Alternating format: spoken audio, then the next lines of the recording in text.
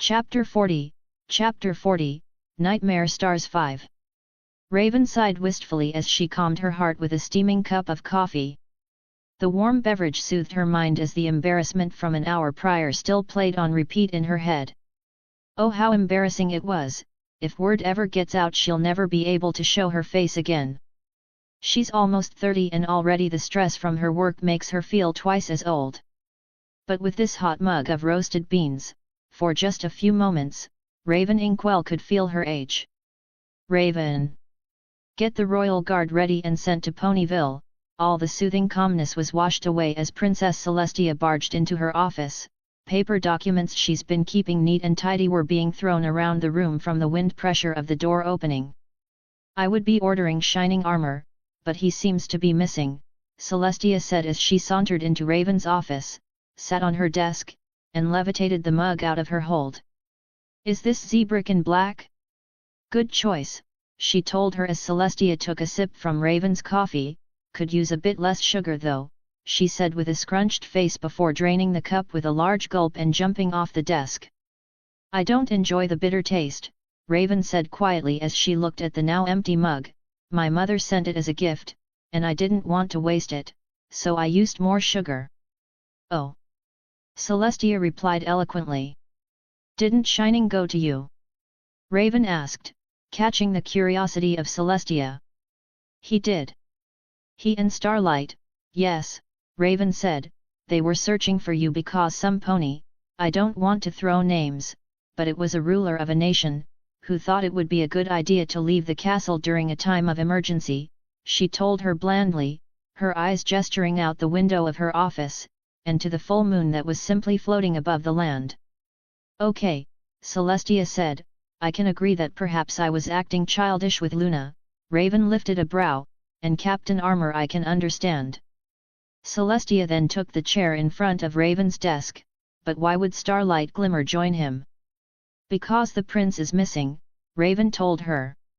Celestia blinked, waiting for Raven to tell the rest of the joke before the small smile on her face melted away, causing Raven to shiver slightly as the temperature of the room raised several degrees.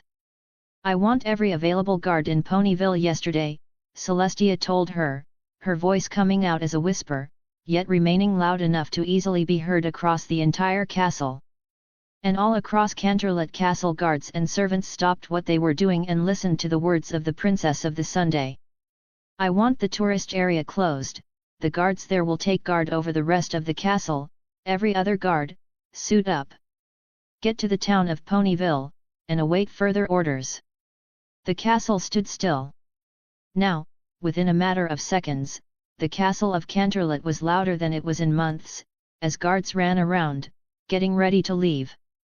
Closing her eyes and taking a deep breath, Celestia calmed herself down before continuing to speak with Raven, now curled into herself beneath her desk to avoid the glaring gaze of the Solar Princess. I want a list of every single weapon and guard, and I want it in 5 minutes. Shining Armor and Starlight Glimmer better have a good explanation as to why my baby is missing, Celestia told Raven before standing up from the chair. I'll be waiting by the carriages, be there in 3 minutes.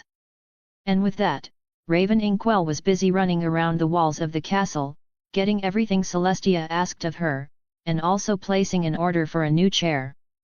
Seeing as her old one has stains of soot and the smell of smoke. 20 minutes.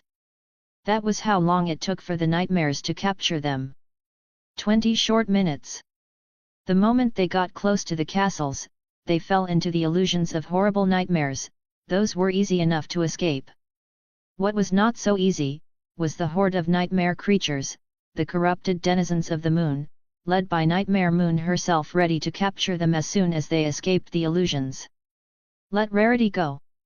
Rainbow Dash shouted before being thrown across the rocky surface of the moon, her body going limp as she rolled across the ground. You won't win! Twilight yelled moments before witnessing Nightmare Moon kick Spike the dragon so far, he was no longer visible. Darn it you! Applejack charged at the mare, a similar fate awaited her. No matter what they tried to do. Without Rarity to power the elements of harmony, there was no way for them to beat Nightmare Moon. In 20 short minutes, Nightmare Moon decimated the elements of harmony, threw them into the dungeon, and laughed maniacally as Luna flew away, her fears of the past stopping her from going further. I am the worst, she thought to herself as she flew back down to Equestria, leaving the elements of harmony behind. Two different bodies were walking silently across the castle on the moon. One was injured and small, his chest heaving in pain as each step he took caused his scales to itch and fall off, revealing the soft pink flesh beneath. The other was calm and collected, each step he took in the silence of his magic reminded him of his days in the navy, all he needed was an earpiece and a rifle. The small injured one silently climbed down to the dungeon, luckily avoiding the plenty of guards as he searched for his captured friends. The calm and collected one stood silently near the corner of a bend, his body against the wall as two cloud-like creatures walked past him, unknowing of the danger they would have been in had one of them bumped into the white unicorn. The small injured one smiled widely as he made his way into the dungeon, silently crawling beneath the sleeping guard as he opened the locks that kept his friends captured. The calm and collected one was staring blankly out of the window, looking at the green and blue orb that floated in front of him far in the distance, his brow twitching as his escape plan only got more complicated. With the help of his friends, the small injured one managed to convince the dungeon guard to help him defeat Nightmare Moon, because friendship is worth much more than whatever deal he has with her. The calm and collected one sat silently as his magic engulfed the large bag he was carrying, before he screamed loudly, his muscles stiffening and his pupils pinprick as his horn glowed a pale blue. Before the bag he levitated shot away into the sky, leaving the unicorn huffing for breath as his muscles ached from the extraneous spell. In Canterlot Castle, a loud crash was heard as one of the windows was broken into. Hours later, staff would find a large bag with a note attached, written, "Blueblood stuff do not touch." But that is a story for another time. "Larry," Nightmare Moon called out to her most useful soldier, "is the army ready?" The bird-looking nightmare nodded his head as he rubbed his eyes. "Of course, oh horrible one, they are simply waiting for your command." He wanted to throw up every second he degraded himself for Nightmare Moon's ego, but he held back. Soon, she will fulfill her purpose, and he will have a spot on the earth, away from this barren and empty rock his colleagues call home. He has waited more than 1,000 years for this fool of a queen to conquer Equestria, he could wait a few more hours. And as soon as she's done with her work, her petty little plan to create an everlasting night, he would come in and take his spot as king of nightmares, Shadow Fright. "Is something amusing you?" Nightmare Moon asked, and Shadow Fright quickly shook his head. Soon. As soon as Celestia landed back in Ponyville, she got to work. She met up with Shining and Starlight and gave them her orders. Shining armor will cover the town with a shield as Starlight got ready to remove Rarity's cutie mark as soon as she made her appearance. She found that Luna has returned, and ordered her to go back to the moon and get Blueblood as soon as this is over. More and more orders left her mouth, the temperature around her only rising hotter and hotter as her mind worked a mile a minute, thinking of what she would do to Nightmare Moon the moment she released Rarity. She didn't expect to find the girls and Spike return on the back of one of the nightmare creatures, but she will deal with that afterwards. Her eyes looked to the sky, past the dark clouds of the nightmare forces, flying down toward Ponyville as a large black cloud, and instead focused on a small area of the moon behind them. Hoping to find any sign that her darling baby boy was safe. "Where is everyone?" I asked as I removed the illusion from myself. Seeing as I haven't seen anybody in minutes, there was no reason to keep the drain on my magic. I'm already draining enough with the several golden weapons I have floating behind me. I sat on the floor, looking out from a balcony in what looks to be a bedroom, if you ignore all the dust and decay, and look at the earth far below me. It doesn't look like Earth, the geography is mostly Earth-like but also different. The continents look like what would come out if you gave detail to a child's crayon drawing of the world.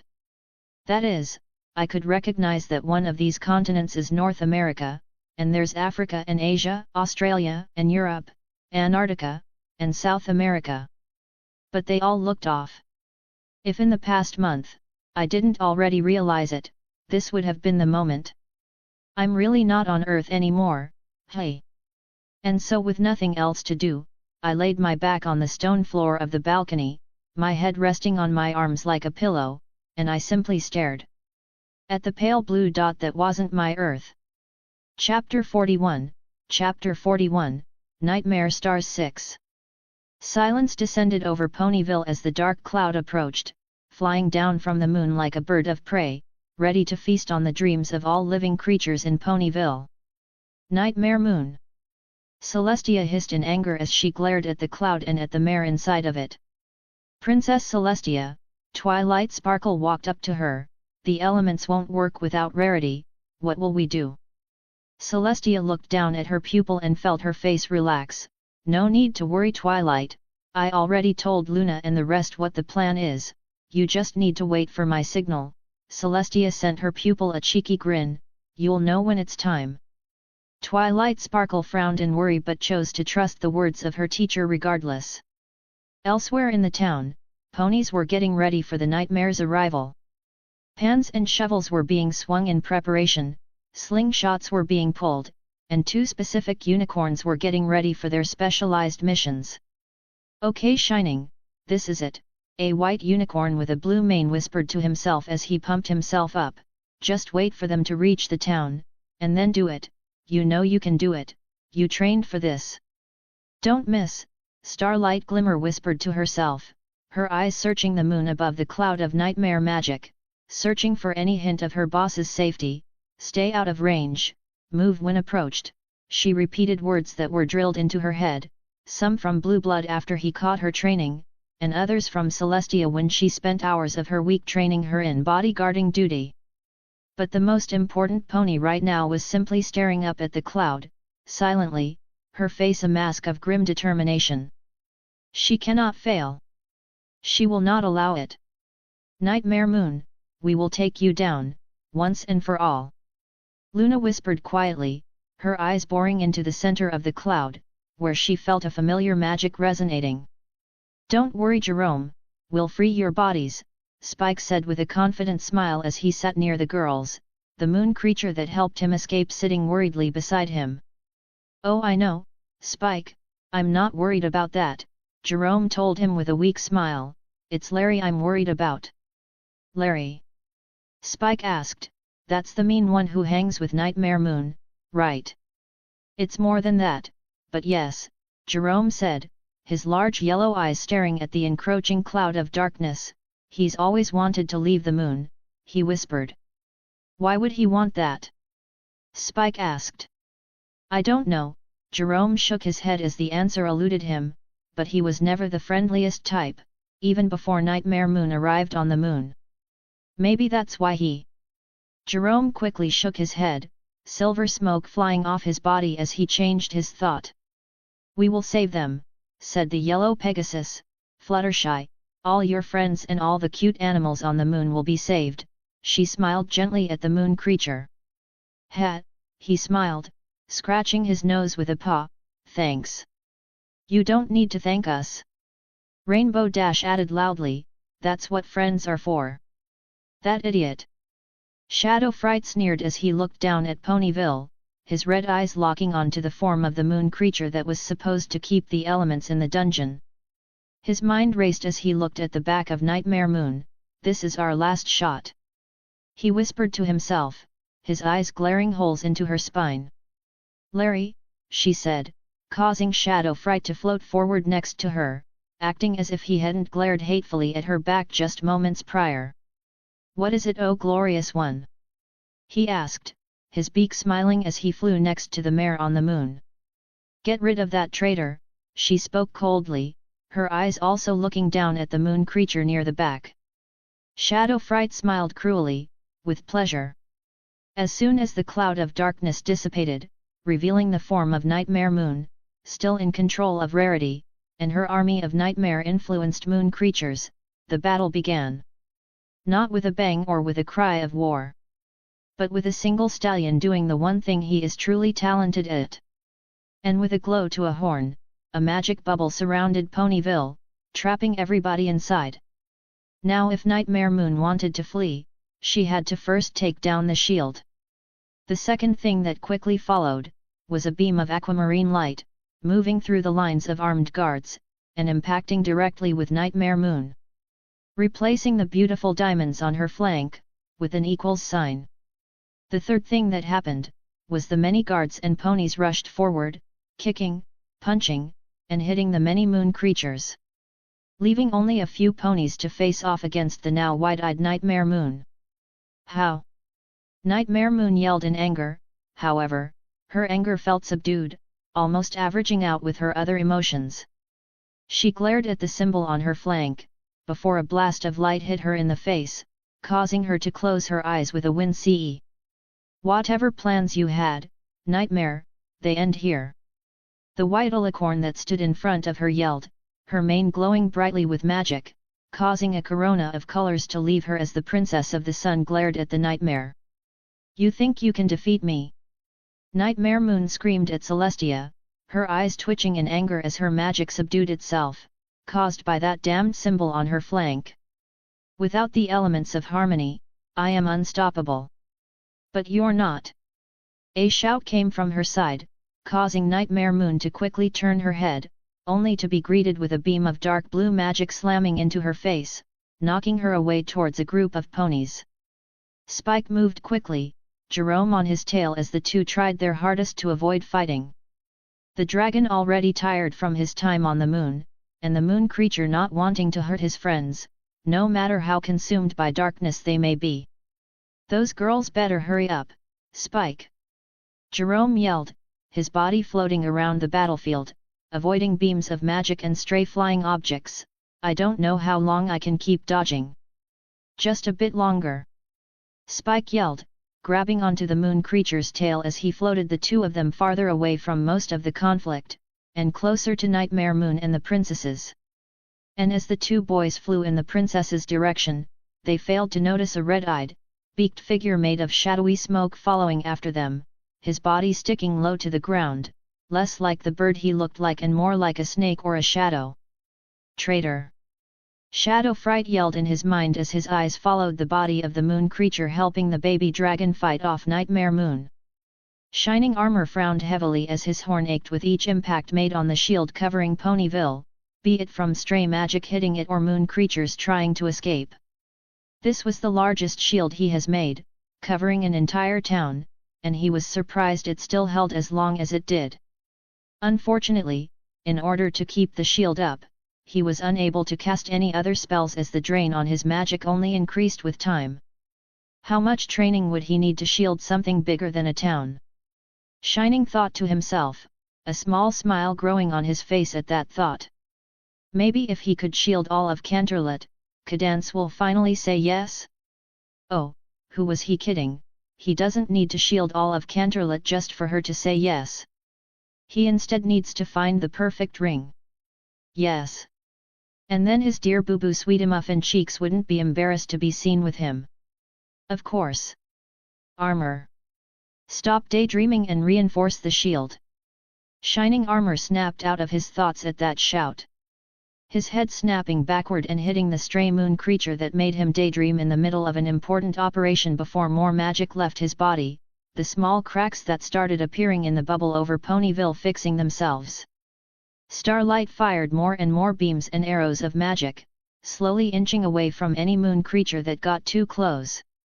Keep your distance, she reminded herself, repeating the words Celestia and Blueblood told her, don't go full auto.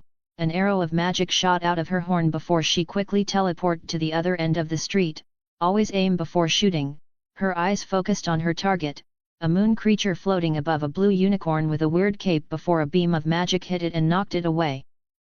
Thanks. The unicorn yelled at her, receiving a wave from Starlight before she once again teleported, her eyes quickly searching for the next target. What would Blueblood say in this situation? Starlight asked herself, wiping some sweat off her brow as he kept moving, her black suit covered in dust. He'll probably smile widely like a loon and scream about how this isn't enough to take him down. Starlight laughed to herself before sidestepping a moon creature that rolled in her direction after receiving a shovel to the face. Followed by laughing maniacally while shouting to the world, take that, Mother Nature. This rush proves I'm still alive. "Ha, idiot," Starlight smiled at that, her eyes quickly looking at the moon above her, distorted behind the shield shining armor made, but still there nonetheless. "Please be okay. Alone at the edge of a universe humming a tune. For merely dreaming we were snow." A bored unicorn sang to himself as he lay on the floor of an old balcony, surrounded by weapons made of gold and treasure, staring up at the earth below him. Wondering when someone will come to pick him up. Nightmare Moon screamed in rage as the elements of harmony yelled at her, encouraged that fool of a mare Rarity to fight back, and worst of all, it was working. With that cursed symbol on her flank, her magic was practically gone. Add to that Celestia stopping her from getting close to those mares and Luna running around cleansing her minions, Nightmare Moon was scared she might lose. Again. But it was then, that a scream sounded out, followed by the baby dragon that followed Rarity like a lost puppy to fall from high above. And Nightmare Moon's body shook, as the mare she controlled started fighting back.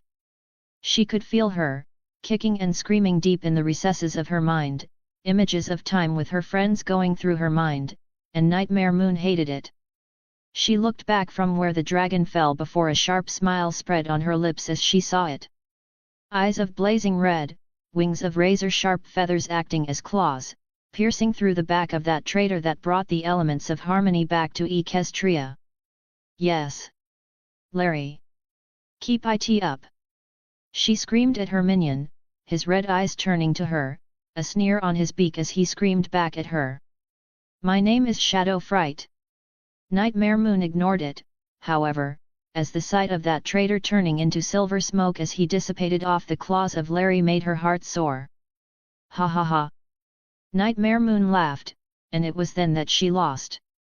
As staying hidden throughout the battlefield, a certain filly waited for her opportunity. "Bring my sister back!"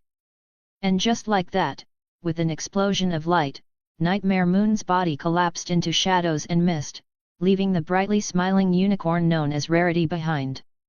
"Sweetie Belle!" The element of generosity rushed forward, grabbing her sister into a hug, as all around the battlefield, the moon creatures yelled as the shadows that covered their bodies disappeared, revealing their true forms underneath. All but one.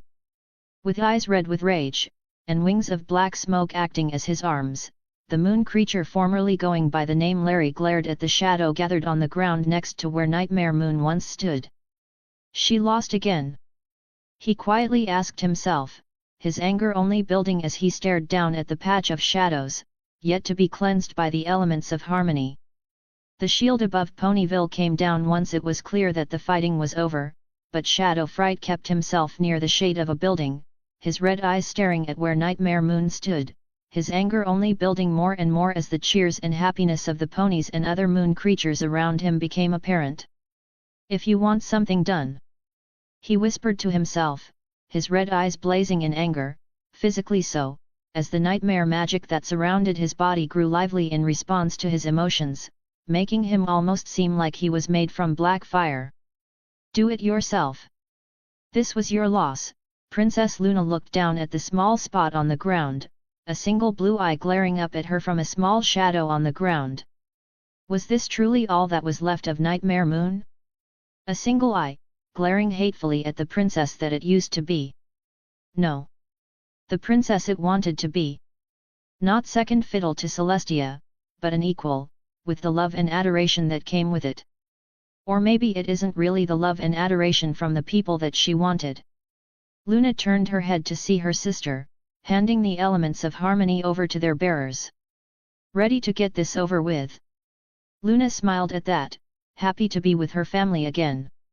Only for her to instinctively close her eyes as the wind around her picked up before immediately letting down again, almost as if something flew quickly by her, just below her sight. Almost as if it was close to the ground.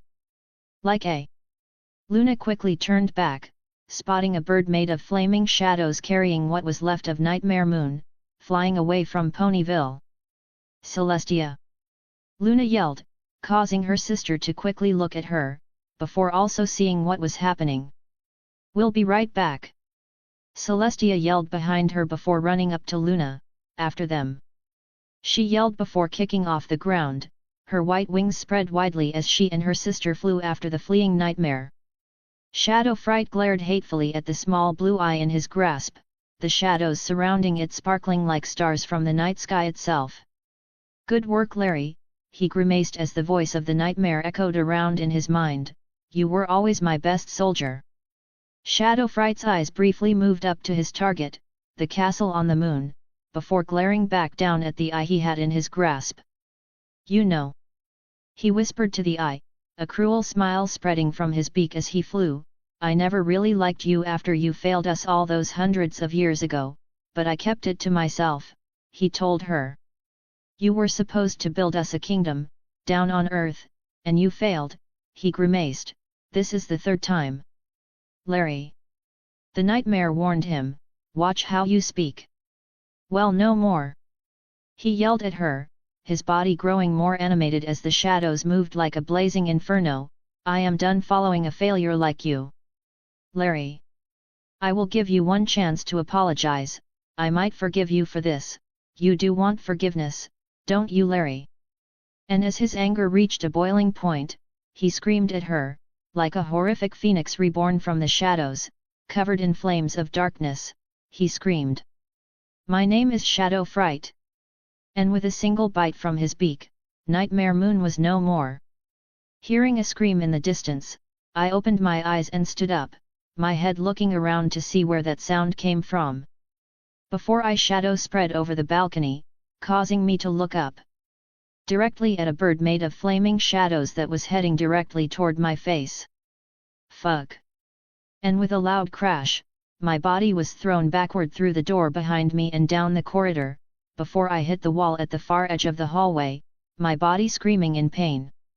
And with a scream of rage coming from the bird, I was gone. Breathing heavily, I looked down at my new hooves, my new legs, my new body.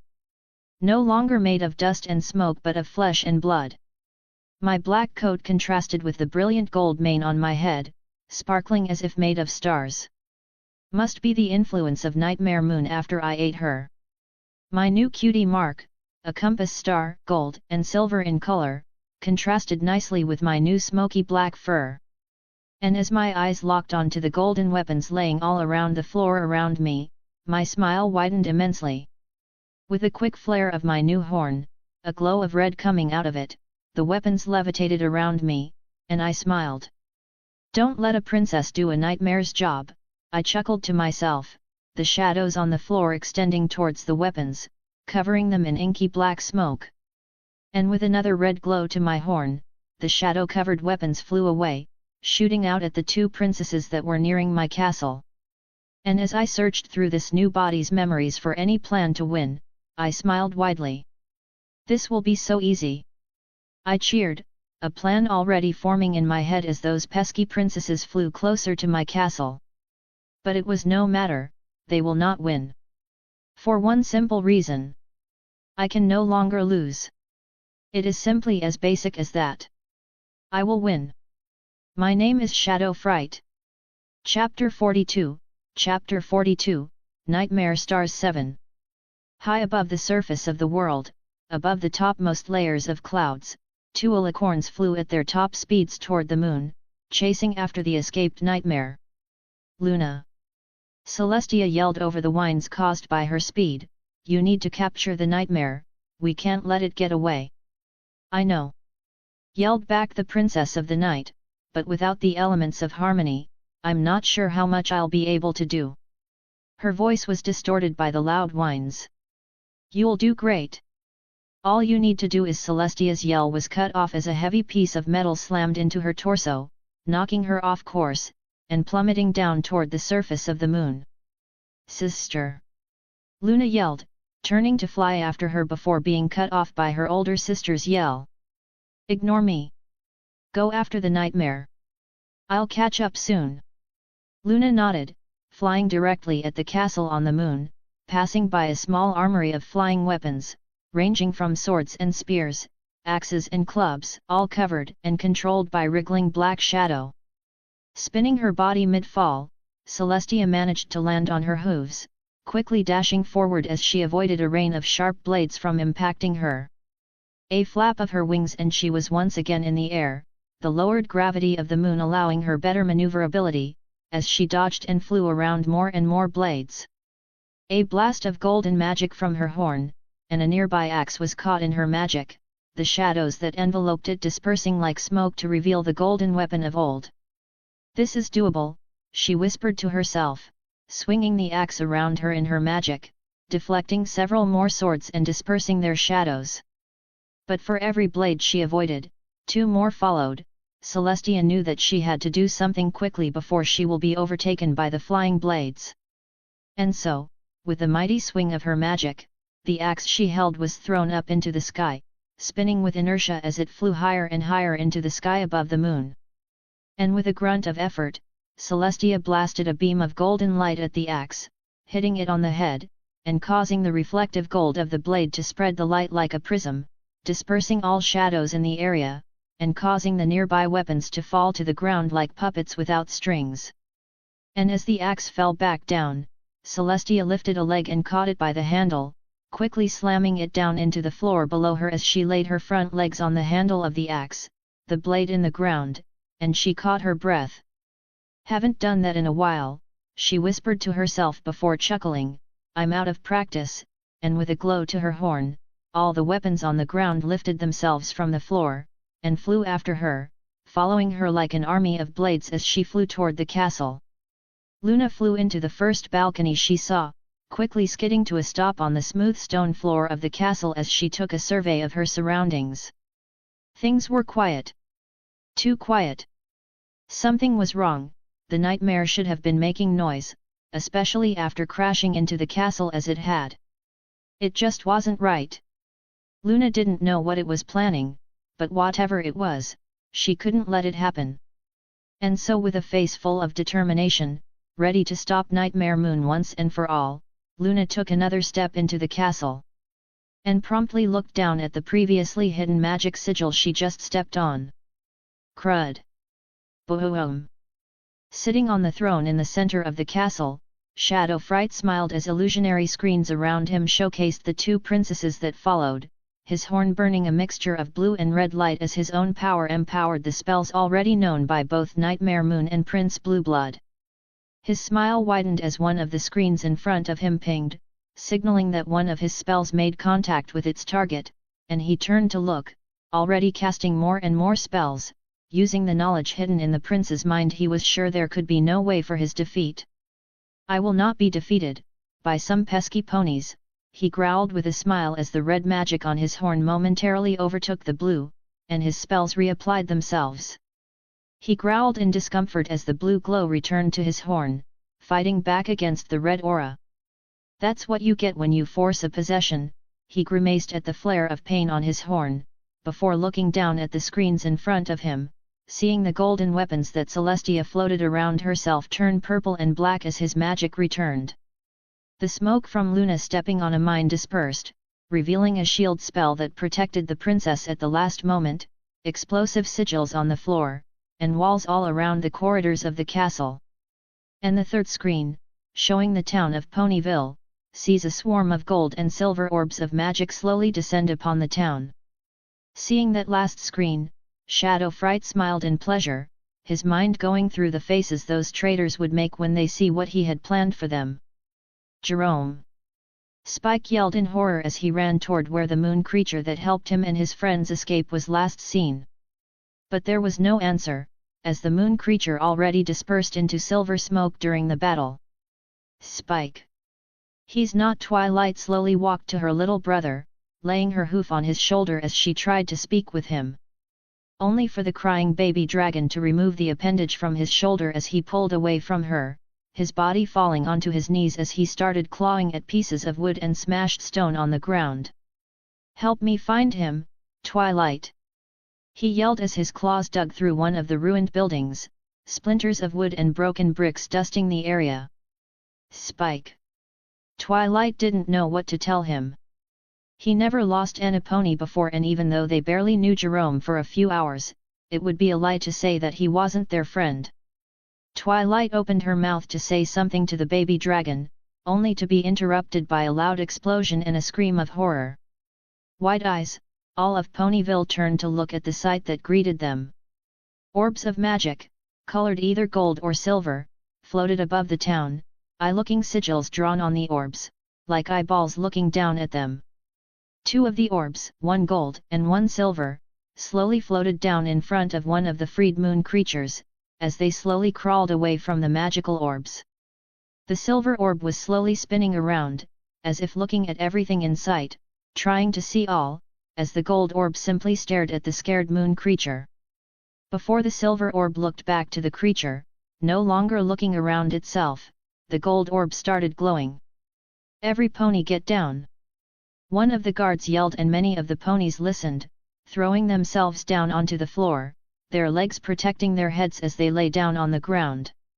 And with a quiet bang sound, a small beam of magic fired from the golden orb, piercing through the forehead of the moon creature, causing it to disperse into colorful smoke and float away. "Carl!" One of the moon creatures rushed forward, trying to catch the cloud of smoke, only for another beam of gold to pierce their back, dispersing them as well. And all around Ponyville, golden beams of magic started raining down on the moon creatures, dispersing them into colorful clouds of smoke. "Killing them! Every pony stay close!"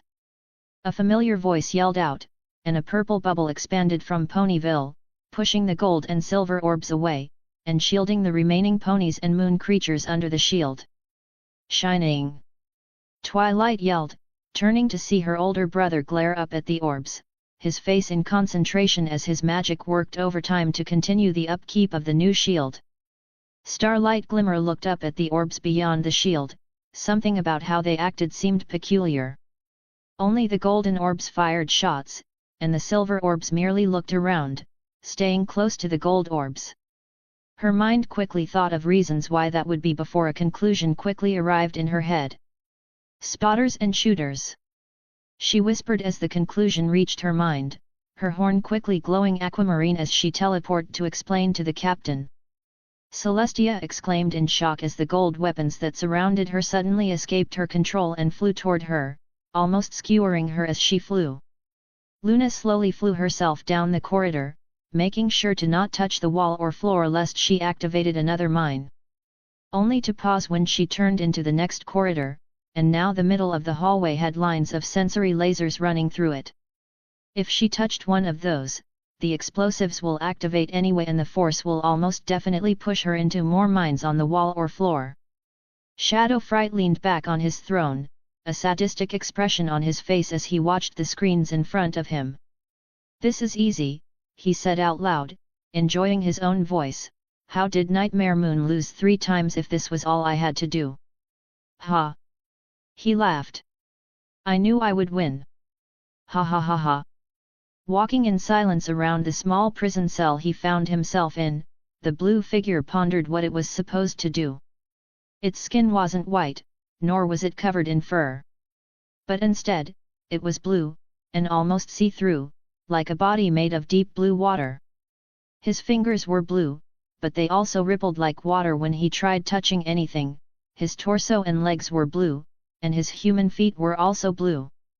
The only place on his body that didn't look like a living body of water, was his face, where instead of a human face, or even a pony face, was simply the compass star that he got used to seeing on his flank. "What the fuck is this supposed to mean?" he asked out loud, his solid blue feet carrying him around the prison cell. "Maybe this is what your subconscious mind is portraying as your soul?" The only other living creature in this cell asked him. A single blue eye stared up at him from the tiny clump of living shadows that introduced herself to him as Nightmare Moon. "My soul?" the blue person asked. "So what?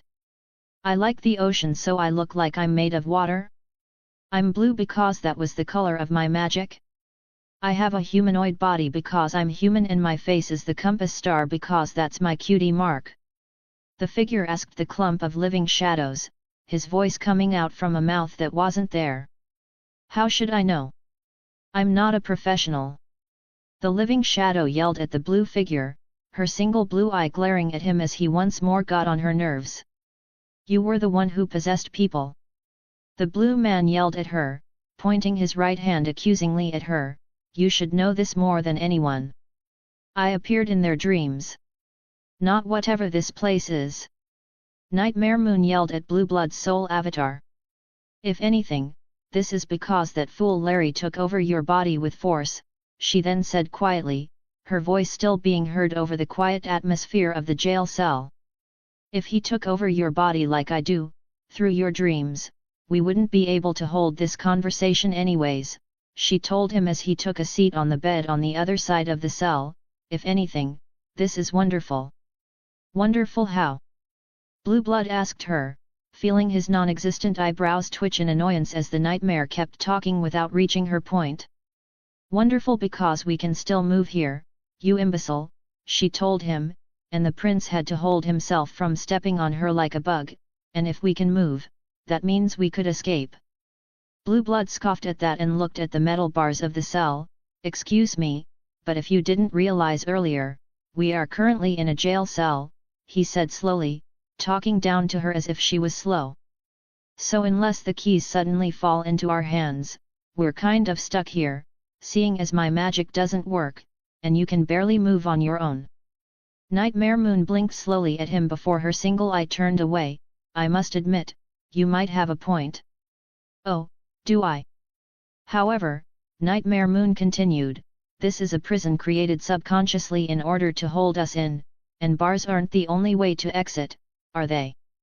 she asked, and Blueblood blinked his non-existent eyes at her before quickly jumping up and running to the mirror above the sink next to the cell's toilet. Before he balled his hand into a blue fist, and punched the mirror, revealing it to actually be a window leading to a rocky cliff, with a bit of room for him to move through it. "You're right," he grumbled in annoyance before turning back to the nightmare. "Of course, I'm right, you fool, I am Ak. Let go of me." The clump of shadows that made up Nightmare Moon's body sputtered in embarrassment as the blue prince grabbed her in his hand and placed her on his shoulder, the water-like texture of his skin rippling from where the nightmare touched him. "You're the professional here, you're coming with me," Blueblood told the one-eyed clump of darkness as he stepped out of the mirror, and stood at the edge of the cliff. Looking down, he could see a whirlpool of blue and red energy, clashing against each other as they spun at the bottom of the cliff. "And I think I know where we need to go," he said as he slowly grabbed the rocky cliff he was holding onto, and started the slow and tiring process of climbing down to the whirlpool of blue and red. Chapter 43, Nightmare Stars 8. Climbing down is much harder than climbing up.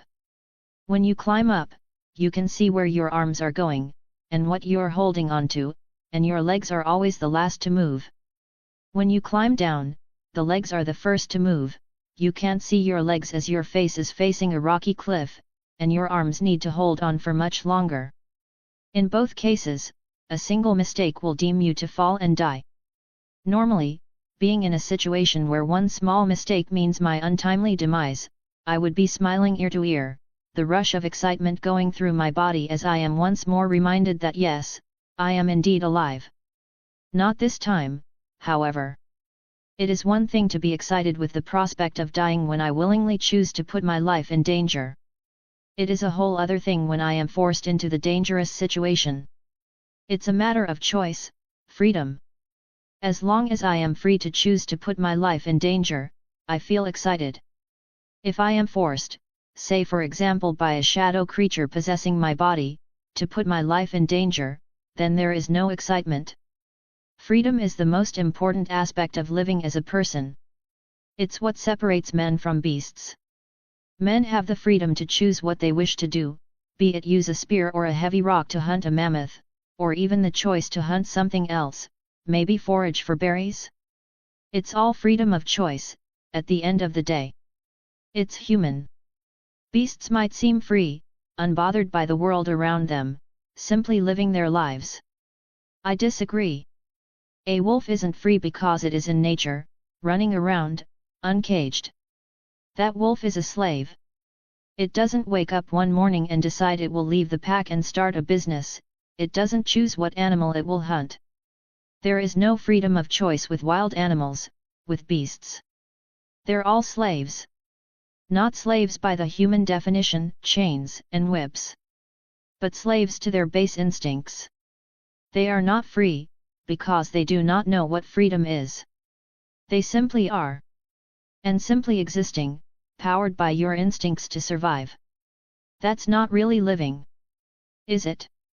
I can see a cave, 3 meters below you, Nightmare Moon, now nothing more than a blob of shadows with a single blue eye said, her small body hanging onto the back of my head as I carefully navigated my way down. Is it big enough to enter? I ask, carefully moving my hand to grab onto a rock on the cliff. It is, she replied. Very well, and with a few more steps, my face scrunched in concentration as I held on tightly to the cliff, my feet touched solid ground. And the two of us were greeted by a cave. Taking a quick look down, I can see that the whirlpool of clashing colors is still far below, looking as if we barely made any headway in reaching it. Hopefully this cave has a quicker way to get down, I whispered before entering the cave. Only to pause when I felt a cracking sound. Looking down at my see-through, water-like blue feet, I noticed a crack. Fuck! And I fell into a hole. On the throne of the moon, Shadow Fright's hoof quickly moved and held his head as a migraine began. You will not be taking your body back, he whispered, a snarl of anger on his face as he punched himself in the cheek, feeling the blue magic that fought against his own lessen its attempt at forcing him out of the body, long enough for him to reapply his magic to the spells holding back the princesses. Just a few more hours, and I won't need to do this, he whispered to himself, his dark snarl morphing into an amused smile as he looked at the screen showing the Princess of the Sunday. Left, Celestia called loudly, a flap of her wings sending her to the side as she narrowly avoided a rain of corrupted blades, retaliating with a blast of her magic, temporarily removing the animation curse from the weapons. Down, she said, ducking her head and diving down as a spear shot at her from behind, narrowly missing her and passing above her before turning in mid-air, redirecting its flight only for a ray of golden light to cleanse the shadows from its hold and free it. I really need to stop these from moving, she whispered to herself, but she couldn't find out the answer to how she could permanently stop the weapons from chasing her, knowing full well that it wouldn't be long before the shadows she blasted away will return and once again animate the blades. And as long as these weapons kept occupying her attention, the more danger Luna could be in, or worse yet, her poor and adorable Blueblood. And just that thought made her magic burn with righteous anger. Wait. That's it. And it looks like Celestia had a solution to her problem. Princess Luna wasn't well versed in the careful maneuvering of wings in tight spaces. That doesn't mean she was unable, it just meant that she wasn't as good as her sister. Luna knew that if Celestia and her switched places, this entire situation would have been resolved already. Her magic could remove the shadows from the weapons and stop them from returning, and Celestia's talent for more physical activities would make the passage through this literal minefield a piece of cake. But it was never that easy, was it? Luna knew that she was the more magically gifted of the sisters, so having her take part in such a physically grueling activity as this was such an evil and horrible plan that only an evil monster like Nightmare Moon could think up. She had to be stopped. But Luna couldn't do it. She couldn't get past this minefield, she was a wizard, not a warrior. Wait. That's it. However, it seemed that Luna found an idea. Twilight sparkle, right? Starlight glimmer quickly asked the purple mare as she ran up to her, recognizing her from both the gala and her time in Ponyville after the nautical science test. That's me, yes. Twilight answered before flinching as the sounds of the golden bolts of magic fired up above Ponyville, slamming into the shield that Captain Shining Armor surrounded the town with. You're an element of harmony, right? Starlight asked her, receiving a nod from the element of magic. Good, I think I know how to get the orbs to stop shooting, Starlight quickly explained her plan. Listening to that plan, however, Twilight brought up a good point. Wouldn't we need all the silver orbs to be at the same place for that to work? She asked, the sounds of golden magic beams once more sounded above their heads. Yes, but if you look, they're only aiming for the moon creatures, not ponies, Starlight pointed out, receiving a widening of her eyes from Twilight. So all we have to do is get them to shoot at the same moon creature. But how can we do that without placing them in danger? The element of magic yelled over the sound of another volley of lasers. I think I can help with that. A new voice proclaimed, and the two unicorns turned their heads. Oh good, the floor opened on you. The first thing that greeted my ears after the floor collapsed, was the annoying sound of the one-eyed nightmare. If you don't have anything helpful to say, I grumbled as I pulled myself up from the ground, try shutting up. Taking a look at our surroundings, I am not surprised to say that the hole that opened inside the cave did not in fact lead deeper underground, but to some place different. Do you recognize this place? Nightmare Moon asked as she also looked at the surroundings. A long empty hallway stood before us, with only one direction to go, seeing as there is a wall in all three other directions. Not at all, I said and started running forward, feeling the nightmare on my shoulder latch on tighter as to not fall as I ran down the empty corridor of white walls and white floors. Before long, we reached the end of the corridor, with a single door waiting for us. Not stopping to think, I barged through the door to be greeted with yet another corridor. An infinite corridor, how original, the nightmare snarked from my shoulder, and this time I couldn't help but agree with her sarcasm. He could have at least made the corridor more original than this, I said, once again moving down the corridor. I mean, just an empty corridor?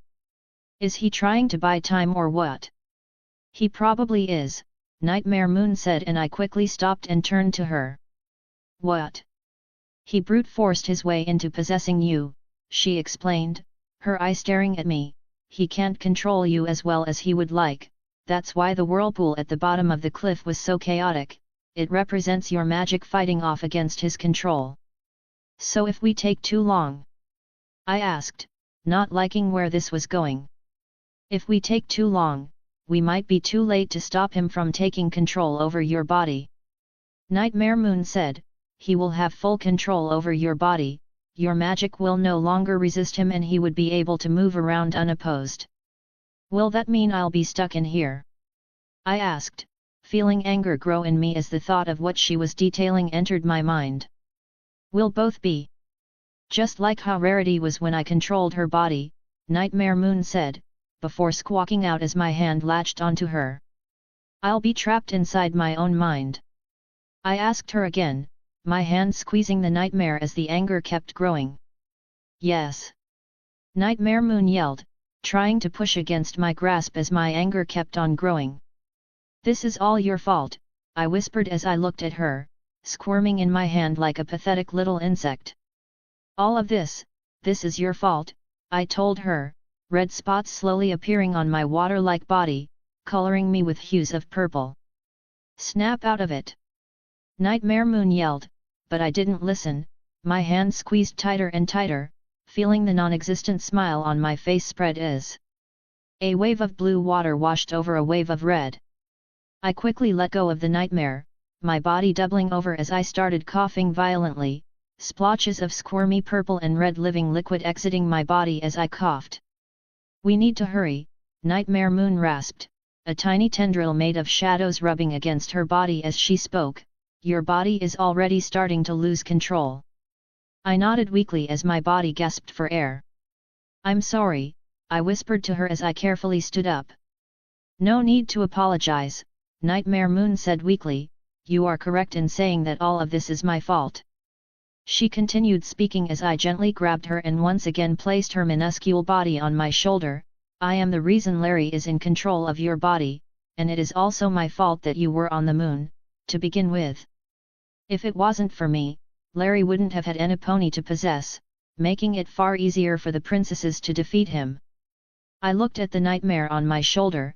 I was apologizing for squeezing you, not because I said that this is your fault, I told her, my legs moving down the corridor as I continued to catch my breath. Oh! Nightmare Moon said. Yep. This is still all your fault, and once we're done in here you will be spending a long time in prison. Nightmare Moon weakly nodded her body before pausing, her blue eye turning to look at me. Prison. Yes, you're going to prison. You kidnapped me, possessed the body of that unicorn, held me captive in a cage, and probably much more that I wasn't there to see. I explained to her, you are a criminal, and unlike Starlight, I don't think any argument I give will save you, and I also don't want to. No, I understand that, Nightmare Moon said, but prison? Like Tartarus? Why not just simply blast me with the elements of harmony and be done with it? I looked down at my shoulder as if she was stupid. The elements of harmony sent you to the moon, right? Why would we want to send you back to the moon as punishment? Hey! I didn't actually think of it like that, she whispered. Yet, I said as I stopped walking, still a fair distance away from the next door in the corridor. So, any clue on how to get out of here? Have you tried punching the wall again? That seemed to work with the mirror in the prison, Nightmare Moon surprisingly helpfully added. And doing as she said, I balled my hand into a fist, entered a nice stance, and gave the wall a nice haymaker. And it shattered like glass, revealing an exit to the cave. Hey! It worked, I said as I looked down at my fist. Of course it worked, you imbecile, I'm the one who thought of it. Nightmare Moon said in her haughty tone. Yeah sure, anyways, do you like sushi? I asked her as I stretched my shoulders. I'm figuring out what food to give you when I visit you in jail. I never had sushi, she said, and I smiled as the topic changed from the horrible consequences of being stuck in your own mind, unable to influence your body as an evil nightmare named Larry of all things puppets you around like a fleshlight. I assure you, you'd love it, and we stepped out of the cave, seeing the blue and red whirlpool of magic just below us. So, I asked the shadow on my shoulder, are you ready to kick the ass of some douche named Larry? Are you asking if I'm ready to kick the behind of the creature who betrayed and tried to overthrow me? Nightmare Moon asked sarcastically, you really are a foolish little imbecile, aren't you? Well, here we go. And with a yell, the two of us jumped into the whirlpool of blue and red magic. Celestia raised the golden axe she held high above her head, her magic powering up in order to get her plan to work. A small smile graced her lips as the heat around her soared upwards, causing the air around her to vibrate. And with a bright blast of magic from her horn, the axe she held exploded with fire and light. This axe, Celestia's voice echoed through the empty land as the weapons flew towards her, is an incarnation of the sun itself. Burn! And with a scream, she swung the now brightly burning golden axe downward, almost like a hammer slamming into an anvil, and all around her, the weapons started melting from the overbearing heat as the axe itself transformed into a miniature sun, keeping all the weapons from reaching her as they all melted into piled of molten gold and fell to the ground, lifeless. And as soon as the spell finished its job, the miniature sun also disappeared, leaving Celestia holding a golden staff that used to be connected to a two-headed axe, still dripping molten gold. Yep, Celestia calmly said as she threw the now useless staff to the ground, still got it. Luna's horn glowed as a cloud of mist left her, slowly enveloping her and hiding her from view, allowing her to easily bypass the sensory spells connected to the mines as she flew down the corridors and hallways of the castle, making her way to the throne room in the middle. Should have used magic from the start, she whispered to herself as her horn glowed even brighter, before with a sound of bubbles popping, she was gone.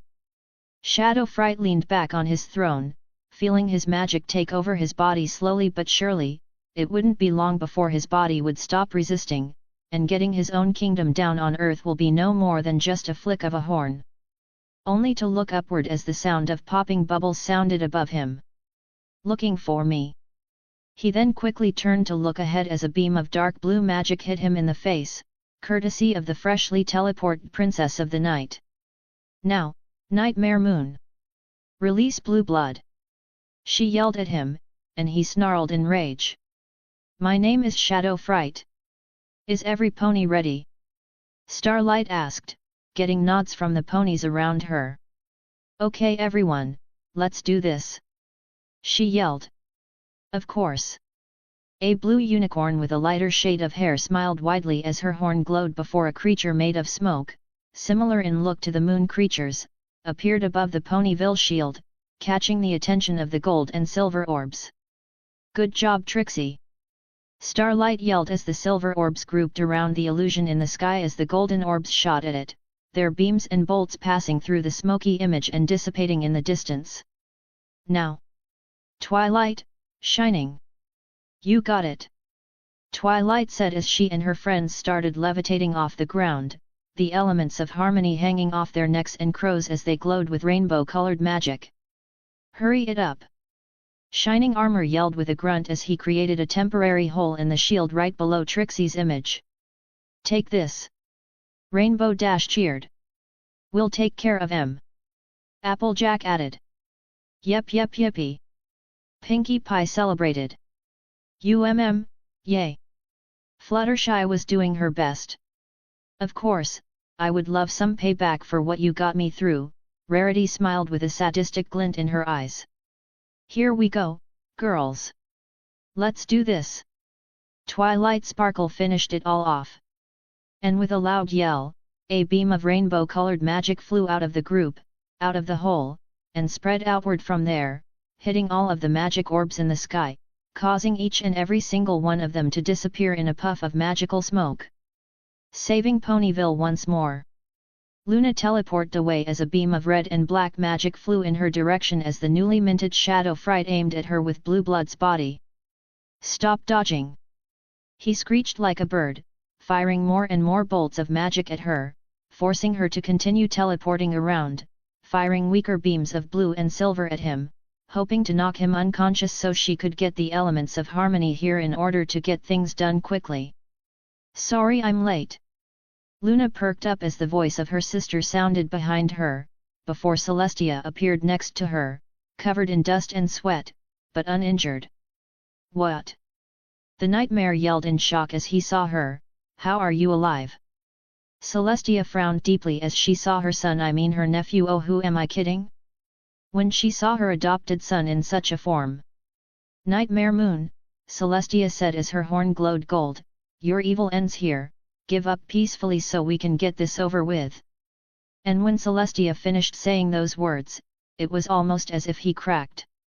"My name is Shadow Freaka," he choked, before with a burst of blue magic, he disappeared.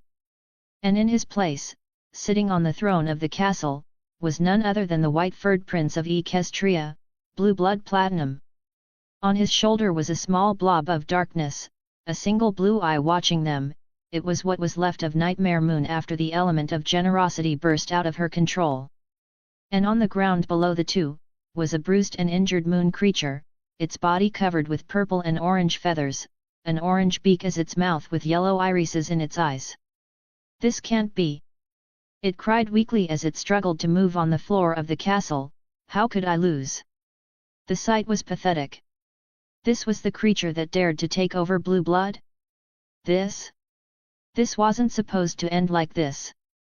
It cried loudly, unable to move its body. "I was supposed to leave this barren wasteland. I was supposed to be king. I a god/I. Its eyes seemed crazed as it screamed out loudly from the floor. How? How could this happen? You are ponies. Failures. It screamed at them. You are the failures. And I am the dream-damned king. Its speech was cut short as a white-furred leg slammed onto the back of its head, stomping it into the ground, and turning its body into orange smoke. Looking at the 5 different eyes looking at him in shock from the 3 other people in the room, Blueblood shrugged his shoulders. What? He was taking too long. He was then wrapped in a powerful hug as the Princess of the Sun pulled him in, a teary smile on her face as she hugged her son. Seeing the warm reunion in front of her, Luna decided to finish what she came here for. Walking to the throne, and staring down at what remained of Nightmare Moon, Luna's horn started glowing before she. Wait! She turned to look at Blueblood, still being hugged by her sister as he turned his head upside down to look at her. I promised her that she'll go to Tartarus for her crimes, don't hurt her. He said. What? Chapter 44, Chapter 44, Dreaming Stars. Hey Blueblood, the decapitated head on the bench called out to me as my shy guy picked up a green shell and held it behind his cart, blocking player 2's red shell from hitting. What is it, Cosmos? I asked her, a relaxed smile on my face as I simply enjoyed the relaxing nature of sitting on a couch, playing video games, and eating snacks. Hey Blueblood. She repeated, trying to get me to look away from the screen. C'mon, hey Blueblood, look here for a moment, she continued pestering me for the next minute before we finished the lap. Cosmos and Dry Bowser getting a lucky first place with a well-aimed banana. And as the screen appeared congratulating the decapitated head on her victory, I turned to look at her, noticing her waving around her new right arm, trying her hardest to get me to look at it. Yes Cosmos, what is it that you wanted?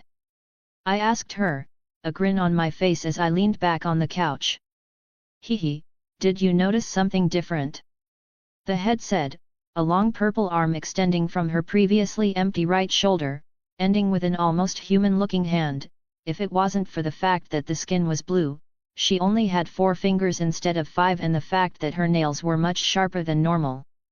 She winked at me, turning her head to the side in order for her snake-like hair to cover her shoulder, while the new arm turned to make it so her hand was laid over her mouth, hiding a giggle. I looked into her yellowish eyes for a moment before making the most clueless-looking face I could muster and asked. Did you do something with your hair? Cosmos blinked at my question, did I do something with my ha? Ha ha ha. She laughed loudly, a wide smile on her face. I chuckled at the sight before the purple arm shot out and grabbed my arm, pulling me closer to her, making it so our faces were mere centimeters from each other. I have my arm back. She yelled into my face with excitement, her joyous laughter echoing around the empty space that was the inside of her gem. Really? I asked, I didn't notice. Ha ha ha. I have an arm. She yelled, her arm still holding onto mine as she shook me around, causing me to fall off the couch and land on the endless galaxy that made up the floor of her dimension. And with a cheer of joy, Cosmos jumped off the couch and landed on my chest, her face still smiling widely as she leaned closer. And you know, she whispered as she leaned forward, her new arm going downward as her fingers acted like small legs, taking steps down my stomach. Now that I can grab things without my magic. She raised an eyebrow at me, and I smiled up at her, feeling her hand reaching for some place she previously couldn't. Before we begin, I whispered into her ear as her hand started moving about. Did you remember anything when you got your arm back? My question was fully serious, perhaps ruining the steamy mood that my decapitated head friend was hoping for. As a matter of fact, I did, she said with a smile as she leaned away from me for a moment. It was moments before I became trapped inside of the gems, I think. You think? I asked her. I'm not too sure, the memory itself is still fuzzy, she frowned at that, before looking straight into my eyes, but I remember a deer dressed in gold. I waited for her to continue, before sighing as that seemed to be all she managed to remember. A deer dressed in gold, I'll have to check the library for more information about that. I frowned at that idea, seeing as how the last time I searched the library for information to help Cosmos I came out of it with no new knowledge, and a pink demon who makes me want to drink till I collapse. Curse you Pinkie Pie!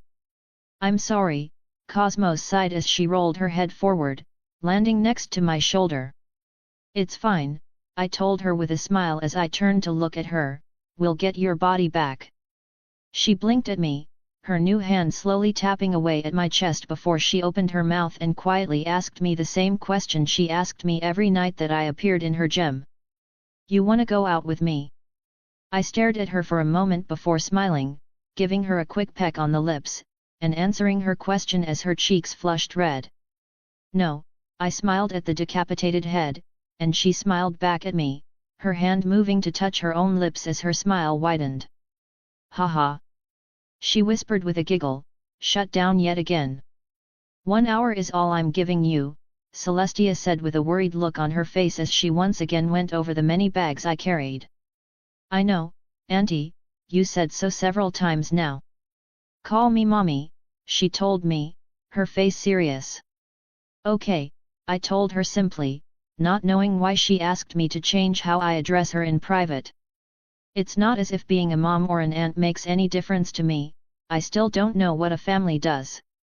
I want you to say it before I open the gate, she told me, her face the apex of seriousness. Auntie, this is childish. Say it. She told me, her white furred face looking down at me. I sighed in acceptance and said the words, Fine, Mommy. Now call me Mother. Celestia, please. Bluey. What did I tell you to call me now? Celestia asked me and I sighed. Fine. Mommy, Mother, Mom, Mama even. Do you also want me to call you Maya and put on a heavy accent, or can we go now? I asked her. Celestia smiled down at me, we can go. And with a flash of her magic, the large stone wall we stood next to opened up, revealing where I was headed. Tartarus. The most magically secure prison in the world. Walking up a series of stone stairs, we soon reached our destination. One of the many mountainous peaks of the underground spires that made up the underground magic prison. And in the middle of the opened peak of the spire, a glowing circle of magic stood, a large glass cube laying on it. Almost like an aquarium, with a single hole for visitors to speak with the person inside the cell, and a sliding door for the case where the cube needs to be opened. Like what I was doing right now. I'll be sitting near the stairs, and I will intervene if I see her try anything, Celestia said before a golden glow from her horn opened up the door to the glass box, allowing me to levitate a few boxes in before she closed it and walked away, leaving me to open up a rolled-up carpet to sit on, as my magic moved and opened the boxes inside the glass cube, causing the fist-sized inhabitant of the far larger cube to look at me, raising a non-existent eyebrow. What is this? The blue eyes blob of shadows asked as she looked at what I took out from the boxes. Some furniture, I told her, moving the kid-sized bed, chair, and table out of the boxes. Oh, of course. She said blandly, and what of those boxes? The ones you have yet to open. That's our lunch. Nightmare Moon blinked at me before repeating what she said, lunch. Yep, I said, popping the pea as I levitated those boxes onto the small table she now had, opening them and taking out the plastic fork, knife, and plate before placing her food on it. Nightmare Moon looked at the food I placed on her plate as she crawled her shadowy body onto her chair and looked at the food in front of her. What is this? She asked, a tiny shadow tendril pointing at her food. What I brought before you is some tofu pad thai, vegetable egg roll, and like I said I'd give you, sushi, a spicy salmon roll specifically, I explained with a smile, opening my own box of the same lunch. And the rest of my visit to Tartarus passed by with a comfortable silence as the two of us simply ate our food. Soon Celestia came by and took away the cardboard boxes littering Nightmare Moon's cube before we left. It was also once I returned to the castle and after Starlight spat out her drink when I told her what Celestia asked me to call her, that I found Luna eating the leftovers from our meal, thin strings of noodles sticking to her fur as she ate the pad thai. All in all, not a bad day, with the second Nightmare Moon event ending mostly easily. I can easily say that I'm looking forward to being back on the sea. With a new clue to search in regards to Cosmos, and my ships already being constructed as I wait, it won't be long before I can travel to Canania and finalize the trade agreement, get the Pony Yak Railway under construction, and finally take a vacation after doing my princely duties. Yes, after a short break to get everything ready, the next stop will be Canania, where I will hash out the trade deal, and finally get the Blueblood Foundation up and running. Oh yeah, it's all coming together. Chapter 45, Chapter 45, Luna Eclipsed 1. Raven Inkwell woke with a smile. A full week has passed since the second Nightmare Moon incident, recently titled as the Nightmare Invasion for easier archiving purposes, and no major problems have occurred. It was great. But what really made Raven smile on this fine morning is none other than the wonderful holiday of Nightmare Night, where ponies all around Equestria dress up in costumes and collect candy. Some ponies might say that she was too old for such childish holidays, but Raven knew better than them. Nightmare Night is the best holiday for one simple purpose: a paid vacation. She sighed as she looked at her basic costume, consisting of red devil horns, a tail, and a cape. Yes, it might be basic, but it was also very cheap. For all intents and purposes, Raven Inkwell was ready to have some harmless, childish fun. "You will be coming with us to Ponyville in order to celebrate this Nightmare Night." I blinked and turned my head to see Princess Luna looking over my shoulder as I wrote down orders and lists for the upcoming negotiations with Canania. My oh-so-eloquent response to having the Alicorn Princess of the Moon tell me that I will be accompanying her to Ponyville was so profound and magnanimous that I can easily assure you that what? Nightmare Night, Luna said the words with a smile on her face as she walked away from me and looked wistfully out the window. "Such an interesting idea for a holiday." Celestia explained the basics of it when we asked, and we couldn't help but simply fall in love with the idea. "Okay. Look, Luna," I tried to interrupt her talk in order to explain to her that I'm too busy for that. "Just imagine it, ponies from all walks of life, wearing costumes and enjoying the night," she said with a smile as she looked at the moon slowly rising in the sky. "This is simply the perfect holiday." "That sounds great," I smiled at her, "but I don't have the time to accompany you. I'm very busy getting the Canania trip ready," I told her, and she simply nodded her head in understanding. "You see, dear Blueblood, this is why you should join us. Take a break," she smiled widely at me. "I can't." "You can and you will," she said, her face getting closer to my own. "Okay, well. I can't leave the castle without Starlight, and she's all the way in Sire's Hollow visiting her parents," I told her, fully intent on not going back to Ponyville. "Every time I leave the castle, something happens. Art museum? I got into a fight. Searching for a missing mare? Got stuck in the Yakyakistani tundra. Buying a suit of the GGG? Another fight. Getting my nautical science degree? Chocolate rain floods the city. Recently I got kidnapped in my sleep, for crying out loud. If I'm forced to leave the castle again, something horrible might happen." "That is fine," Luna said with that same smile on her face. "We will be taking some guards with us anyway." "Ah yes. The guards. The guards who have repeatedly failed at their job, those guards. Actually, I promised Raven that I will help her with some paperwork. How could I forget?" I gave myself a slap on the head. "Oh, how silly of me. Anyway, hope you have fun." And with that, I stood up and quickly walked away from the Princess of the Night. "Miss Inkwell, please open the door." Raven Inkwell perked up as she heard someone on the other side of her door. "Just a minute," she called out to whoever was on the other side as she put the finishing touches of her costume on and adjusted her glasses before opening her door to see what the pony wanted. "May I come in?" Raven froze when, instead of a guard or servant, she was face to face with Prince Blueblood Platinum. "Oh, yes, of course, please make yourself at home," she quickly said and moved to make room for him to enter her room.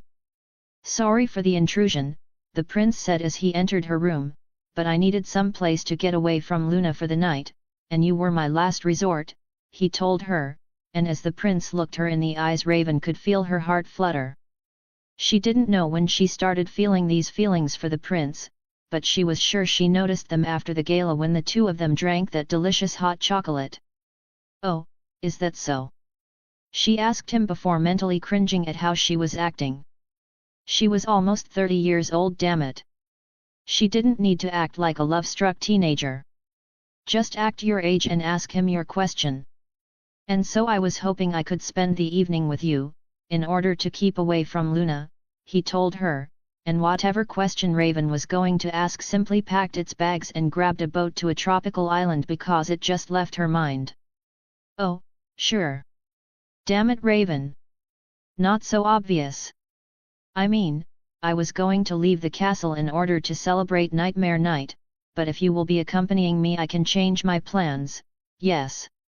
Just like that." No need to change your plans, he told her with a smile, as long as I can stay away from whatever trouble Luna was inadvertently going to cause me, I would be happy to accompany you. Raven held back a girlish scream of excitement. Oh, okay. Do you have a costume prepared?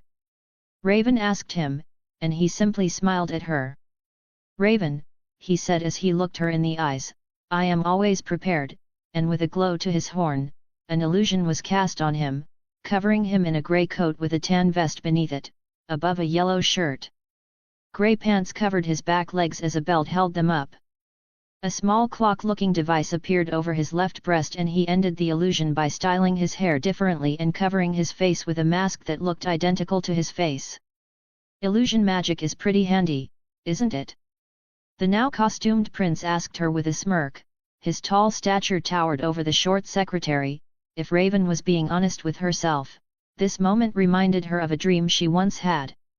Only in that dream, neither of them were wearing nightmare night costumes. In fact, she's sure that in that dream neither of them were wearing anything at all. Ahem. Raven coughed to hide the blush that grew on her face. So, will we be off then? She asked the prince, unable to look him in the eyes.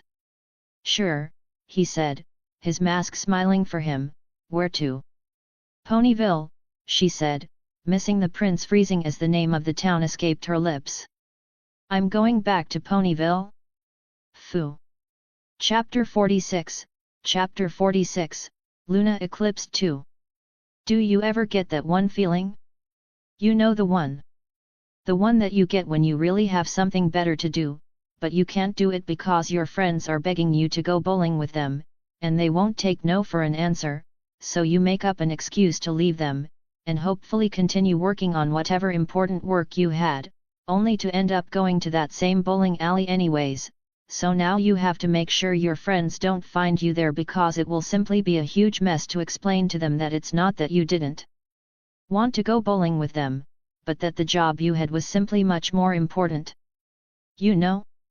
Walking down the streets of Ponyville right now filled me with that feeling. So, what do we do during Nightmare Night anyway? I asked Raven, hoping that there was actually some sort of club or bar here so I won't need to be outside with all the costumed ponies. Well, Raven started, her red cape contrasting with her white coat while still complimenting it. Is that why her hair tie is red? Usually just walk around and enjoy the attractions, she told me. Oh. I simply said, trying to think of what kind of carnival-like attractions this place has. Doesn't that sound kind of childish? Raven paused at that question before loudly coughing into her hoof and nodding her head. You're right. Yes.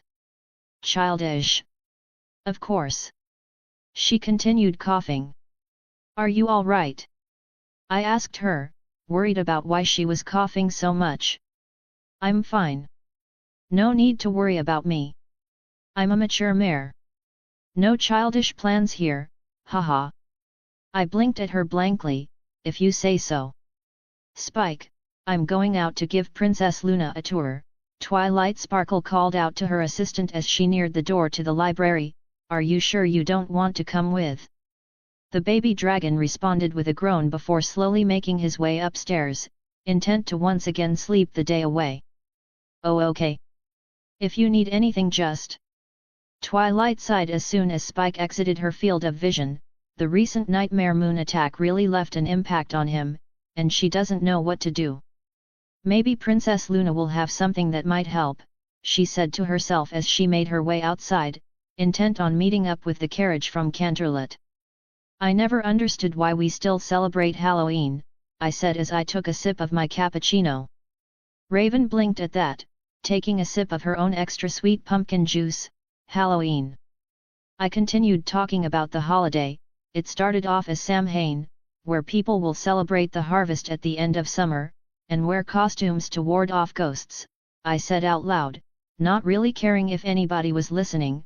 The date changed to October 31st after the Pope decided that November 1st was to be All Saints' Day, making the day before it All Hallows' Eve, changing both the meaning and date of the holiday. Raven nodded her head, confused yet still listening intently.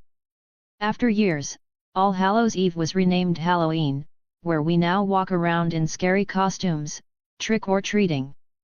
So, it's like Nightmare Night?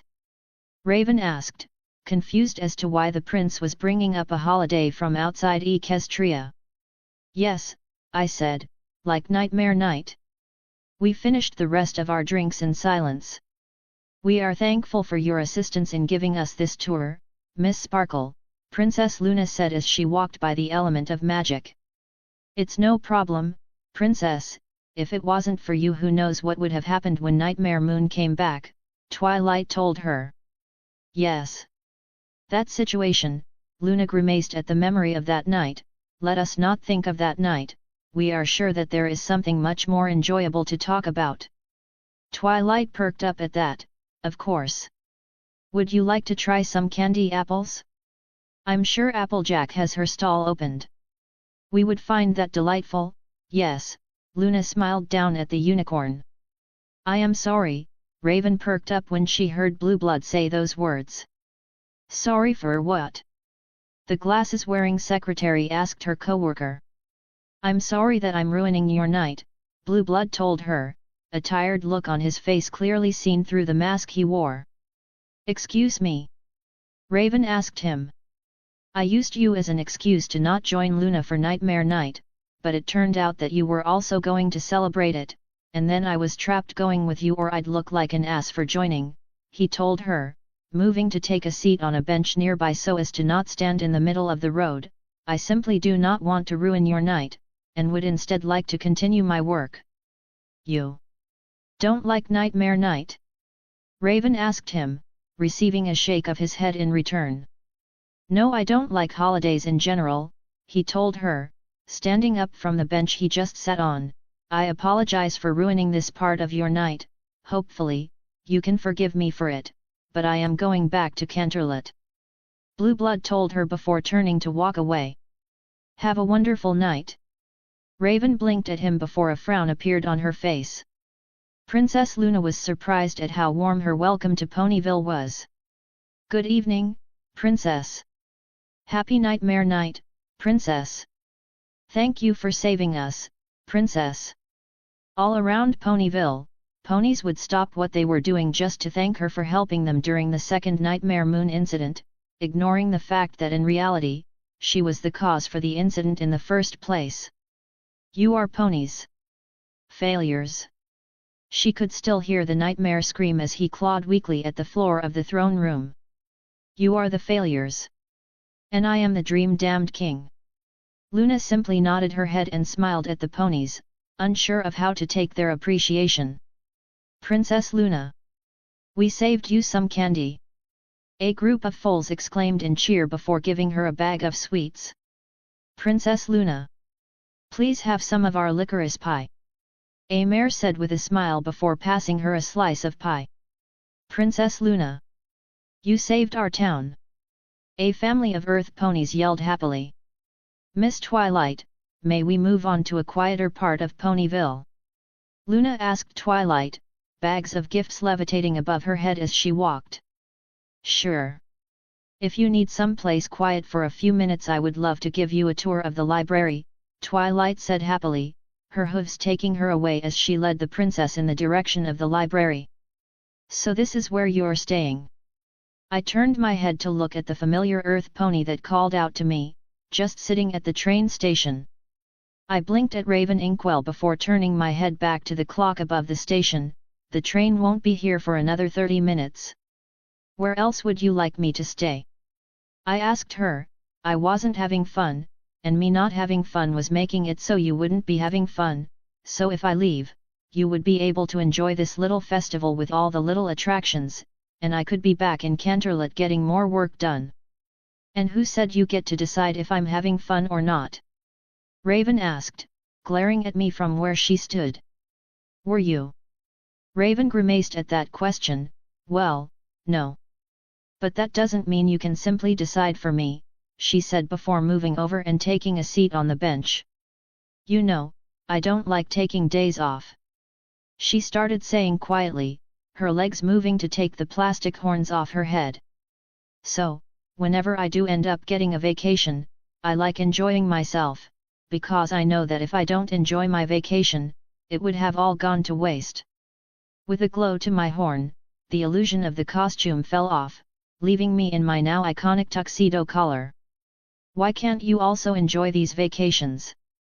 There's no mare on the moon threatening us, no chaos magic running rampant, no disastrous scenarios. So why do you insist on going back to get more work done? She asked me, sounding almost crying. Why can't you just be childish for even a day? Yes, I do think she is crying. Because I don't have the time, I said as I levitated a napkin from my bag of holding, always kept nearby. The meeting with Canania is in a month, and I need everything to be perfect. I continued, the ships I ordered won't finish construction until summer, so we're using one of the royal ships. Now I need to run maintenance on the ship, make sure everything is up to standards. I kept on talking. I also need to get food and water for the trip. It's a week on the sea, it might be short, but some ponies never stayed on a boat for more than an hour.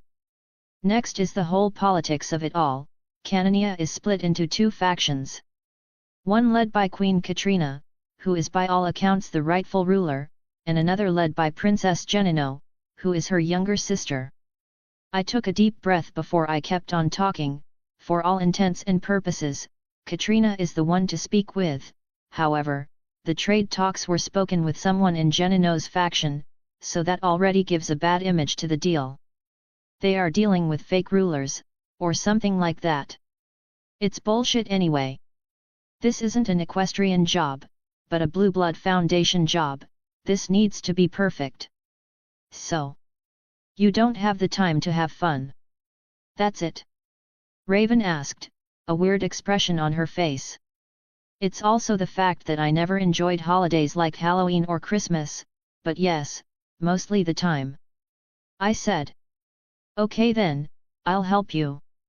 I blinked at that, trying to see if I misheard something. What? I asked dumbly.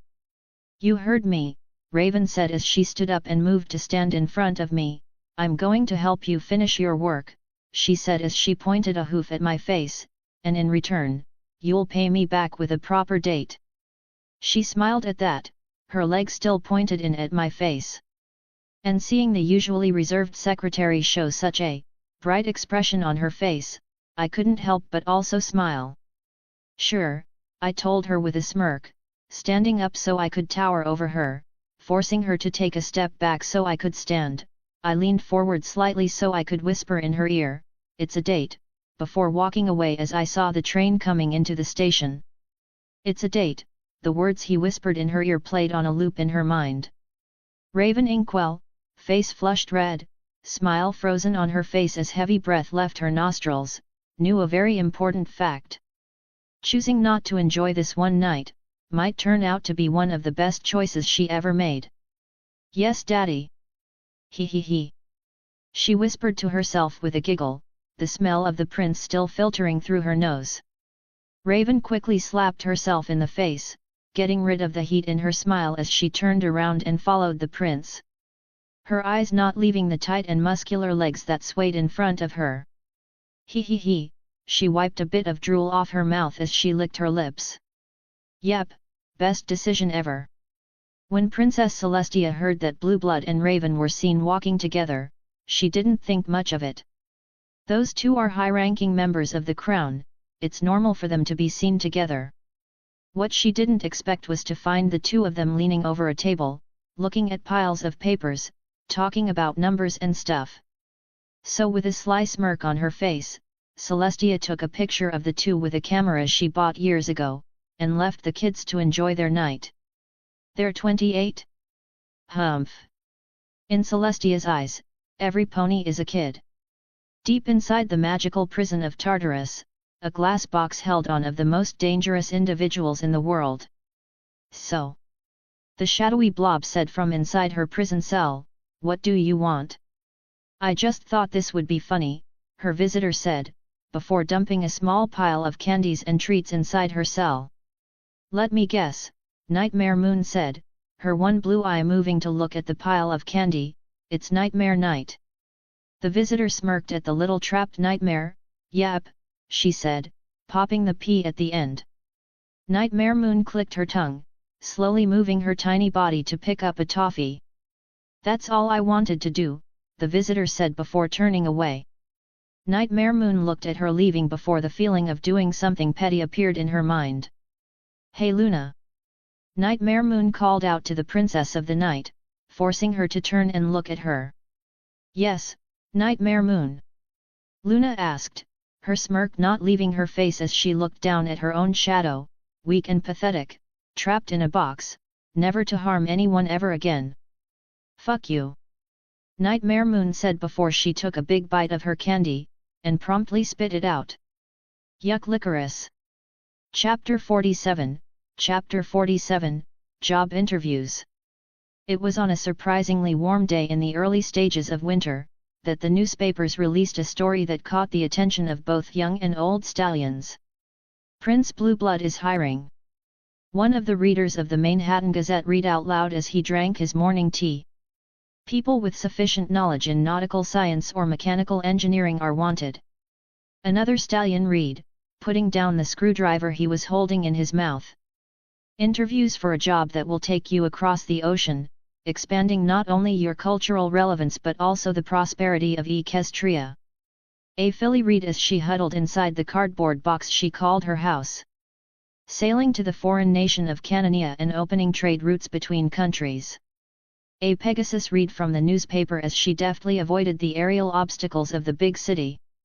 The job includes a bed and breakfast, paid for by the crown itself for the duration of the job.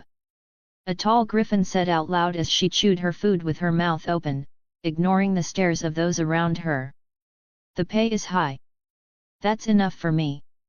A unicorn said haughtily as she rummaged around in her caravan, the great and powerful Trixie will definitely pay off her debt with this. We're sorry, but we do not think you have what we are looking for, a grey unicorn with a black mane and a boring grey business suit said in the most boring voice he could muster. You will receive a message should anything change. If you do not receive the message by the time the ship has sailed, you can confirm with yourself that you did not get the job, the business pony said before placing the paper he held into one of several piles that were slowly forming on his desk. I understand, the blonde Pegasus sighed dejectedly, scratched his stubble, and let his long aquamarine legs carry him out. Mr. Turner, it says here that you already have a job, and a doctorate as well. The business pony asked the next interviewee. Oh, I'm not a doctor, I didn't pass my doctorate exams, doctor is my middle name, the brown earth pony said, fidgeting uncomfortably in his seat as the unicorn stared down at him. Uh-huh. The business pony nodded and moved the paper he held into the maybe pile. I can fly very fast and can kick very strong, the griffin said as she leaned back on the larger chair she took, picking at her beak with one of her talons. What else do you need me to have? Of course. The unicorn nodded his head and placed her name in a pile titled Guards. It says here you are a prized author and publisher of several bestsellers. Why would you want to work as part of the shipping crew for this job? The business pony asked the rose-eyed Pegasus. I think spending a few weeks in such a job might help me find inspiration for my next bestseller, the mare said, a leg swiping a tuft of grey hair from behind her red glasses. I see. The business pony muttered and placed her name in a pile. I need the money, the blue unicorn told the business pony conducting the interviews, a sharp-pointed hat nearly falling off her head as she bowed deeply to the stallion. I didn't even ask you any of the questions, he told her, his voice conveying a hint of annoyance somehow without him changing his tone. You are a child, please go home, the business pony told the small filly who sat on the interview chair. Okay, she smiled up at him and jumped up into the air, the flap of her tiny salmon-colored wings carrying her out of the room. Why can't I just have a normal day? The business pony says to himself when the young filly closes the door, a flash of grey light from his horn removing the illusion of the boring business pony from his body, revealing the white coat and golden mane underneath. Maybe it's because you're a prince. A mare's voice sounded out from the room, a flash of blue light removing the illusion of the vase near the window to reveal the purple and aquamarine unicorn. Blueblood sighed hearing that before turning to look at his friend and bodyguard. How many of them do you think we will be hiring? He asked her. Starlight snorted at that question, an aquamarine glow to her horn causing a translucent chair to appear under her. Knowing your luck? All of them. Blueblood sighed at that, already tired from just thinking about how horrible the Cannonia mission will go, especially with his luck. Including the little kid? He asked Starlight, receiving a nod from her in return. Including the filly somehow, yes. Starlight levitated a newspaper, moving to the trivia section. Anyways, what was the name of the king of yaks during the Yak-Dragon War? She asked from the trivia. We know the answer to that, we found his catacombs, Blueblood simply told her, receiving a nod from Starlight as she wrote down King Tarkus 4.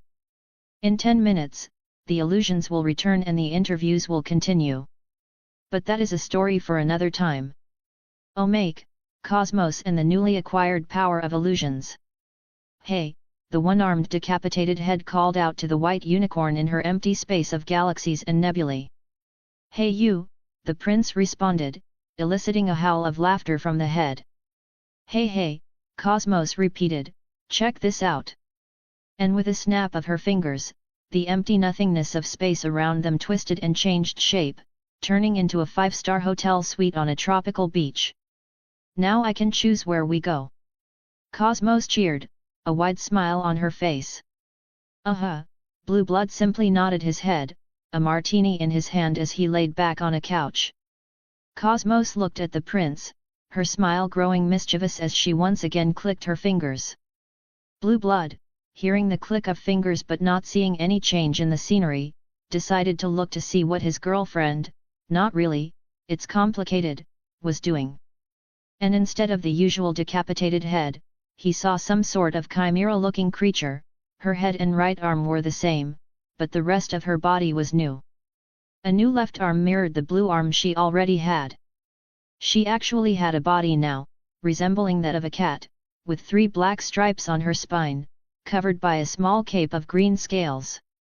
Her fluffy, cat-like back legs ended in dark purple hooves, and where the purple cat-like tail ended, a blue scorpion tail took its place. So? Cosmos asked, her back legs swinging back and forth above her head as she lay on her stomach, her head resting in her arms. How do I look? Blueblood looked at her before smiling at her. You look. His smile widened as his unicorn body turned to lay in front of her in the same way, like you managed to figure out some magic to change how this place looks. Cosmos smiled widely at the prince. I do. I managed to learn that illusion spell you always use. Now I can choose where to go for our honeymoon. The prince smiled at her. We need to be married to go on a honeymoon. I know. Cosmos said excitedly, so in order to get ready, do you want to go out with me? Blueblood leaned forward and stole a kiss from her before moving his head away and standing up, making his way out to the tropical beach she made outside. No, he said with a cheeky smile on his face, ignoring the hungry looks from the powerful spirit that lives inside the gem. Hee, she whispered with a laugh as she rubbed her lips with her hand, trying to feel where he kissed her. Shut down yet again. Chapter 48, Last-minute preparations. It was at 11 in the morning that Starlight Glimmer came to find her boss frowning at a pile of papers in his personal office. What's the problem? She asked, knowing that it was no use trying to talk around the issue with him. Whatever some ponies might say about him, straightforwardness is one of his more obvious talents. If you have something to say, just say it, he told her during one of her earlier days working for him. Earlier days, it's almost like she's been working here for years instead of the month and a half that it really was. You remember those ponies we interviewed for the job? He asked, his eyes not leaving the document he was reading. What about them? Starlight replied. Well, remember how you said I'll probably have to hire all of them? I remember something along those lines, yes. A small smirk appeared on the mare's face as she understood where the prince was going. You should have bet money on that, he told her, his eyes still reading the document in his hooves, because you're right. He threw the paper onto his desk, where Starlight picked it up and read for herself. Of course I'm right, she said, the smirk still on her face as she read the paper. When am I ever wrong? Blueblood turned to look at her, his eyes half-lidded and unamused. Do you want a list? Starlight chuckled embarrassingly before taking a closer look at the paper. Wait a minute, all of them? Blueblood nodded. Including the filly? Blueblood sighed at that, including the filly, yes. Oh. Starlight whispered. Oh indeed, the prince nodded his head. And what about this new guy? Starlight asked after reading a bit further into the document. Him? He's the replacement cook, he'll be working in the kitchen of the ship, cleaning and making food, he's not actually part of the company. Blueblood explained as he levitated the paper out of her hold and placed it inside a folder. Okay, Starlight said and moved to grab a chair and a book, ready to start another day of bodyguard duty. In a small apartment in the city of Manhattan, an aquamarine Pegasus cheered in joy as a letter arrived in his mail. I knew I got the job, oh yeah. He punched the air in excitement, only to end up catching his leg on the carpet and falling to the floor, ow. Inside a large garage in the town of Ponyville, an Earth stallion read the letter he received before a look of relief washed over his face. Hopefully with this I'll have a higher budget for next year, he said to himself, looking at all the mechanical works around him. Inside a hut near the border of Equestria, a Pegasus carefully opened the envelope she received, making sure it wasn't another makeshift bomb, only to sigh in relief when it showed to be just a simple letter. Reading the letter, the grey-haired Pegasus smiled excitedly, ah yet. Canania, Daring Do is coming. Ahem I mean AK Yearling is coming, for a job, with papers, yes. When Cozy Glow received a letter from a cross-eyed male mare, she was suspicious. That suspicion turned to joy as she read the contents of the letter, he, with the money from that prince, I won't need to sleep inside this cardboard box, ha ha ha. She laughed manically, pointing a small hoof at a rodent sleeping underneath a nearby dumpster, take that Mr. Raddington. I won't have to share my food with you. I'll be rich. Ha ha ha. The rat merely tilted its head in confusion, content to let the small pony talk to herself. Ah, score! A griffin cheered as the stopwatch she tied to a nearby tree alerted her that she just beat a personal record at speed diving. Hey, what's this? She said when she saw an envelope tied next to her stopwatch. Opening the envelope by tearing it with a claw, she took out the letter inside. I got the job? Sweet. That'll show that stupid nerd Rainbow Dash, with her boring weather team, she probably never left Equestria. The griffin laughed to herself before coughing into her claw. I mean, great, money. She said in a monotone tone of voice after she took a deep breath, trying to ignore the glare of an angry mare on her back. I said I'll pay the rent. Just give me more time.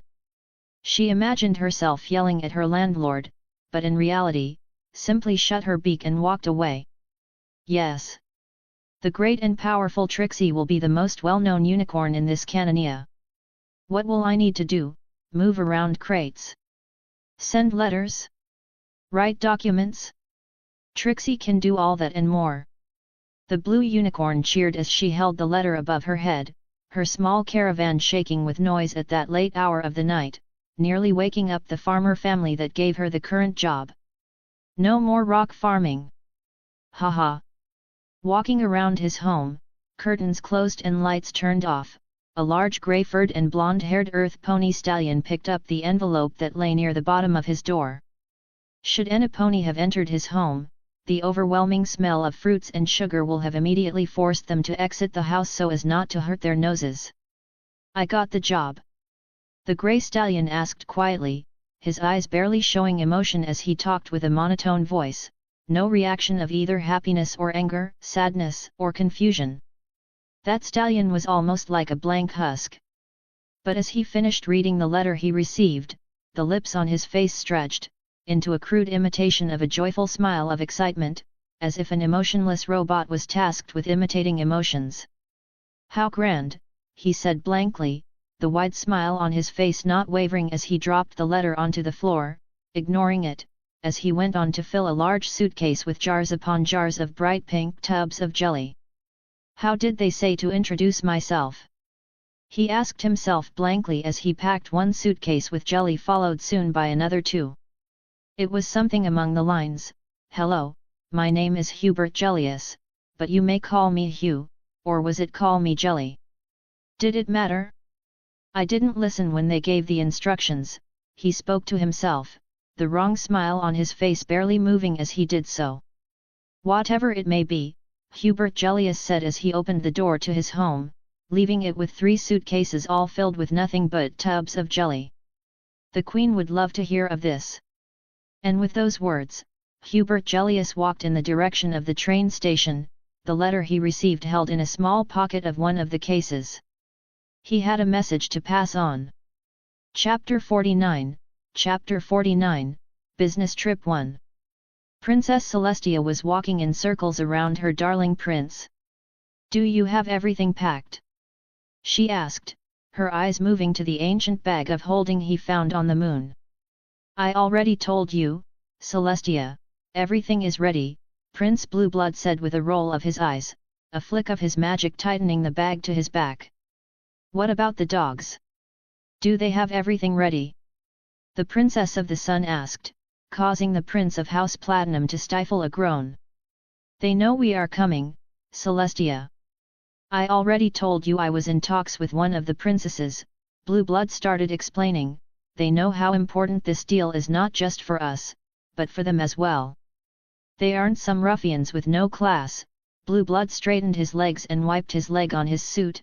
"They're royals, who just like us, want to see their nations prosper." Celestia wanted to drag him into a big hug, so proud of how mature he was, how dashing he looked, how smart he is. "Don't forget to pack Starlight," Celestia said, ignoring her boy's silent spit take. "She needs to be fed and watered every day," she smirked as Blueblood tried to hold back his laugh. "I'm not going to forget my bodyguard, Auntie," Blueblood said with a small smile. "You'll break her if she stays here." "Mother! We are not doing this right now," Blueblood blankly responded to Celestia.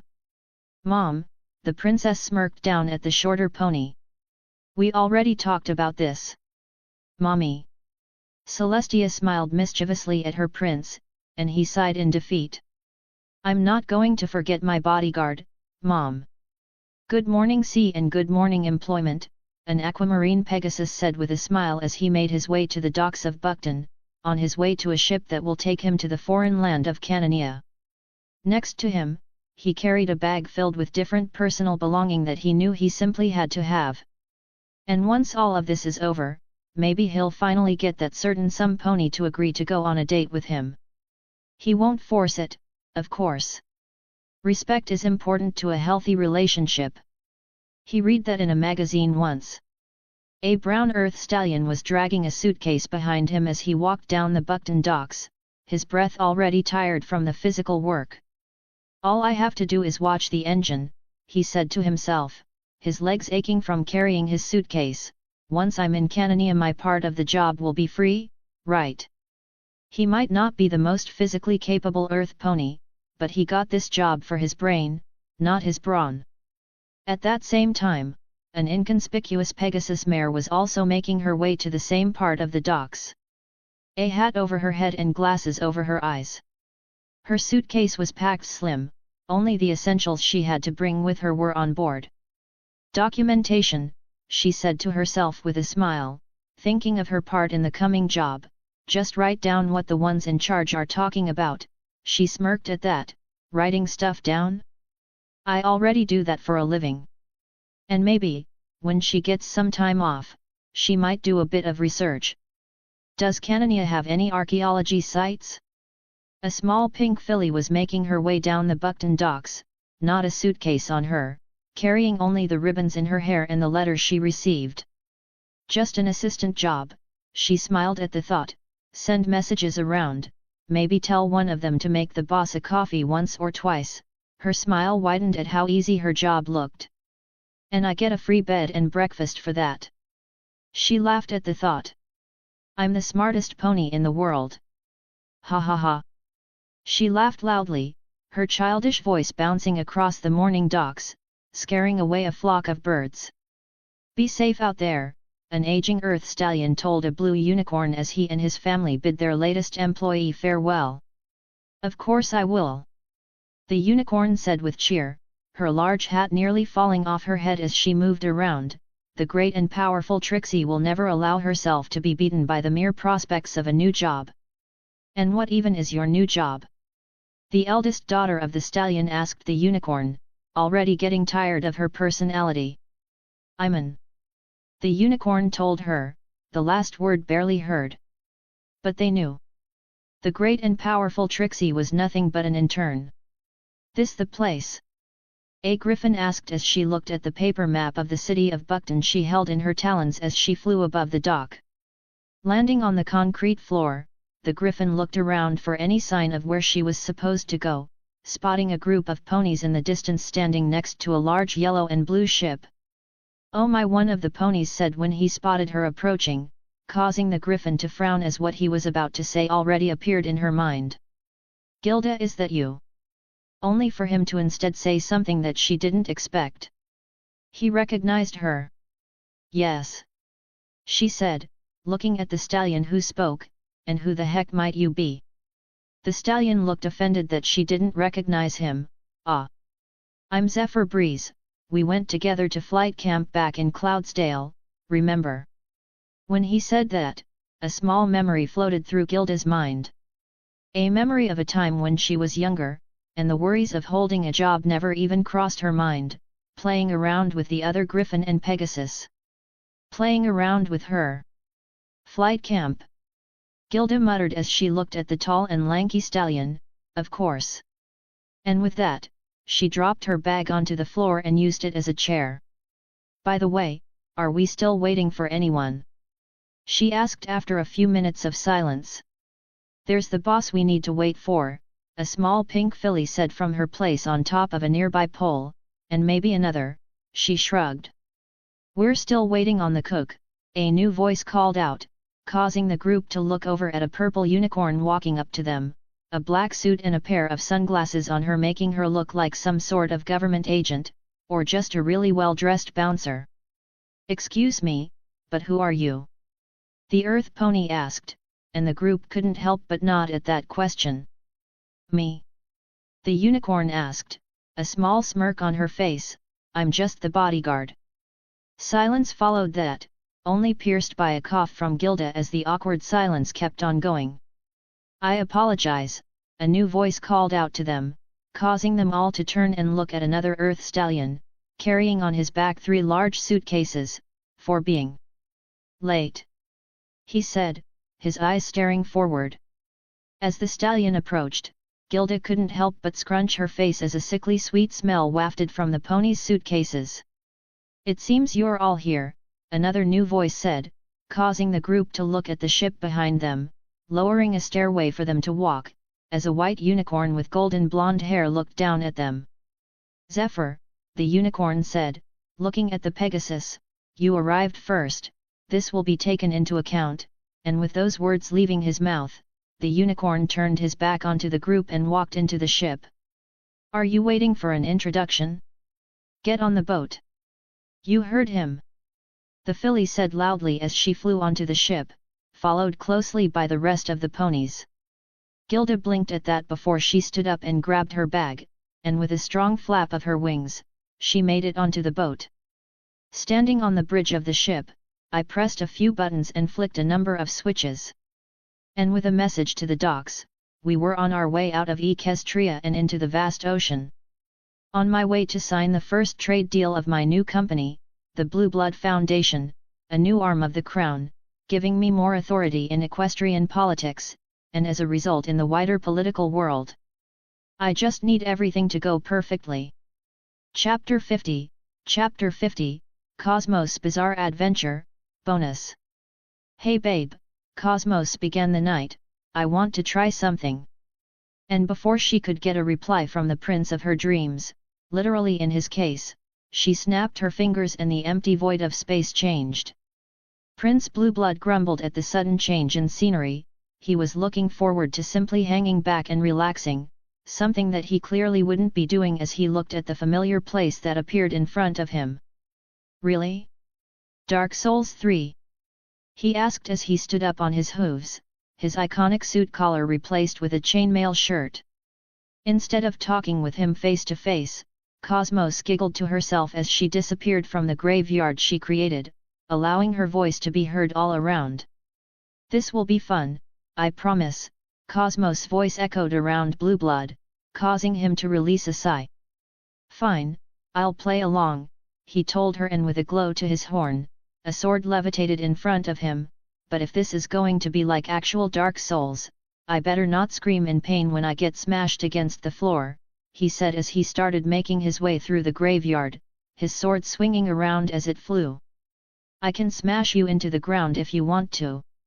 Cosmos mumbled, causing the prince to pause and look up at the sky, an eyebrow raised. I mean, look. An enemy. Cosmos quickly changed the subject, and with the sound of snapping fingers, a zombie-like pony appeared. Its skin was dry and thin, almost like a skeleton with flesh, its eyes were empty and lifeless as it ran towards Blueblood. You can't change the subject with me. Blueblood called out to Cosmos, his sword swiftly decapitating the hollow pony, releasing a spray of black blood. Yes I can. Cosmos yelled, a grin on her unseen face as another snap of her finger followed and the scene changed. No longer was he in the opening section of Dark Souls 3, wearing a suit of armor and swinging a sword. Now, he was in what he could only describe as an anime high school, with cherry blossom trees outside, his pony body wearing a Japanese school uniform. Oh hey Platinum-kun, Blueblood forced himself not to cringe as he turned to look at whoever called out to him, turning to reveal Cosmos in her complete form, wearing a Japanese schoolgirl outfit. Blueblood blankly stared at her as she wiggled in embarrassment, the sailor fuku she wore moving along with her. We are not doing high school student roleplay, Blueblood simply told her, and Cosmos clicked her tongue in annoyance, ruining the cute look she had tried to go for. Fine, she said, and once again snapped her fingers, and the scene once more changed. It was a morning just like any other. My coffee was black, but my heart was blacker. I do not talk like that. It was then that she came into my office, the smell of lavender and roses on her neck intermingled with the smell of cigarettes on my table. A noir detective story, really? Please help me find my sister, she said, the words leaving her mouth as she leaned across my desk, the smell of her breath almost intoxicating. Like a cold glass of whiskey after an evening solving the worst kind of crime. Murder. This is stupid, Blueblood said, cutting off the narration for the scene Cosmos created. Can we change genres? Okay. And with a snap of her fingers, the scene once again changed. Blueblood found himself in his human body this time, wearing a very loose plaid shirt, inside of a modern-looking house. So. He turned and saw Cosmos in a humanoid body, her long and slender legs covered by a pair of skinny jeans. She wore a white button-up blouse over her chest, leaving just enough cleavage open to see some fabric from a black lace bra. I know you just finished working on the sink, Cosmos said, a sly grin on her lips as she leaned forward onto the kitchen table that stood between Blueblood and her body bending in a way so that her cleavage would look more pronounced to the prince. But I don't have any money to pay you, she said as she looked away, biting her lip. So why did you hire me? Blueblood blankly said, following whatever script this scenario would have, causing Cosmos to freeze as she stopped herself from laughing at the reply. Ahem. Maybe I could pay you some other way. Cosmos said, her mouth quivering as she held back a laugh at the way she was acting. Sorry ma'am, I only take cash or credit, Blueblood said, smiling as the humanoid Cosmos in front of him collapsed to her knees, holding onto the table so as to not fall on the floor as she shook with restrained laughter. Shut up, Cosmos laughed quietly as she held on for dear life, ahem. Would you mind cleaning some pipes for me, ha. She couldn't hold it in any more. As the spirit that lived trapped in a gem fell onto the floor laughing, the scenery once again changed to the empty void of space. Ha. She laughed as her humanoid body disappeared in a shower of glitter and stars, leaving her as just a head and an arm. Blueblood, still in his human body, looked down at his girlfriend. Not really, it's complicated, and sighed to himself before picking her up gently by grabbing her arm and pulling her up. Ha. Do you want to go out with me? Cosmos asked loudly as she continued to laugh at the horrible porn parody she acted out. No, Blueblood smiled as he swung his arm, letting the spirit that he grabbed swing with him as she let out a wee of excitement. Ha. Cosmos laughed happily as she was swung around. Shut down yet again. Chapter 51, Business Trip 2. The ship itself was a smaller-sized vessel, big enough to hold comfortably 30 people, designed for speed of travel. According to this manual, the magical enchantments placed on this ship will allow it to move with minimal need for crew interference, Time Turner said as he set his suitcase next to his bed, talking to his 2 roommates for the trip. Minimal interference, hey, Zephyr Breeze repeated to himself, his chin resting on his knees as he curled up on the comfortable bed he got. That means your job will be easy, right? Quite the opposite actually, Time Turner told the Pegasus with a smile of giddy excitement. It means I need to make sure the enchantments on the engine are working properly. This job requires maximum concentration on my part. Hey, cool. Zephyr turned to look at the other stallion in the room, who hadn't said anything since he arrived. And what about you? Hubert Gellius blinked slowly before he picked up that he was being talked to, turning his head to look at the turquoise Pegasus with almost blank eyes, tilting his head slightly to the side as if asking the pony to repeat his question. What's your job? And repeat the question he did. Hubert blinked again before a sickly thin smile appeared on his face. I'm in charge of the food, that was all he said before he turned back to the room door and exited, leaving his 3 suitcases behind him on his bed. What's his problem? Zephyr asked as he turned to look at Time Turner, who merely shrugged his shoulders in response. We have to sleep together. This is B. Gilda the Griffin was prepared to yell as she looked at the room the girls would be sharing before a yellow Pegasus quickly covered her beak with a hoof. There are children here, A.K. Yearling harshly whispered to her, looking over her shoulder at the small pink filly, who was already making a mess of her bed as she looked at the blue unicorn giving her a little show. Don't tell me what I can't say, Gilda growled at Yearling, slapping her leg away from her face. I can control my mouth myself, thank you very much. She said loudly before she threw her suitcase in the general direction of her bed as she turned her back on the rest of the girls and left the room, not bothering to clean after the mess her suitcase made as it opened mid-flight, throwing her belongings into her corner.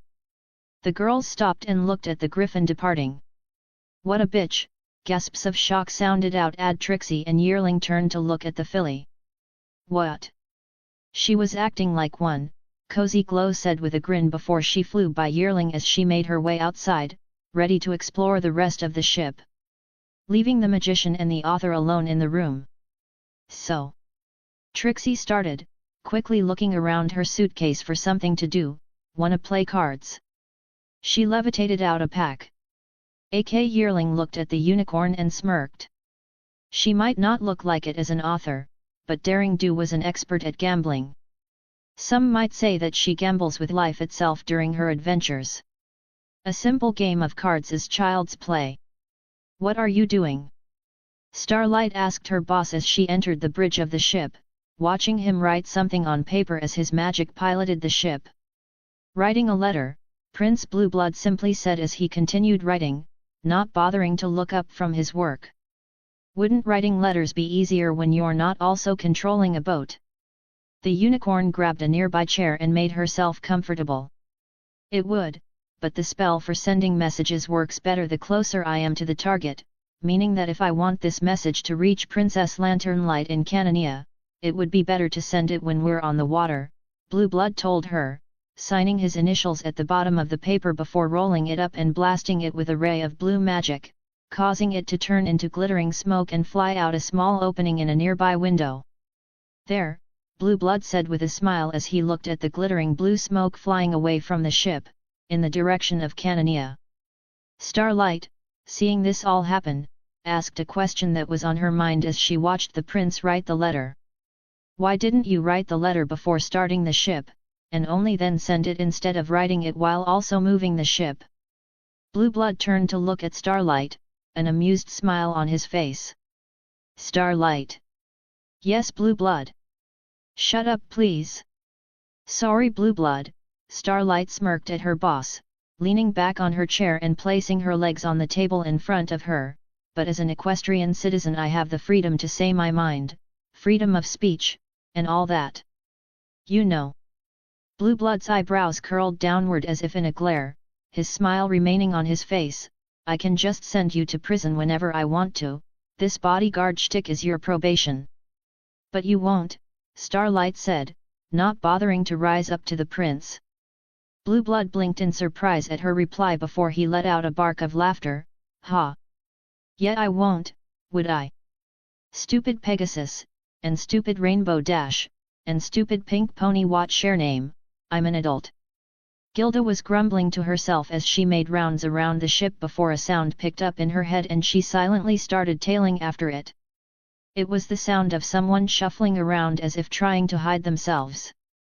Silently making her way after the sound, Gilda spotted the source. Hey you! Her shout was once again stopped by the small pink filly, who quickly told her to be quiet and listen. Shush! Do you hear that? Cozy Glow Whisper yelled at the griffin, slowly taking his small leg off her beak. Gilda, deciding to humor the kid, stopped and listened harder, only to continue hearing the sounds of quiet shuffling. Sounds that clearly weren't coming from the filly she found. It's probably a raccoon or a rat, Gilda said, nothing to worry about. It's not a rat. Cozy Glow whispered at her, it's way louder and heavier. So it's a badger or something, what's your deal? Gilda rolled her eyes. So a wild animal made its way onto the ship, so what? Isn't part of your job to protect the ship from intruders? Cozy asked the griffin, who merely raised a brow at her in a what are you getting at kind of way. Doesn't an animal living on board count as an intruder? Cozy asked, and Gilda finally understood where she was getting at. I won't get paid. Gilda loudly asked, quickly grabbing the filly and placing her on her back. Come on. We have a sea badger to catch. Hey! Wait! Cozy cried from on top of the griffin, but her yells went unheard.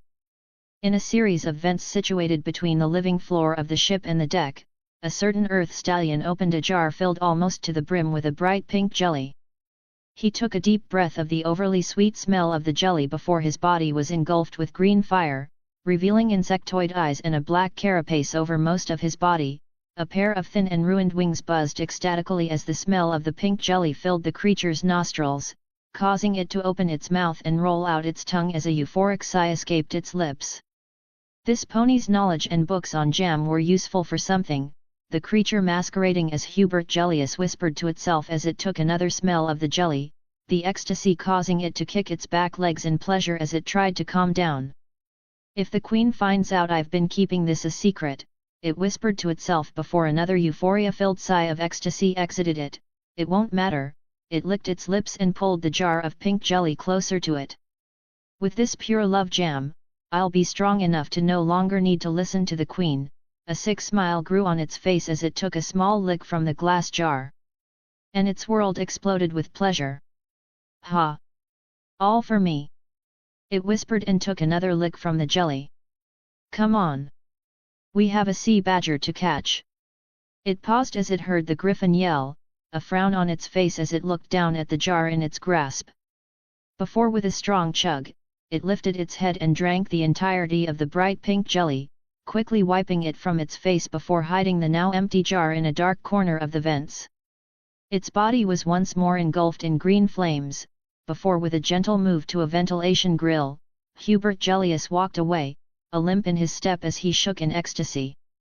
Not noticing the small, bright pink splash of love jelly it left in the vents, nor the filly/griffin duo trying to enter the vents through another grill. Chapter 52, Chapter 52, Business Trip 3. Do you see anything in there?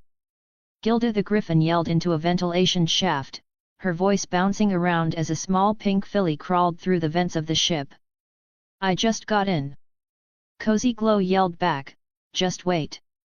Hurry up then. Gilda yelled in return, the sooner we catch that sea badger, the sooner we can start relaxing. Cozy Glow grumbled to herself as she crawled through the ventilation shaft, moving towards where the sounds of what Gilda thought was a sea badger came from. Slowly crawling through the vents, Cozy came up to the spot where the sound originated from, and her face scrunched up in disgust as an overly sweet smell assaulted her senses. Ugh! Yatshu! Cozy sneezed loudly, her head banging against the ceiling of the shaft, causing her to jump a bit forward, landing in a sticky pink puddle. Ah! Blood! Blood! Cozy yelled in alarm as she quickly crawled back where she came from, her eyes glued to the sticky puddle in the vents. There's blood! What? Did the badger get something? Gilda yelled into the vents before closing her eyes and covering her face as a small pink filly fell out of the ventilation shaft and onto her head. I don't know. The filly spoke quickly, her body squeezing into the larger griffin's head of surprisingly soft feathers. That bears a problem then, Gilda said out loud as the thought of the mysterious sea badger hunting on the ship entered her mind. A big problem. If the prince finds out about it, we're doomed. What? Cozy exclaimed in shock. Yes. Whatever happens, we need to catch that sea badger before the prince finds out. Understood. Gilda asked the filly on her head, who quickly nodded in understanding. Great, now we need to come up with a plan. What does this button do? A turquoise Pegasus asked as he pointed at a metal button connected to a screen of levers and switches. Don't touch that. Time Turner quickly grabbed Zephyr's hoof and moved him away from the delicate machinery. What? I was just asking. Zephyr mumbled as he sat down in the corner of the engine room, looking at his new buddy move around and check the equipment. You can ask without touching anything, Time Turner told him. Everything here is very expensive, and it is our job to make sure nothing will go wrong with it. And what happens if something does go wrong? Zephyr asked, his wing slowly inching towards a big red button. Time Turner answered without taking his eyes off the engine he was inspecting, if these engines malfunction, then we'll be stranded in the middle of the ocean. Zephyr stopped moving his wing, stared at the shiny big red button, and pulled his wing back. That's bad. Zephyr said, receiving a nod from Time Turner. Catastrophic? Yes. Across the ocean, in the Diamond Dog nation of Canania, a schism was formed in the relationship between the 6 princesses of the nation, leading to the country being split into 2 factions. One faction is led by the eldest princess and current queen, Katrina Proud Paws, and 2 of her sisters, Princess Indiana Amrayas and Princess Fiona Floppy Ears. This faction was commonly referred to by the citizens as the Old Castle, with Katrina being known in the international circle as the legitimate ruler of the nation. On the other side, there was the faction known as the New Castle, led by the second oldest princess, now Queen Genino Lanternlight, and her younger sisters, Princess Moonbeam Twinkletail and Princess Ambrosia Muffins Buns. What does any of this have to do with Prince Blueblood sailing across the ocean? Well, this is a sort of exposition, allowing the narrator of future chapters to not have to repeat himself and pad out the length of the. Oh! I'm doing it again, am I? Apologies. What we need to focus on at this moment, however, is the ruling queen of the New Castle faction, Genino Lanternlight, also known as Gen for short. Gen is what some people may call opportunistic? No, that isn't the correct word. Gen is a person who has an inherent need to make the best of the chance she gets. That in itself was a major cause for the splitting of the royal family. So when her faction managed to arrange a meeting with Prince Blueblood Platinum of Equestria, she had an inherent need to make sure the meeting went perfectly, from having the best chefs available in the nation on standby, to having the best rooms in the castle available for the visiting party. So you may imagine her reaction when a letter, written and signed by Prince Blueblood Platinum himself, popped into existence in front of her. Quickly opening the letter and reading its contents, she soon ordered her servants to get everything ready for their arrival and more. Even though Prince Blueblood will not be arriving for a few more days, she could not delay any preparations. If this deal were to go through, her legitimacy as a ruler would skyrocket in public perception, while also giving her faction a monumental ally on the international scene in the form of a Prince of Equestria. While Jen knew that going through with the deal might incense her older sister, it was simply an opportunity she could not risk letting go of. The only problem she found with the initial concept of the trade deal was that Canania would be used as a proxy in order to trade with Griffonia for metals. Something that her sister Moonbeam already came up with a solution for. Instead of trading metal from Griffonia by using Canania as a proxy, the plan will be to trade Cananian metal directly at reduced prices with Equestria, giving the ponies a better deal than what the Griffins would come up with, whilst also removing the need to complicate the process by using her nation as a proxy. She understood that dealing with Griffonia for metals was the smarter thing to do, seeing how Griffins have a history of metalwork, and comparing that with Canania's rather abysmal history of trade. It's not hard to see why the ponies would think to trade with the bird cats instead of the diamond dogs. But as previously stated, Genino Lanternlight saw an opportunity to boost her image as both a ruler of Canania and an ally of Equestria, and so she planned to take it. And if it means a number of Griffins will be losing out on a trade deal? Well, that doesn't sound like Jen's problem now, does it? We need help capturing a sea badger. Gilda yelled as soon as she slammed the door to the girl's room open, causing the filly on her head to smack her face. What's a sea badger?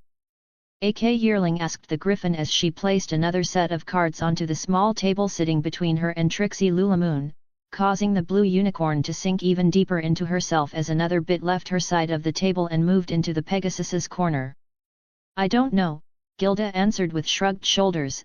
The twerp here, she pointed a finger at Cozy Glow, said that whatever we heard in the vents was too big and heavy to be a rat or a raccoon, so it's a sea badger.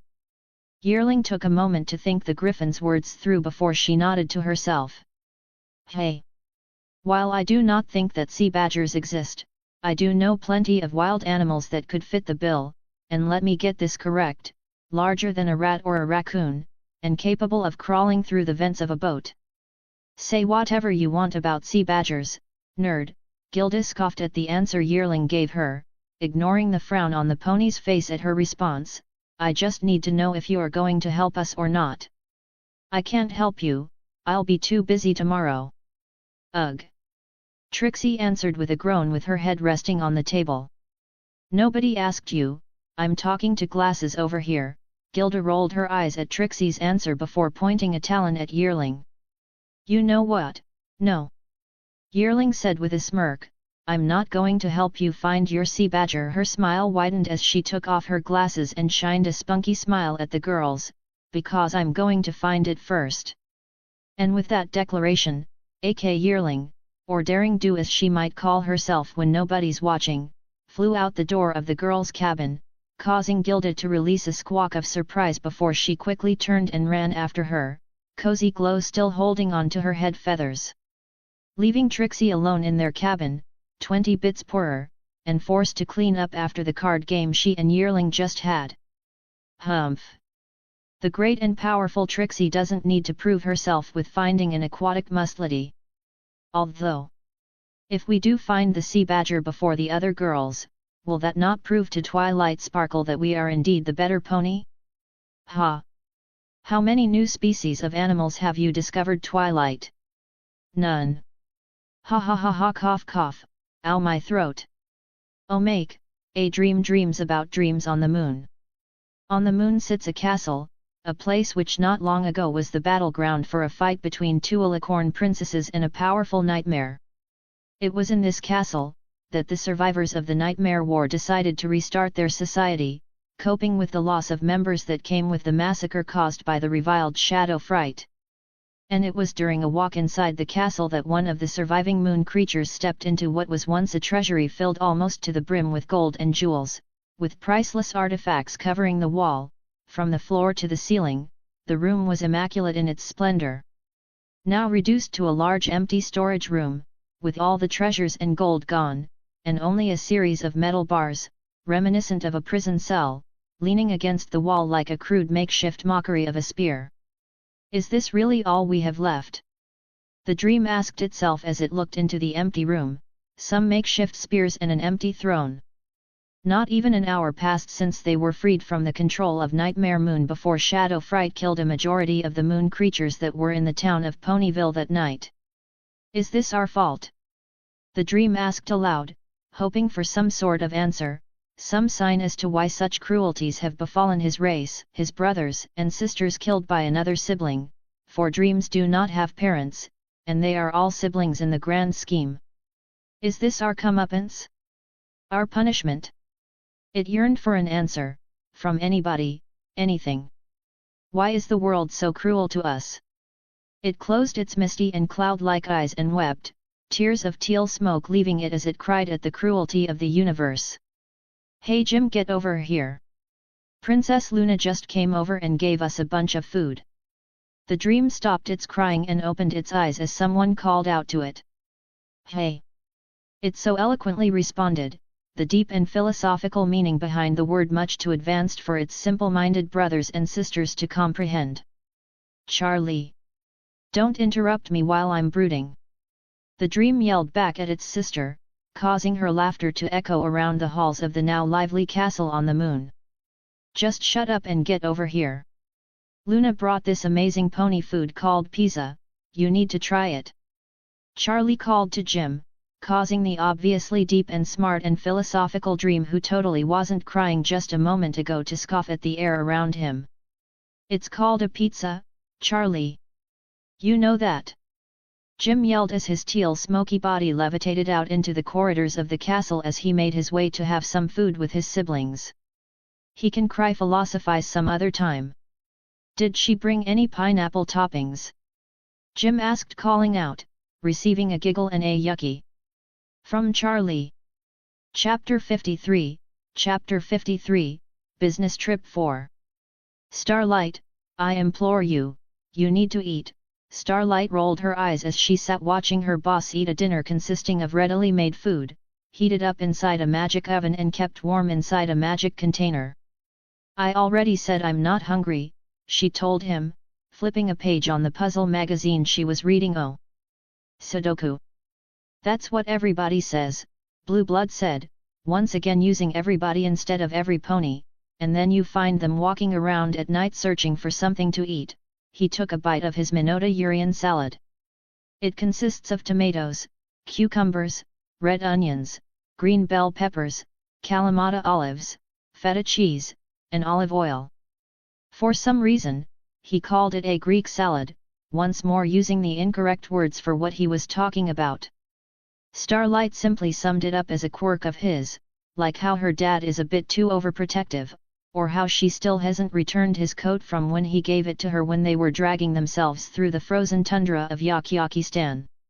She fell asleep in it, it is hers now. Then I will simply not eat during the night, simple, Starlight said, a pen in her hold writing down the answers for the puzzle trivia. By the way, Blueblood, what was the name of the recently discovered owner of an ancient Yakyakistani tomb? Starlight asked. Blueblood took another bite of his salad before he floated a small cube of butter and a slice of bread. We know this answer already, we're the ones who discovered the tomb. He spread the cheese on the bread and put lettuce and onion slices on top. I know the answer is King Tarkus 4, so I'm going to answer with that snow creature you blasted in the face with magic instead. He levitated the bread over to Starlight. Eat. He ordered before going back to his own food. Starlight sighed and placed down her puzzle magazine, grabbing onto the bread and taking a bite. And then another. And another. Told you you'll be hungry, shut up Blueblood. But on the topic of that Yakyakistani tomb, what do you think Rutherford is up to? Blueblood asked, another bite of salad entering his mouth. I don't know. Starlight finished her bread and with a glow to her horn, levitated over a plate of salad for herself. This is our food? Zephyr Breeze asked as he poked the grainy and brown sludge on his platter with a fork. It looks like. I don't want to say throw up, so I won't. But it doesn't look good. His face made a grimace as a small bubble formed on his food and popped. It is just regular oatmeal, Zephyr, do not make a scene of it, Time Turner said as he wrapped a cloth around his neck to keep it clean before taking a bit of his own oatmeal. And then he froze. So, Zephyr began, how does it taste? Time Turner swallowed his food, a pained expression on his face all the while. I am sure that the nutritional value of this food more than counts up for the taste. So it tastes like shit. I did not say any such words, Time Turner weakly defended. It tastes like shit, gotcha. Zephyr nodded to himself and then readied his body, a fierce look of a warrior on his face before he quickly shoveled as much oatmeal as he could into his mouth, planning to finish it all as soon as possible. I think I'm going to throw up, only for him to quickly stand up from his seat and fly towards the nearest trash can, emptying his stomach. I'm not sure this is a good idea, Cozy Glow said as she sat on the deck of the ship, looking at a small flame cooking skewers of fish above an empty barrel. Why not? Gilda asked, turning the skewered fish around above the flame. Don't tell me you actually want to eat whatever that jelly guy is making, dude's a creep. She picked up a skewer, gave it a sniff, and placed it back above the flame. But are we even allowed to make a fire? Cozy asked, wouldn't it have been easier to just use the stove in the kitchen? Who cares? Gilda waved off her concern, we're in the middle of the ocean, this is a prime fishing location. I'm sure the prince would understand. Understand what? Someone asked before sitting down next to the fire. Oh. It's you. Gilda frowned at the new member of her little circle. What? Don't tell me I'm not allowed to sit here. AK Yearling asked as she took her spot. The coat and glasses she wore earlier that day were gone, replaced with a green shirt and a beige hat. Oh, look at that, Miss Author changed her wardrobe, Gilda mocked Yearling. What? Is hunting our sea badger too taxing for you? Needed to get out of that stuffy cloak.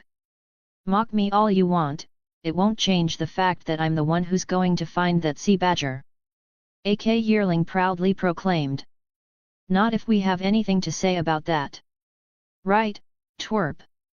Gilda said loudly before looking over at Cozy Glow, only to find her gone from her spot. Twerp? Hey twerp, where did you go? See, Yearling said, not even the filly wants to hang out with you. Shut up. Gilda yelled at AK Yearling, causing the author to jump at the intensity of the shout, we need to find her. With the sea badger loose on the ship, we can't leave her alone.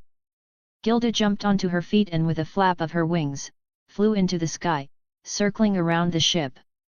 Shit, you're right, AK Yearling stood up from next to the fire and quickly flew back into the ship, intent on searching the inside while Gilda searches the outside.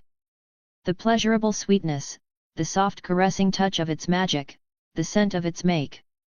Concentrated love jelly truly is the best food in the world, the changeling masquerading as Hubert Jellius thought to himself as he hid behind a pile of crates inside a large utility closet, a jar of glowing pink jelly in his now black and chitinous hooves. As the changeling masquerading as Hubert Jellius took a sip from the jar of jelly as if it was a bottle of alcohol, he failed to see two brilliant amber eyes watching him in horror from a small ventilation grill on the ceiling. Cozy Glow stared in horror as she saw Hubert Jellius, the cook for the trip, shed his skin in a cover of green fire like some sort of demon from a storybook, and start drinking a sickly sweet substance which smelled almost exactly like the blood she found in the vents. I need to tell the prince, she whispered to herself as she slowly started crawling backward. However, did you know that ventilation shafts have an echo, so even a quiet whisper can be heard loud and clear? Who's there? Hubert asked loudly, his blank insect-looking eyes quickly moving around the dark utility closet. Cozy Glow immediately closed her eyes lest he see her irises reflect what little light there was, and covered her mouth with her legs in order to not make a sound. Must have been the wind, he said to himself and went back to pleasuring himself with his jelly. Cozy Glow silently made her escape. On the deck of the ship, a barrel cooking a number of skewered fish was left unattended. And when the ship went over a wave, it fell. Center. B and the deck was engulfed with flame/B/center. Oh, make a monument to a dream. There, all done, Princess Luna said as she gently placed down the statue at the top of the hill where Celestia and her threw the rope to lasso the moon. Thank you for doing this for me, Princess Luna. I know you're probably busy, but I, the only other person on top of the hill, tried to thank the princess, but she waved him off. Think nothing of it, Spike the dragon. The idea you brought up was good enough that we would have done so ourselves had we thought of it, Luna told the dragon and turned away. Do not stay here for too long, it is getting late, she told him before she flew back to Canterlot. Leaving Spike to sit down on the grassy floor, the cold mud on the ground leaving spots on his scales as the late autumn chill passed through his body, but he didn't move from his spot. His eyes were glued to the large statue he asked the princess to erect. Made of a black stone, the statue was that of a castle nested inside of a crescent moon, which when looked at from where Spike was sitting, the room made inside the crescent would be filled by the full moon during midnight, giving the castle in the middle a beautiful silver backdrop. But that wasn't what Spike was busy looking at. Instead, his eyes were looking at the black stone plaque placed at the bottom of the statue, filled from top to bottom with names. Hank, Peter, Carla, DeWitt, Rico. Spike read out loud the names written on the plaque, his claws holding something and twiddling with it in his hands as he sat on the ground. It wasn't long before he reached the bottom of the list. Walter, Rummy, Larry, and here you are, Jerome. Spike slowly stood up from the grass and waddled forward to the statue before bending down and placing in front of it what he was holding. A heart-shaped gem, the same one that he planned on giving to Rarity in order to get her to snap out of Nightmare Moon's control. I'm sorry I couldn't help you, he sniffed as he looked down at the gem, but I know that wherever you are, you'll have plenty of friends. Spike sniffed again and wiped some snot off his nose, his arms cold and sticky, and I'm sorry that I wah. Spike started crying, salty tears falling out of his eyes as he collapsed in front of the statue of the memorial for his dead friend. And it was as he cried, that he felt the wind brush against his shoulder. Don't cry, he could almost hear him on the wind, I forgive you. The wind once again brushed against Spike, causing him to open his eyes. To see a small army of see-through moon creatures staring down at him, slowly dissipating back into smoke. And at their front, made of silver smoke, he saw his friend, Jerome, smile down at him. His ghost already said all he needed to say, as just like all the others, he too dissipated into smoke, his spirit put at rest. Spike silently cried as the cloud of colorful smoke flew up into the sky, leaving behind no clue that the spirits ever came to Equestria. Goodbye, Spike whispered as the cloud of smoke flew too far to see before he slowly stood up from where he cried, and slowly started making his way back to Ponyville. That night, a new star appeared in the sky, but that is a story for another time. Chapter 54, Chapter 54, Business Trip 5. An alarm rang out on the ship, a fire had been started. Luckily for everyone on board, the ship itself was equipped with anti-fire security measures, just like any other in the Royal Collection. And as quickly as the flame started to spread, it has been dealt with. What is the meaning of this? But just because the fire caused no injuries, does not mean that it caused no damage. Sir, I was trying to cook fish, but then the Griffin tried to defend herself and explain the situation, but her boss was having none of it. On an open flame. Are you daft? Prince Blueblood yelled at Gilda, his voice making everyone else too afraid to speak over him. How old are you? 6? No, 6-year-olds already know the basics of fire safety, you must be a toddler. Sir Igilda wanted to speak, but she was silenced by another yell from the prince. Quiet! Do not interrupt me while I speak. His face was starting to go red with anger. It hasn't been 24 hours since we left the dock and already the alarm has rang. Are you trying to sabotage the deal? Don't answer me. I don't want to hear any excuses from you or anyone involved. Prince Blueblood took a deep breath. Anybody who doesn't have a job to do is to return to their rooms until further notice. That means if I see anybody who isn't working walking in the corridors, they will be taking a pay cut. I do not want to hear complaining, now leave. He told the rest of the ponies on the ship. But Gilda once again tried to speak, only for a blast of magic to hit her in the face, silencing whatever words she was planning to speak. I said leave. Prince Blueblood said, watching as the ponies walked back to their rooms or to resume their work, ignoring the glare on the griffin's face. He waited until he was left alone with Starlight before he spoke again. Am I being too lenient on them? He asked, his head moving to look out a window at the shining stars reflected in the water. You know as well as I do how important this deal is, not only for me but for the future of Equestria and its allies, he said. If I had more time, I would have been able to hire an actually competent crew, but instead I'm stuck with these idiots. I'm sure that the docked pay is enough to show them how serious you are about this, Starlight tried to say, hoping to somehow cheer up her surprisingly moody boss. You know, just over a month ago I would have ordered statues of colored ice to be made in mere hours, banquets of the finest of food in minutes, have the chefs of the castle make food with ingredients they simply didn't have. He said, I made sure the ponies around me were on their toes, in tip-top shape, ready to take any order and complete it. I'm sensing a but coming, Starlight said. But ever since you sent me to Yakiyakistan, it's almost as if ponies aren't taking my orders seriously anymore. He looked up from the sea, towards the starry night sky. Sure, I've seemingly mellowed out by a lot, and haven't made any insane orders from the staff, but I am still a prince of Equestria. What are you getting at? Starlight asked, slowly walking forward to stand beside him, looking up at the night sky. What I'm getting at is this. He paused for a moment, closing his eyes and taking a deep breath before he turned to look at Starlight. Am I a joke?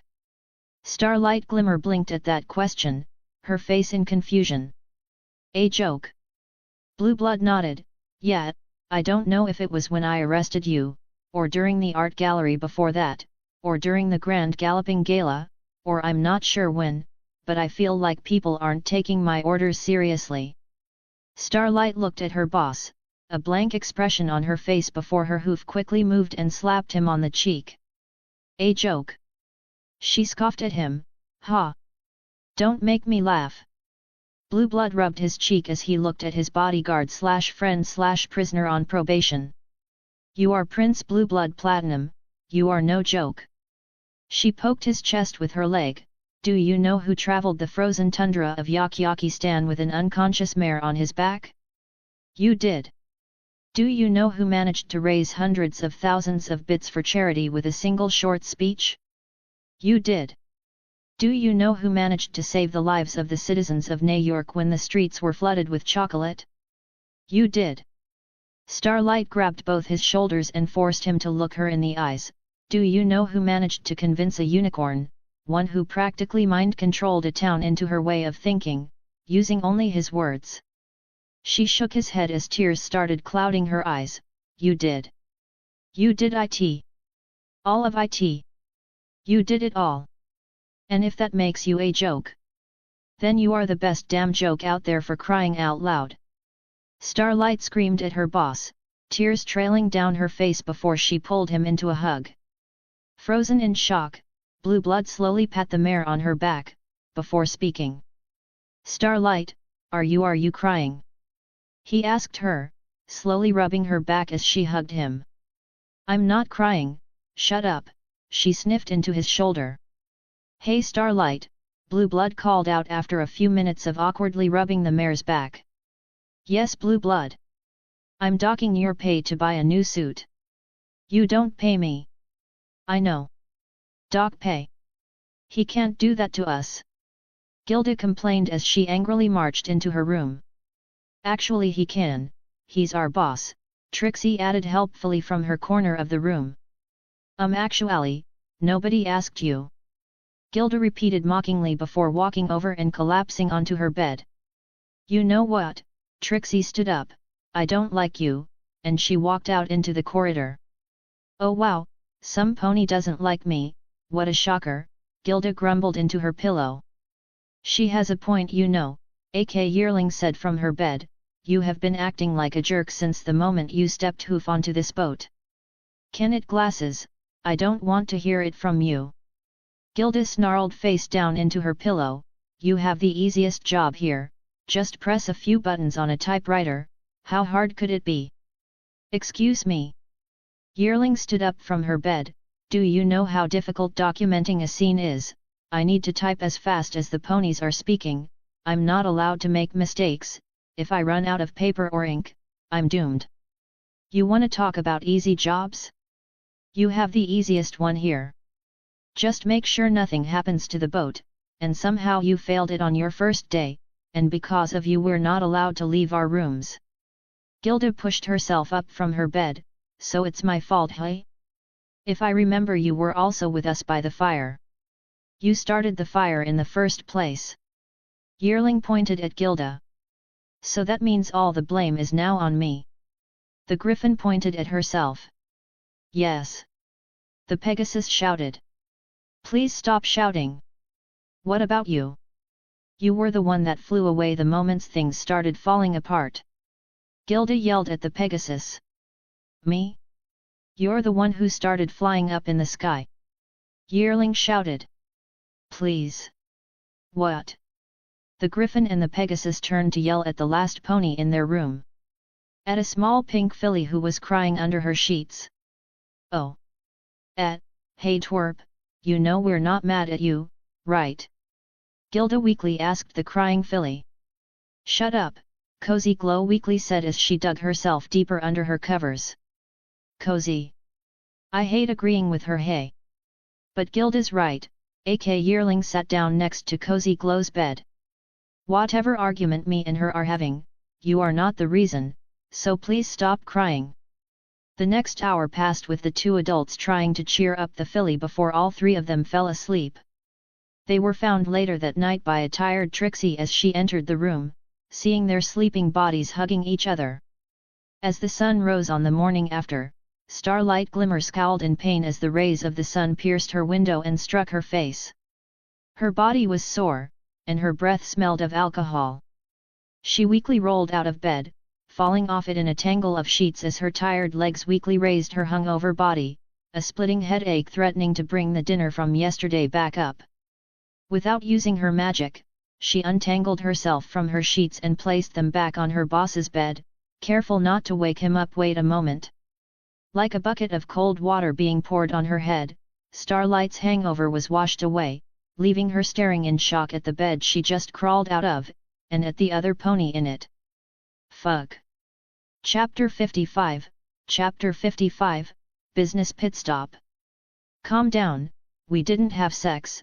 Hearing those words did nothing to calm Starlight Glimmer, who was pacing around the bedroom in a panic. So why was I in your bed? She asked quickly, her legs' quick movements shifting the carpet.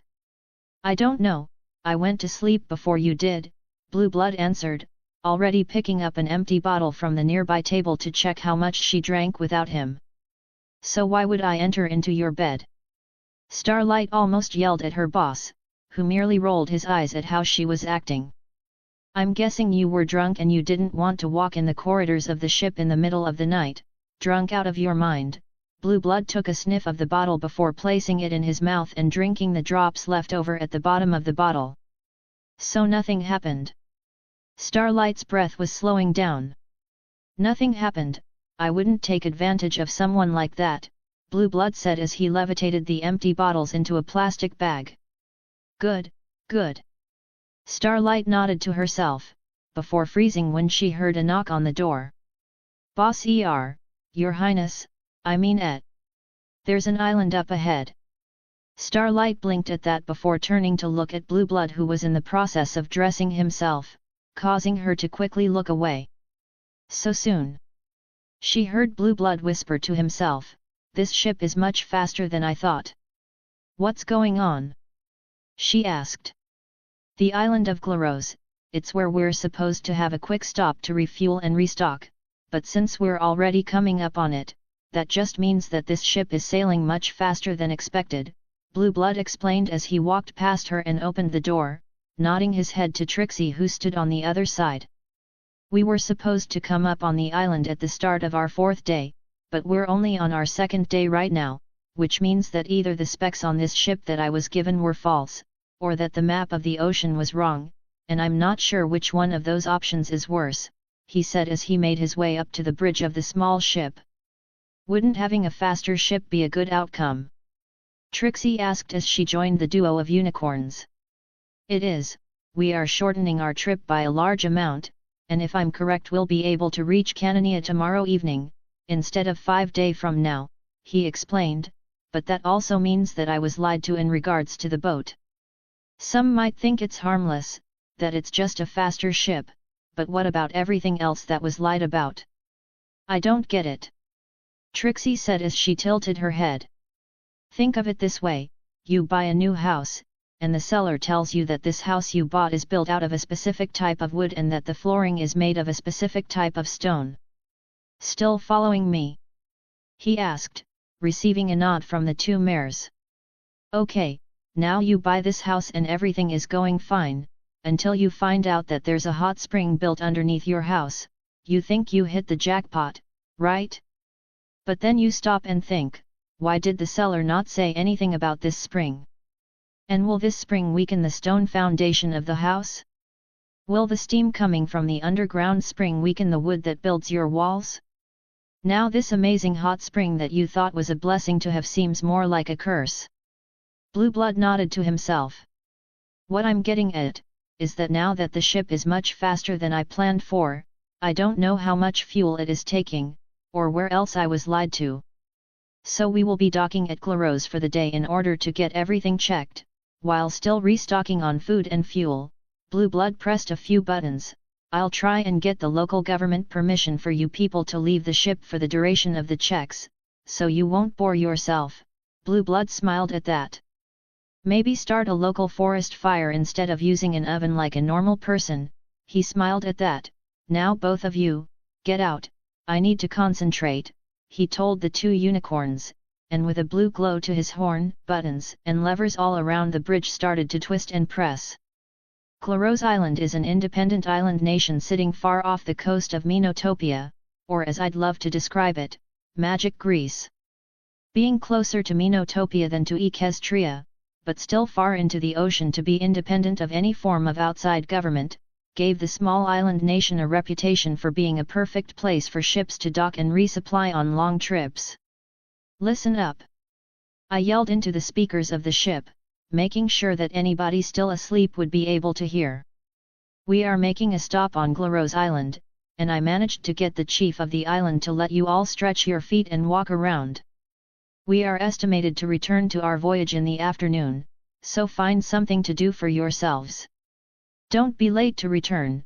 Now get off the boat so the workers can start their jobs." That should get the message across. "Oh. Time Turner and Zephyr Breeze, stay on board, the workers might need to ask some questions." There, that should do it. Reading over a piece of paper, Hubert Gellius slowly hid the paper inside one of his suitcases before he walked off the ship and onto the island of Glaros. This was the first time the changeling was on an island, but he didn't have the time to look around. He had someone he needed to meet. "A pit stop on a beautiful island? Let's go, girls!" AK Yearling yelled excitedly, soon joined by Gilda and Cozy as the trio flew off the ship and onto the island of Glaros, ready to explore. Zephyr Breeze was bored out of his mind, while the rest of the crew were on the island doing whatever. He was stuck on the ship helping Time Turner explain to some engineers how the engine works so they could get proper measurements or something. It was boring. If the engine works on an arcane flux conductor in order to power the ship, the fuel will be burning up, yet somehow we can see here that only an eighth of the tank has been drained thus far," the head engineer in charge of the inspection, a seagull person, said as he tapped a small window of reinforced glass on the side of the engine with a taloned hand, letting him see how much fuel was still in the tank. "That shouldn't be the case at all," an aging minotaur said as he squatted down next to the gull. "The distance alone between Equestria and here should have taken at least 5/9 of the tank." Zephyr groaned in boredom. "Prince Blueblood. It is a very good honor to meet you." The chief of the island, a seagull with a colorful green and blue robe, said as he walked up to me.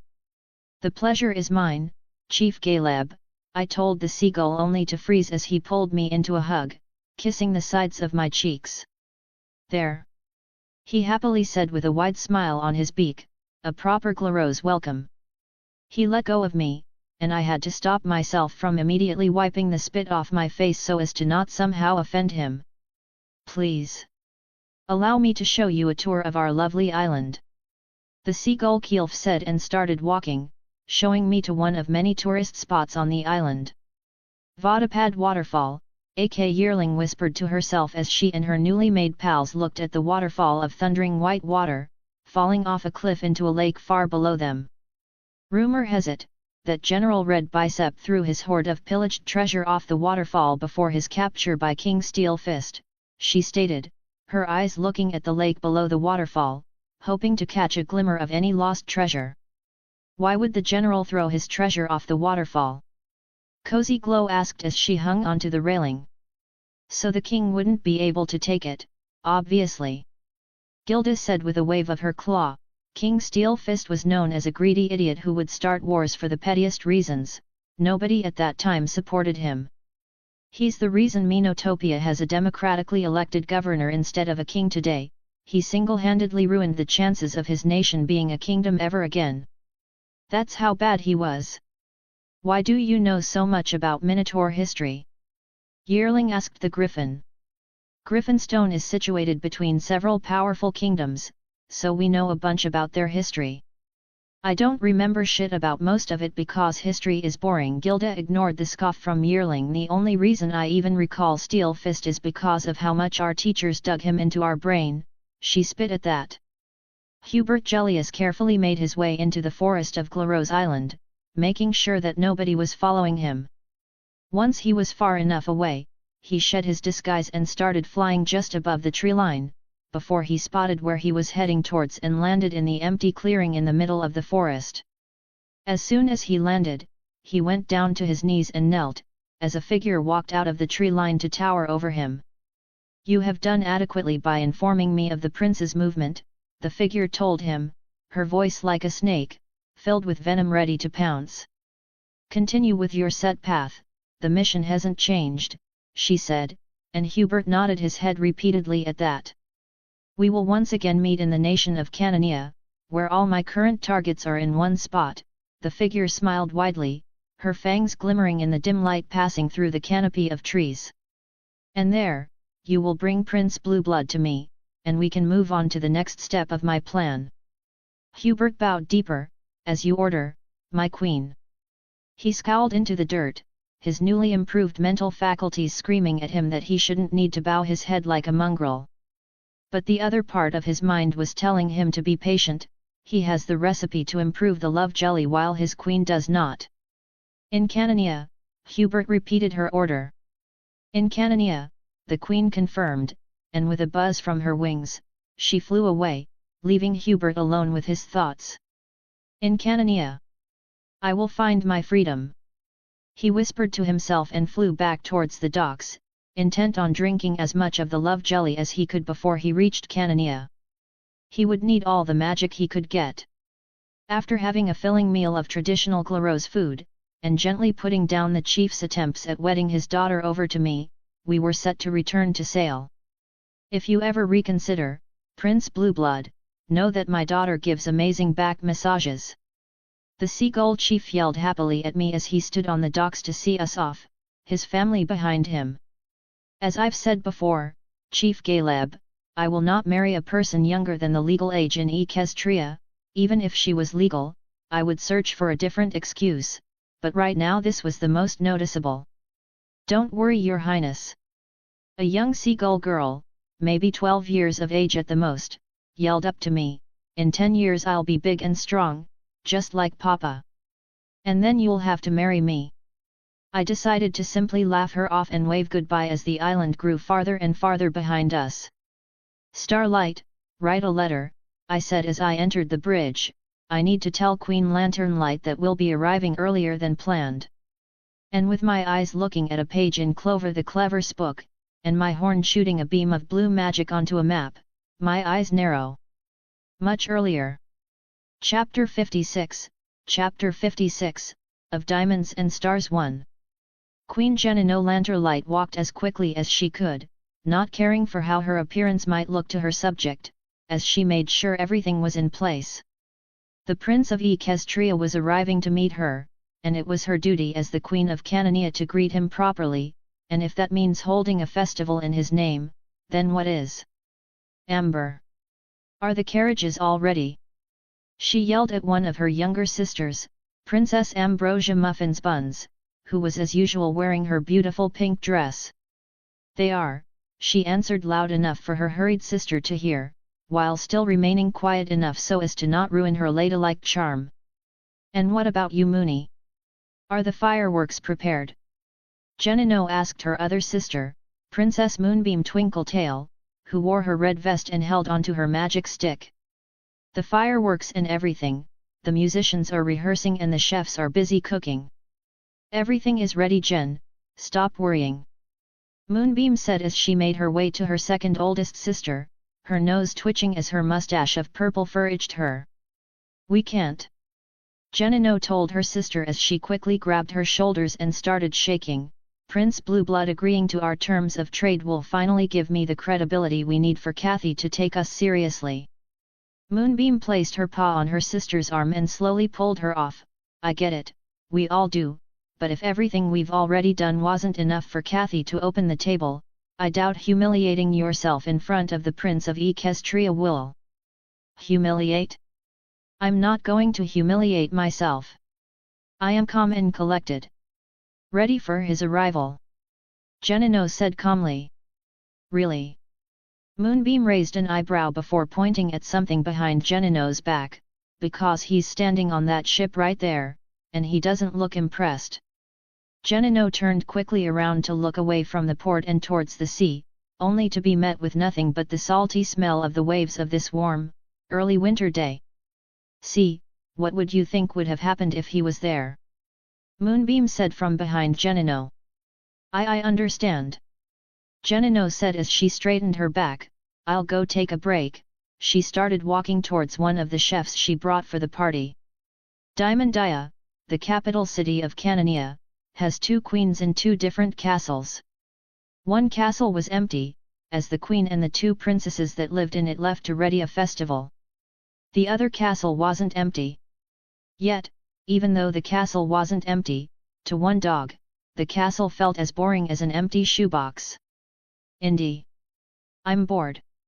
A yellow dog cried out in boredom as she hung upside down from a tree in the castle yard, her blue vest holding snugly against her body as she jumped off the tree branch with a flip, landing on her feet and patting down her blue skirt.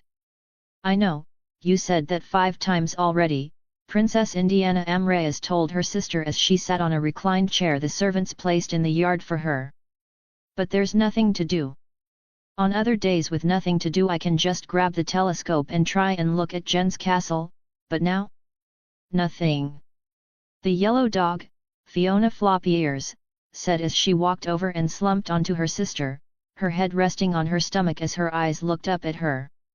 Hey Indy, Fiona said, trying to get her more stoic sister to respond. Hey Indy. Indiana sighed as she opened her eyes and looked down at her sister, laying her head on her body as if she was a petulant child, and not a 19-year-old princess. What? Indiana asked. Banana butt, Fiona responded before jumping up and away from her sister, wagging her yellow tail around as she ran around the yard. If you're so bored, why don't you go check what Jen's doing? Indiana asked, causing Fiona to pause. You know we can't. She said sadly, her head turning to look at her older sister. I know, so it'll just be you going, I'll cover for you. Indiana sat up from her reclined seat and stood up, cracking her neck as she stretched her back. What? Fiona asked Indiana to explain.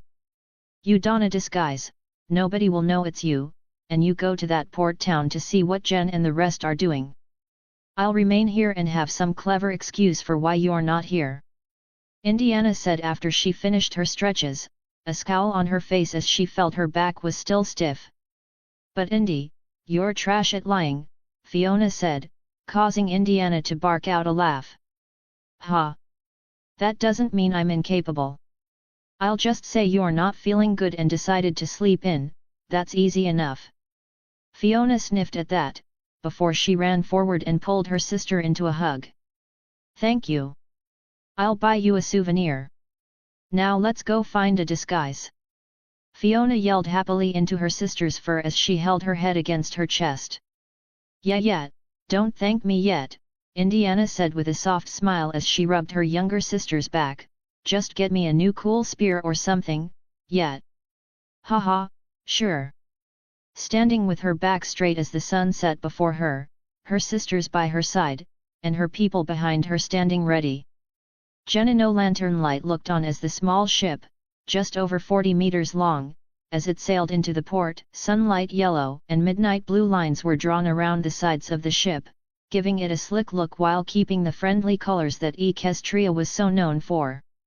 And as the boat docked before them, a set of stairs dropped from the deck and landing on the solid wooden port, right in front of a long red carpet. Stand tall and proud. A voice loudly proclaimed from on top of the ship.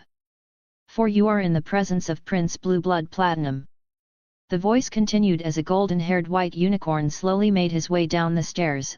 A navy blue suit with an ice blue undershirt and a black tie was on his torso, with the shirt stopping right before his cutie mark, depicting a silver and gold compass rose.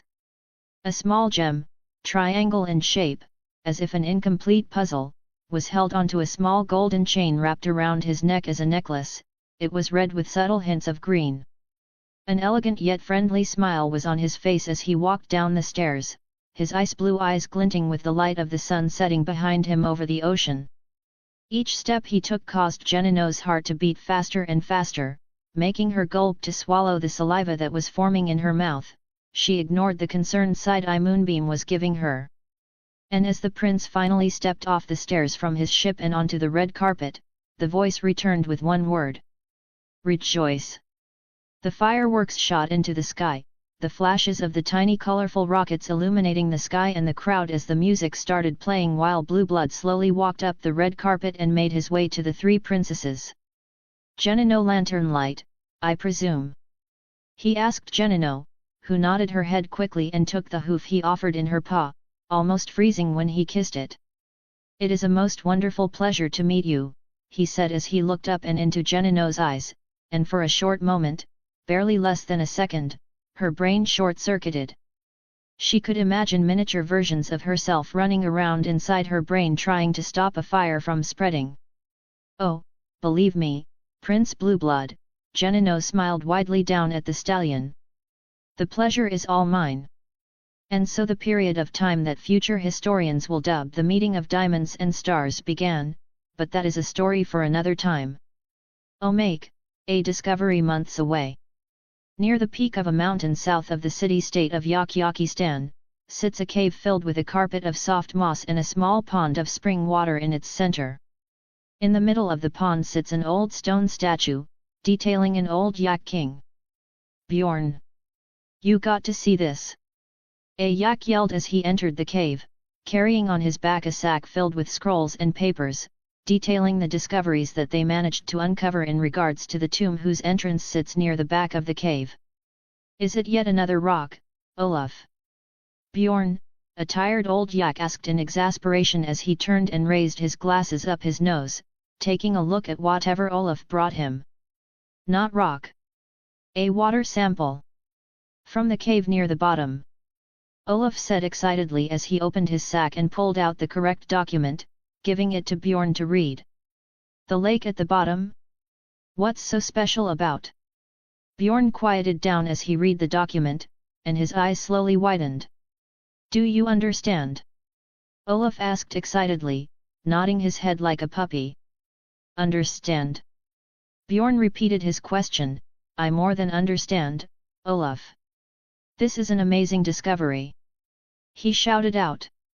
"If what's written here is correct, King Tarku's IV specifically chose this mountain to build his tomb. It is amazing, yes. But I still don't understand. Would it not have been better to build tomb elsewhere?" Olaf asked. "Olaf, do you not understand? He didn't build his tomb on this mountain because he chose this mountain as his last resting spot, but because of the water at the bottom." Olaf nodded his head, still not understanding what Bjorn was speaking about. He was simply happy to see him excited for once. Seeing no reaction of understanding from the younger yak, Bjorn decided to explain it in simpler terms. "The water inside the lake at the base of this mountain contains a trace amount of Umbra magic," Bjorn explained to Olaf slowly, "which means we might have a clue as to whatever caused their disappearance so long ago. It might even be recorded inside this tomb. All we need to do is get rid of that abominable snow beast that made its home in the tunnel. Any news regarding that?" Olaf shook his head at that. "Prince Rutherford said he deals with it, haven't said word about it since." Bjorn sighed at that, turning his head to look at the stone door near the back of the cave. "Soon, we will make the greatest discovery in recent history. Deep below the cave in the mountain, and deep below the tomb inside it, and even deeper below the depths of the lake. A black butterfly quietly waits for his empire to return, screaming in wordless anger at the barrier holding him captive far below the land. His eyes, burning with malevolent flame, staring at the magical instrument just out of his reach, beyond the barrier holding him captive. A clock, slowly counting down, second by minute by hour by day by week by month by year by decade by century by millennium. And soon, the clock will reach 0. And the black butterfly will once again spread its wings. And the crystal will crack once and for all. Amor. Chapter 57, Chapter 57, of Diamonds and Stars 2. "You know, Your Majesty, when I arrived here I expected a greeting, but a party like this? You sure are full of surprises."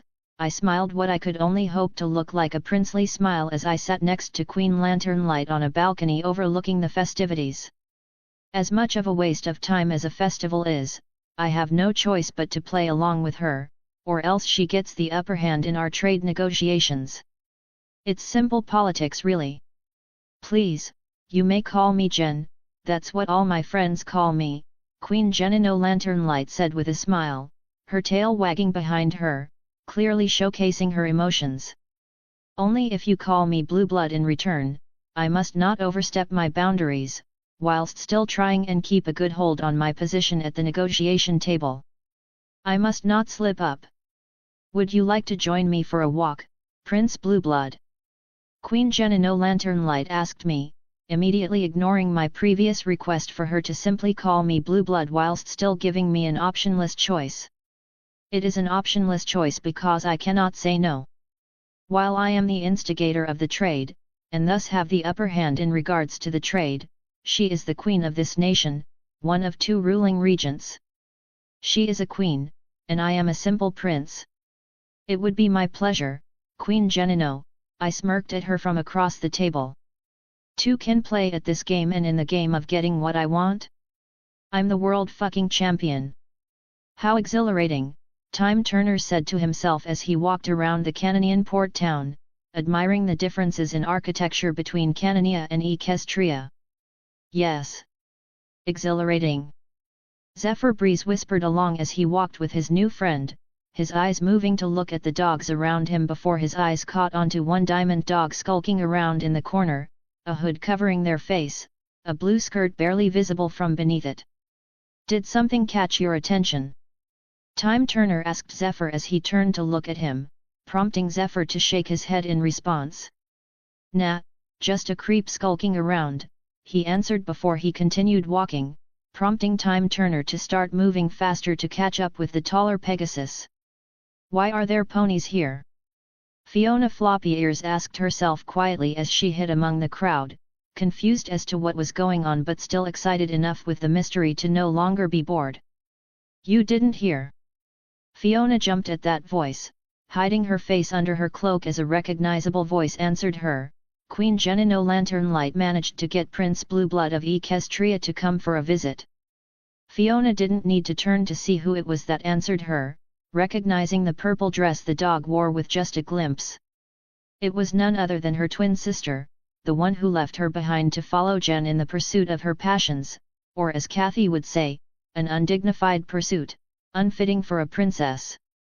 It was none other than Princess Ambrosia Muffins Buns. Fiona quickly turned and ran away, making sure that her sister wouldn't recognize her under her cloak. She can't allow herself to be recognized, or Indy's plan will fail. "This party blows, where's the booze?" Gilda grumbled to herself as she sat on a bench in the corner of a street, looking at a certain filly flying towards her, carrying 2 sticks of cotton candy in her hooves. "This is a public party, the booze doesn't come out until the children go to sleep," A.K. Yearling told her before taking a spoon from a compostable bowl filled with a Canonian vegetarian dish called Colcannon or something.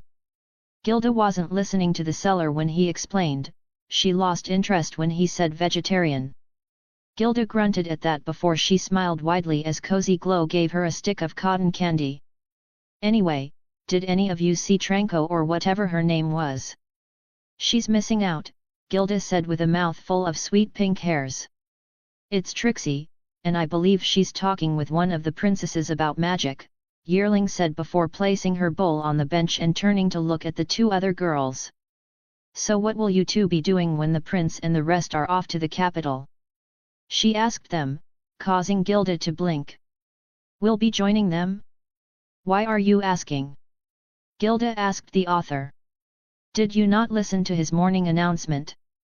Yearling asked with shock, looking over at Cozy, who simply shrugged her shoulders before she looked back at Gilda.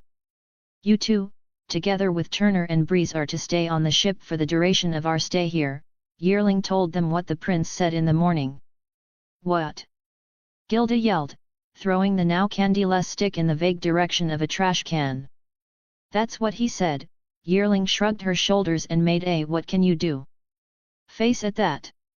"I guess it is kind of our job, right?" Cozy decided to speak up after finishing her stick of cotton candy. "Turner is like the one looking after the machines on the ship, and Breeze is supposed to be his assistant or something, and you're supposed to be guarding the ship, and I'm supposed to be helping Annaponi who needs help." Gilda yelled at the sky in anger.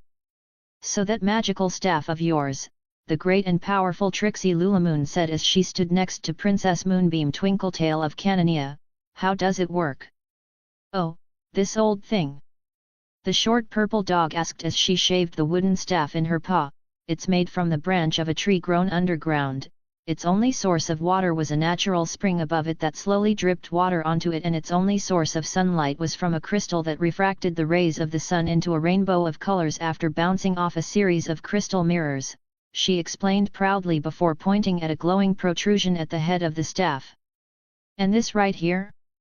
This baby was taken from the depths of a cave in the fog-covered lands of Dunscaith, allowing the ambient magic from the land to gather into it, making it act as the arcane foci for the staff." The dog pat the staff as if it was her child. Trixie nodded along at her explanation, already thinking of ways to make her own magic staff to enhance her magical power and finally show that pesky Twilight Sparkle who was the better unicorn. "Does the quality of the ingredients matter in the construction of such a staff?" she asked the princess, who sputtered at her question. "Does the quality matter? Do you make a pie with moldy dough? Do you drink milk filled with chunks? Of course the quality matters." Trixie made herself comfortable and got ready to listen to an explanation for the construction and use of magic staves. Hubert Gellius made sure to watch himself as he made his way to a quiet and hidden alleyway near the edge of the port town. "You made it, good." He stood up at attention as the voice of his queen came from behind him before a tall changeling moved to stare him down. "Now listen well, I am giving you your new orders."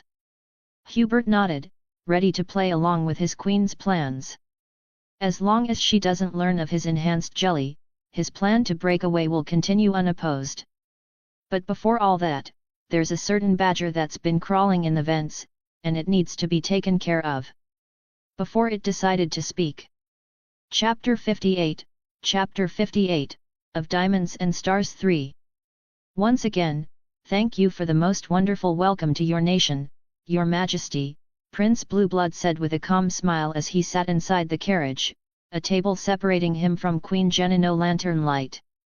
Please, I already told you, Your Highness, the pleasure was all mine, the canine queen told the prince as she sat facing him, a dreamy expression on her face as she rested her head in her hands, her elbows resting on the table in front of her. Starlight Glimmer wanted to jump out of the carriage because of how bored she was. Remember Starlight, you need to actually sell the idea that you're my bodyguard, so you need to start actually doing your job, the prince told her before they entered the carriage. It was currently the second day in Canania, half the employees were left on the ship in the port town, with only Yearling and Trixie coming with. Starlight wished she could have stayed on the ship as well, at least then she'd die of dysentery rather than boredom. How about a game? Starlight perked at that, only to again slouch when she saw that it was once again the queen failing to hit on Blueblood. That sounds lovely, Starlight rolled her eyes at his answer, knowing full well he knew what she was trying to do. Never in my life did I ever think I'd see Jen acting like that, one of the other dogs in the rather large carriage, Princess Ambrosia if Starlight remembered, spoke as she watched her older sister conduct what could only be described by Starlight as the world's most roundabout mating tactic. I'd be surprised if it leads anywhere, the other princess, Moonbeam, added as she lay on her back, using the bench she sat on as a bed, her magic staff lying on the floor beside her. Every time suitors come up she's all like, no, I can't do that, I'm much too busy, but suddenly blonde white and handsome here shows up she's all like, oh Moonbeam, I need everything to be perfect for his arrival, like she's suddenly getting married, bleh. Moonbeam said, trying to mimic her sister before saying bleh and mimicking throwing up. I think it's cute, Ambrosia defended her sister, turning to look at the shorter of the princesses. If you mean that it's cute how stupid it is, then sure. Jen never even held a boy's hand, and she thinks what she's doing will get Princely here to notice her. Moonbeam replied, and Starlight tried to make it look like she wasn't listening into their conversation. Will it even work? From another corner of the carriage, Trixie piped in with a whisper, she's a dog and he's a pony, is that even? You know. Hey, Moonbeam said, if there's a hole there's a goal. Just because they can't biologically reproduce with each other doesn't mean the sausage won't fit the bun. Starlight nodded her head subtly, mostly agreeing with Princess Moonbeam in regard to the idea of dog/pony intercourse. How long do you think it will take for them to notice that we can all hear them? Starlight froze and slowly turned her eyes to see Blueblood smiling slyly at her, Queen Genino across him, covering her face with her paws as she curled herself into a ball of canine embarrassment. Once again, for what might again seem like the 10,000th time, Starlight Glimmer almost felt like she regretted her past decisions. Indy. You won't believe it. Princess Fiona Fluffiers said excitedly as she ran across the old castle yards, jumping into a hug as she wrapped her arms and legs around her older sister, Jen, and the others are hosting a meeting with Prince Blueblood Platinum. Not so loud. Princess Indiana Amrayas shushed her youngest sister before prying her off and holding her at arm's length before quickly walking to a quiet corner of the yard. If Kath hears that you left the castle, she'll cause a scene, and we don't want her to cause a scene with the VIP in the castle. She whispered loudly. Oh yeah. The VIP. Fiona nodded her head in understanding, her eyes closed and her arms crossed with a smirk of understanding on her face. Yes Fiona, the VIP, Indiana repeated, you do remember the VIP Kath has over, right? She asked. Me? Pfft. Of course I remember the VIP, why would I not remember the VIP? Fiona said, her smile cracking and her eyes looking away from her sister. You forgot about the VIP didn't you? Indiana asked with a deadpan expression. Totally, Fiona answered truthfully, her yellow tail wagging behind her as she smiled up at her sister. "Of course you did." Indiana palmed her face and groaned, "Okay, let's quickly get you washed before one of the servants catches a whiff of you," she said and started dragging Fiona towards the castle proper. Oh. Do you wanna join me?" Fiona asked her sister with a smile on her face, her tail still wagging as Indiana dragged her away. "Join you? I don't have time for whatever retort Indiana had to give immediately fell apart when she turned and saw the wide glistening eyes of her younger sister, all so cute and adorable, damn it. Yay! This is so boring. A griffin yelled for the 10th time that hour, her coat of fur and feathers covered by a heavy wool coat to keep her warm in the late fall cold. "Maybe you should go and do a round of surveying around the ship, you know, for safety." A pink Pegasus filly told her, her tiny body mostly hidden underneath the thick parka she wore. "You know what, twerp, fine!" Gilda exclaimed, and with a clap of her wings, she was in the air. Looking at the griffin from behind a glass window, a certain earth pony decided to leave the kitchen and get started with his plan. "First step, get the rest of the love jelly out of the boy's room," he whispered to himself, the uncomfortable smile he was starting to be known for replaced with a neutral frown. He only had a few days to get everything ready, he wouldn't let some sniveling brat ruin his great plan. "Welcome to the new castle," Queen Lanternlight said with cheer as she exited the carriage, her short arms raised above her head as she smiled at the equestrian party, her younger sister raising her staff haphazardly to create magical sparks of color, her other sister clapping her paws with a smile on her face as her tail wagged. Suffice to say, Jen was happy to be off the carriage. "It looks wonderful," Jen smiled brightly when Prince Blueblood complimented her castle. "Jenino, look at you," Jen froze, and the happy expression on the queen and two princesses' faces soured as they turned to look at a blue-haired dog who was walking nearby with a small platoon of guards. "Katrina," Jenino said respectfully, her eyes twitching in annoyance to find her eldest sister, and queen of the old castle, so close to her own castle. "When I heard you returned after the sudden departure you had, I was curious," the dog queen said, her eyes looking down at her younger sister, "but seeing you leave everything behind to meet with a foreign prince is simply so unlike you, with how you so easily throw away your future for your selfish desires." Katrina Proud Paws, legitimate queen of Canania, mocked her sister with a sneer. "Are you not tired of playing pretend, Jenino? Come back to me," the dog queen told her sister, "being a ruler was never your strong suit."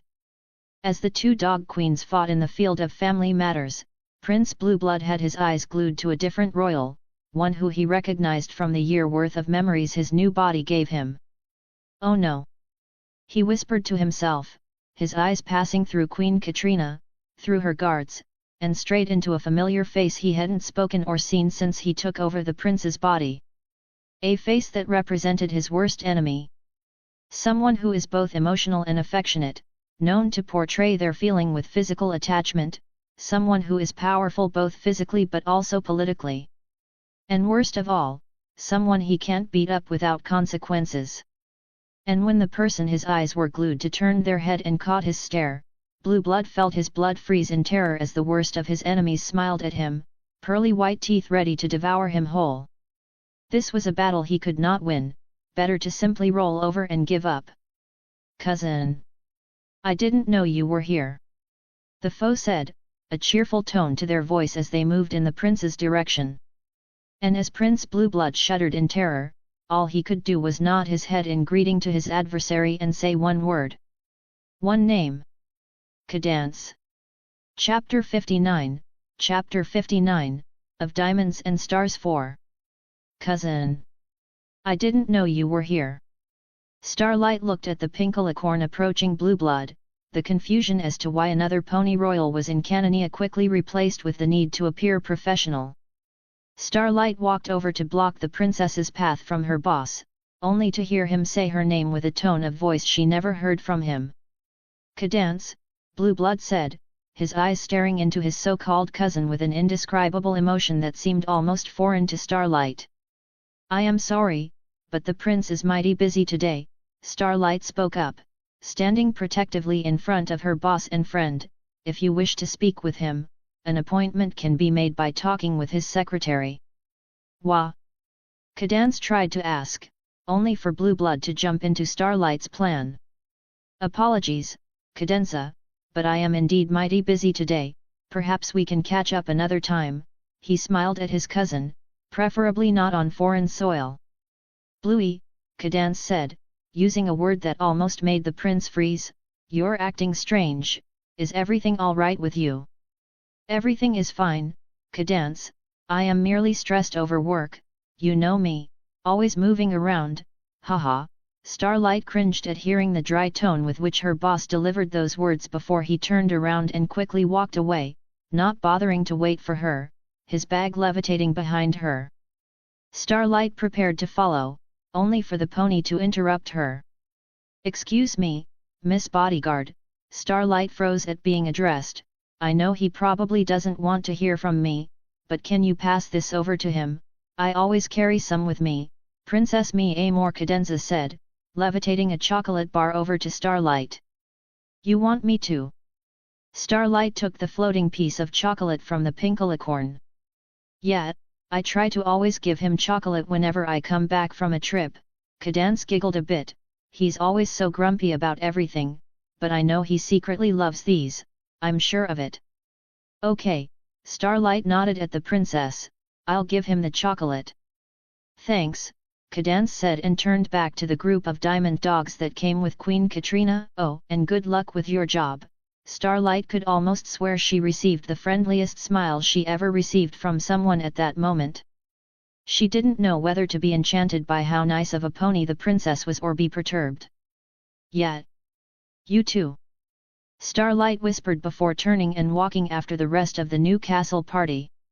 Starlight stared dispassionately as she saw her boss sneer at a bar of chocolate and throw the thing into the bin, not even bothering to open the snack. Damn her! He said loudly as he paced around the room that Queen Genino had given him for his stay at the castle. She seemed nice enough, Starlight said, trying to bring up some sort of defense for the pink princess. Well, she's not. Starlight jumped at the volume Blueblood used, she's mocking me. Flaunting around her wings and horns, telling everyone oh look at me. I'm better than Blueblood. I'm an Amor and he's just a measly platinum. Look, he isn't even an alicorn. She's the worst. I really don't think. Starlight's eyes widened as she quickly dodged and caught a chair being thrown at her. What are you doing? Don't try and defend her, Blueblood sneered, a tone of voice Starlight never heard from him leaving his mouth as he grimaced and frowned. If she managed to get you under her spell, why don't you go and talk with her tomorrow during the meeting? It's not like you actually do your job. Starlight sniffed and straightened her back. You know what, I will go and talk to her, just to prove that you're wrong. Starlight smiled at the idea of helping the royal cousins find a way to solve whatever disagreements they might have and be a happy family. She might even get to write one of those reports that Celestia receives from her pupil every week. And once I do, you'll apologize for talking to me like that. Starlight frowned at her boss, her eyes meeting with his as a fierce battle raged inside the bedroom. Neither contestant moved, but they both knew the importance of their fight. And as Starlight glared into Blueblood's eyes, she could see a flicker of emotion in behind them. He was scared? Starlight smiled, knowing she won the battle of glares, and left for her own room, leaving her boss to be angry in his lonesome. After waiting for both his roommates to fall asleep, a certain earth pony exited his room and started walking towards the back of the small ship. What are you doing? He stopped, his body freezing perfectly in place as his head slowly turned to look at the voice. I am feeling tireless, I am going on a midnight stroll, Hubert Gellius said in his almost robotic way of speaking. TCH, the griffin who stopped him clicked her tongue before she pushed past him and entered her room. Don't make too much noise, creep. Seeing Gilda leave him, Hubert smiled widely, a sick and unnatural smile, forced onto his face, almost as if trying to mimic an expression of excitement. And seeing as the course was clear, Hubert was more than excited. He was downright euphoric. Leaving the shower with a towel around her hair, Princess Indiana Amrayas whistled to herself a nice tune as she made her way to her bed. The VIP remained protected, her little sister came back without any harm, and Katrina was none the wiser to her even leaving the castle. All in all, it was a good day. Knock knock knock. Indiana paused, taking off her towel and walking over to the door, a frown on her face as her paw moved to open it. "Who is it?" she asked as she opened the door. And froze as a flash of green light covered her body. Starlight frowned at the door to the meeting room, her talk with Blueblood from the night before still fresh on her mind. The face he made when he yelled "She's mocking me!" still etched in her brain. But right now he was on the other side of that door, talking with the leaders of Canania about trade and politics, and here she is on the other side of that door, ready to visit a princess on the other side of the city. "Why don't you go and talk with her tomorrow during the meeting? It's not like you actually do your job." Starlight frowned as his words once again rang in her head, but she pushed on. She had to prove to him that he was wrong. "You're the bodyguard from yesterday. Please, come in." Princess Cadance smiled warmly at Starlight as she invited her into her room. It was surprisingly easy to reach her, all she had to do was tell one of the guards at the old castle that she was there to speak with her, and she was let in without another question. "Thank you," Starlight said and bowed to the princess, who quickly stopped her from doing so. "Please don't bow to me, just because I'm an alicorn doesn't mean I'm not just a regular pony." Starlight couldn't help but want to smile as she heard that. "Sorry," she said as she straightened her back, the black suit Celestia forced her to wear for her job creasing as she sat on a sofa in front of the princess. "I have a few questions I need to ask you, I hope you'll be able to answer." "I'd be happy to," Cadance answered simply and got ready to answer her questions. "Thank you," Starlight started. "The first question that I wanted to ask is, and I hope this doesn't sound offensive, but are you mocking Prince Blueblood?" she asked, getting straight to the point. The smile that was on Cadance's face fled her as she frowned at that question. "If this is your attempt at humor, you have reached the wrong crowd." Starlight quickly tried to defend herself. "I mean, when you give him chocolate, are you signaling that you're more generous than he is?" The frown on Cadance's face worsened at that question. "I'm going to have to ask you to leave," she told her plainly. "Wait. I just need an honest answer," Starlight said as an aura of light blue magic wrapped around her and started dragging her out of the princess's room. And as Starlight was thrown into the corridor, she said words that caused the princess to pause. "He thinks you're mocking him." Cadance sat on her chair, looking at the open door to the corridor, and at the mare breathing heavily outside of it after she yelled those 5 words. The frown on her face was replaced with a worried look as she asked for her to explain. And so Starlight did, repeating what Blueblood told her the night prior. "Thank you for bringing this up to me," Cadance then told Starlight the truth, and her eyes widened. "I was right," Starlight said to herself before she thanked the princess and ran out the door, hurrying back to the new castle. Leaving Cadance alone to frown at what she heard. "Do you really think I'm mocking you?" she whispered to herself, her eyes moving to look out the window and at the castle on the other side of the city. Once the talks were finished and the deal was formalized, Prince Blueblood returned to his room to ready for departure. "Who knew signing deals was easy when the other party was infatuated with you? Blueblood, I was right." The prince paused as he turned to look at the purple unicorn at the door, breathing for air as she pointed a hoof at him. "Starlight, I wish to apologize to you for how I acted yesterday." "I know that, wait with the apology," Starlight interrupted him. "Because I listened to what you told me, and I spoke with Princess Cadance," Starlight told him, ignoring how he rolled his eyes at her use of princess. "Save me the talk, Starlight, she lied to you." Blueblood wasn't willing to listen to her. "Whatever she told you was fabricated to make her look better than me." "But she didn't," Starlight said, quickly getting tired of the way Blueblood treated Cadance. "She was nothing but nice to you and you call her a manipulator." Did it never pass through your mind that she might just be a nice pony? No, it never did, and I suggest you watch your tone, Blueblood told her. Why not? Starlight yelled at him, not noticing his face contorting into a snarl. Why can you not see that all the times she's tried being nice to you, were because she's just a genuinely nice pony? Watch your tone, he warned her. Just why? Starlight yelled, and Blueblood was glad he cast a soundproofing illusion on the room. Because nice people aren't real, Starlight. He yelled back at her, they're not real. Especially not in such high positions of power. Cadance isn't a genuinely nice person because nice people don't exist. You know what? Starlight yelled at him, you're being a douchebag. She froze as she saw the face Blueblood was pointing at her. Did it really take you so long to figure out that the guy who decided to bend the rules to get a shitty bodyguard might not be such good of a guy? He asked her quietly, sitting down on the nearest chair, his eyes not leaving Starlight. Blueblood Starlight wanted to defend herself, to explain that she didn't really mean what she said, that it was a spur-of-the-moment choice of words. Get out of my room, Starlight, we're returning to the ship tomorrow morning, he told her, his tone offering no room for arguments. Please, Blueblood, out. I'm sorry, I said out. He yelled at her, and so she left.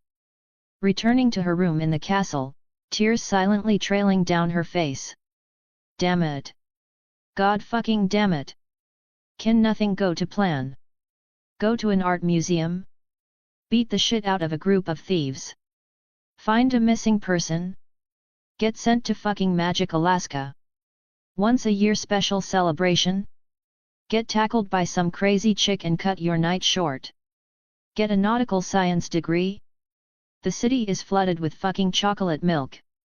Get kidnapped to the moon? Gee. I wonder if that turns out fine. Every time. Every single time. I scream out as I kick the chair beneath me, almost 2 months of living as a fucking midget horse tearing at my mind. Can I not get, I don't know, just 1 week where nothing goes wrong? Where nothing crazy or stupid happens? Fuck. I stomp angrily at the floor, feeling the illusion I placed on the room to keep the sound in waver as someone knocked on the door. Holy fucking shit, what do they want? I whispered to myself before giving myself a strong slap to the face, the persona of the elegant and wonderful Prince Blueblood Platinum plastering itself onto me like a carefully crafted mask. What is it? I ask, receiving no response from the person on the other side. Knock knock knock. I said, what is it? Do you need something? I asked louder, the fake smile I forced onto my face wavering as I kept talking. Knock knock knock. Fucking what? I yelled at the door, not in the mood to deal with any of this bullshit. Knock knock knock. And so, with a snarl of anger on my face, I open the door. And freeze as a green light comes over me. Next thing I know, when I open my eyes, I'm in a mostly empty void. Cosmos. I ask aloud, hoping the talking head who appears in my dreams might answer, are you here? I walk toward one of the few visible things in this empty void, one of 6 large levitating rainbow-colored crystals floating around me. What the hell is this? I whisper to myself, looking closely at one of the 6 crystals and seeing what looks like a body levitating inside the crystal. My, I freeze as an unknown voice echoes out around me. I was wondering when you will visit, the voice said, sounding like a relatively young man. Who's there? I quickly ask as movement returns to my body. Me? Wait a minute. The voice paused and I felt its gaze lock onto me from somewhere inside the space between the 6 crystals. You don't know. Ha ha ha. You don't know. The voice laughed, echoing around the darkness before I spotted it. 2 glowing white orbs, eyes, staring at me from the surrounding darkness. Me? How could you not recognize me? The voice said, and the 2 eyes grew closer before the body of the creature revealed itself in the weak light formed by the nearest floating crystal. A pony with a body almost as dark as the void around it, a smooth black horn that edges off into a dark grey, a mane, wings, and tail of dark grey fire, moving and flowing in a non-existent wind. A mouth opening with sharp teeth of darkness to reveal nothing but more darkness inside. It seemed less like a real creature, and more like a sheet of magic covering the real creature. How could you not recognize your dearest uncle? The creature smiled down at me, and I only had a few words to say. I am not dealing with this bullshit right now. Chapter 60, of Diamonds and Stars 5. How could you not recognize your dearest uncle? The dark pony said, and I had enough. I am not dealing with this bullshit right now. I yelled out loud, my voice echoing between the rainbow crystals surrounding us. Excuse me. My so-called dearest uncle asked after a short pause, his glowing eyes morphing into what I could only assume to be confusion. You're excused, I say calmly, my legs moving me away as I try my hardest to calm the fuck down. That's not what I meant and you know it, how are you not amazed? Horrified? Do you not fear this horrific visage that stands before you? Uncle asked, pointing a shadow-covered hoof at his own face as he took a step back. Why the fuck should I fear you? I don't know who the fuck you are, I tell him angrily, my legs moving quicker as I start to get more and more agitated with all the magical and arcane bullshit that's been going on. None of this would have happened if Luna had come with me to look for Starlight. I admit I haven't truly introduced myself to you, have I? Uncle said before he spread his wings and had the dark flame that made up his mane and tail flare up as he cried out, I am the Pony of Shadows. I stared blankly at him, feeling the veins in my forehead start to twitch at that. That's a stupid fucking name and you should feel ashamed, I told him and continued moving, my agitated mind reaching levels of frustration I never knew I had. The Pony of Shadows, I am not calling him that. Uncle humphed to himself, that's rude, he mimed, wiping a tear from his eye before his face morphed into a ravenous smile. But how lucky am I, that my plan 1,000 years in the making has brought me none other than my sister's far future descendant. His face appeared in front of me, his eyes boring into mine like searchlights on a foggy night. That makes me your dearest uncle, you know that, yes? He hummed as his body face disappeared from my view only for him to reappear leaning over one of the 6 crystals. And how long have I waited, he said, miming a cry, for someone to reach me. He disappeared. To free me, he reappeared right beside me, a hoof covered in shadows caressing my back before I quickly turned and knocked his leg away, causing him to once again disappear. To search for the puzzle, he appeared sitting on the invisible ground in front of me, his hoof morphed into a claw, holding between his fingers a familiar red and green gemstone shard. I looked down at my neck, a sigh of relief leaving me as I noticed that Cosmos's gems were still there. What do you want? I asked him, my eyes glued to the gem in his claws. Me. Uncle pointed at himself as he asked that. I don't want anything. He clasped his claw around the gem and I watched it disappear into his shadowy body before he again disappeared. I suddenly froze as I felt my heart start beating uncontrollably as adrenaline pumped through my body, my fight or flight responses going haywire as for the first time in years it chose flight. And as I looked down at my chest, I saw a sharp claw of shadows exiting from my stomach. I just want to kill you, my body shuddered as Uncle whispered those words in my ear, slowly taking the claw out of my body, leaving it intact as relief flooded my systems. And I can't do that while I'm stuck in limbo. He once again disappeared, appearing before me with the Cosmos shard in his claws. So here's the catch, you free me, and I'll give you this shard for your little spirit on your neck. And once I'm free, you and me fight to the death, he said as a sadistic smile crossed his face. Imagine that, the last 2 platinum, fighting for the fate of all living creatures, isn't that poetic in a sort of way? I shuddered as I looked into his eyes. What the fuck is wrong with you? And he smiled, nothing much, how about you? And then he disappeared. A wet splash sounded out deep under the city of Diamondia as a pod of green slime burst open, throwing onto the rocky ground a sweating unicorn, his eyes bloodshot and his mind on overdrive. The unicorn quickly scrambled onto his hooves, and fell onto his face, his yellow-tinted eyes looking at the white fur on his leg and at the wet and sticky suit he wore, before he cursed out loud. Moving his right front leg, he started dragging himself towards the only other pod he saw, most likely used as nothing more than a quick recharge for the love-sucking parasites that kidnapped his lover. A green glow surrounded his horn before a beam shot out of his horn and impacted with the other pod, 4 cuts appearing on the pod as it burst open, almost as if clawed by a large monster. Out of the pod fell the body of a diamond dog. She coughed as her lungs emptied the slime that entered her nose before she turned to look around, her blue eyes noticing the body of the unicorn crawling toward her with his right front leg. "Prince Platinum! Are you all right?" She yelled the question before coughing some more. "I can't move my body," the unicorn said. "I hope you wouldn't mind taking me to a secure location so I could recuperate." "Of course." The diamond dog yelled as she stood up and quickly grabbed the body of the unicorn, placing him on her back. "We haven't met before, but I'm Princess Indiana Amrayas."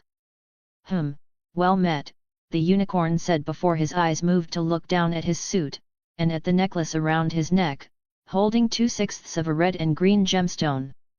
In the mind of the unicorn, a certain space spirit was freaking out as she found herself piloting the unconscious body of her darling prince. "Blueblood! Wake up! Wake up! Wake up!" She screamed in her mind, hoping that whatever was going on would stop and the second owner of this body would return. "I want my Blueblood back.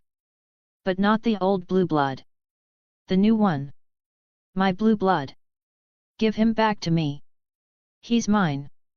Mine, mine, mine." Suffice to say, Cosmos was in a panic. Especially now that she must make sure Blueblood returns to control while keeping him alive with only her head and right arm. "Hurry up!" she said in her mind calmly. Chapter 61, Chapter 61, of Diamonds and Stars 6. Carrying the Prince of Equestria on her back, Princess Indiana Amrayas rushed back to her castle, hoping that whoever kidnapped the two of them was already caught.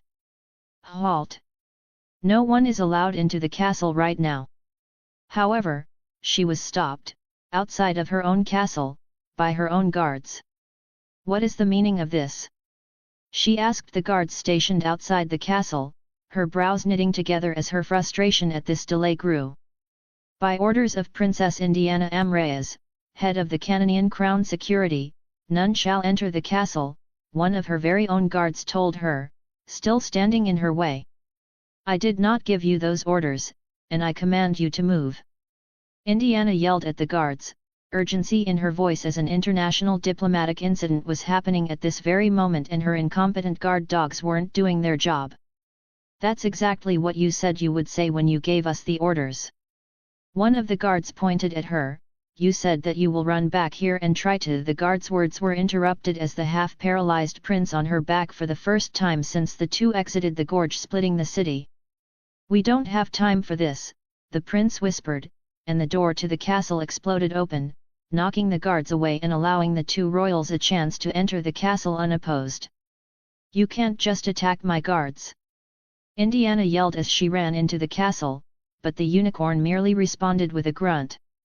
"What is the meaning of this?" Queen Katrina Proudpaws yelled as an explosion knocked the doors to her castle open, revealing the haggard body of none other than her younger sister carrying Prince Blueblood Platinum on her back. "Kath!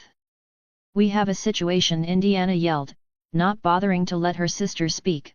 "Someone kidnapped us and the guards are following orders I have not given. We need to figure out what is going on." Indiana's shouting was interrupted once again by the prince opening his mouth. "Changelings," he said simply, yellow eyes burning with fury, shape-shifting bugs that feed off of love, draining their prey until they are nothing but an emotionless husk. The prince let go of Indiana and landed on the floor with a meaty sound, his one movable leg slowly dragging him towards the throne the canine queen was sitting upon. "They must have replaced Princess Amrayas and gave the command before they kidnapped and replaced me," the prince said, his eyes in a burning glare as he slowly crawled towards the blue-furred diamond dog queen. "If they manage to return to my ship and leave Canonia, then they have won," he told the queen. "They must be stopped." Queen Katrina looked down at the barely moving unicorn prince on the floor below her, his paralyzed body pathetically trying to move closer. Yet as she continued looking into his burning yellow eyes, she could not even dare to call the prince before her pitiful. What she saw in those burning eyes was more than enough to make her body shudder and her soul scream. Beyond those deep, burning yellow pools of molten sunset, was space, filled to the brim with stars and suns, moons and nebulae, an entire cosmos, infinite in size, right beyond his irises. And so with shuddering breath, Queen Katrina Proud Paws of Canania called the fastest carriage in her kingdom and the best guards she had. She had an international incident to fix. Blueblood, I'm sorry for what I said yesterday. Starlight Glimmer tried to apologize to her boss, but he merely walked past her, entering the carriage that Queen Genino Lanterlight readied for them and took his seat. He did not even bother looking at her.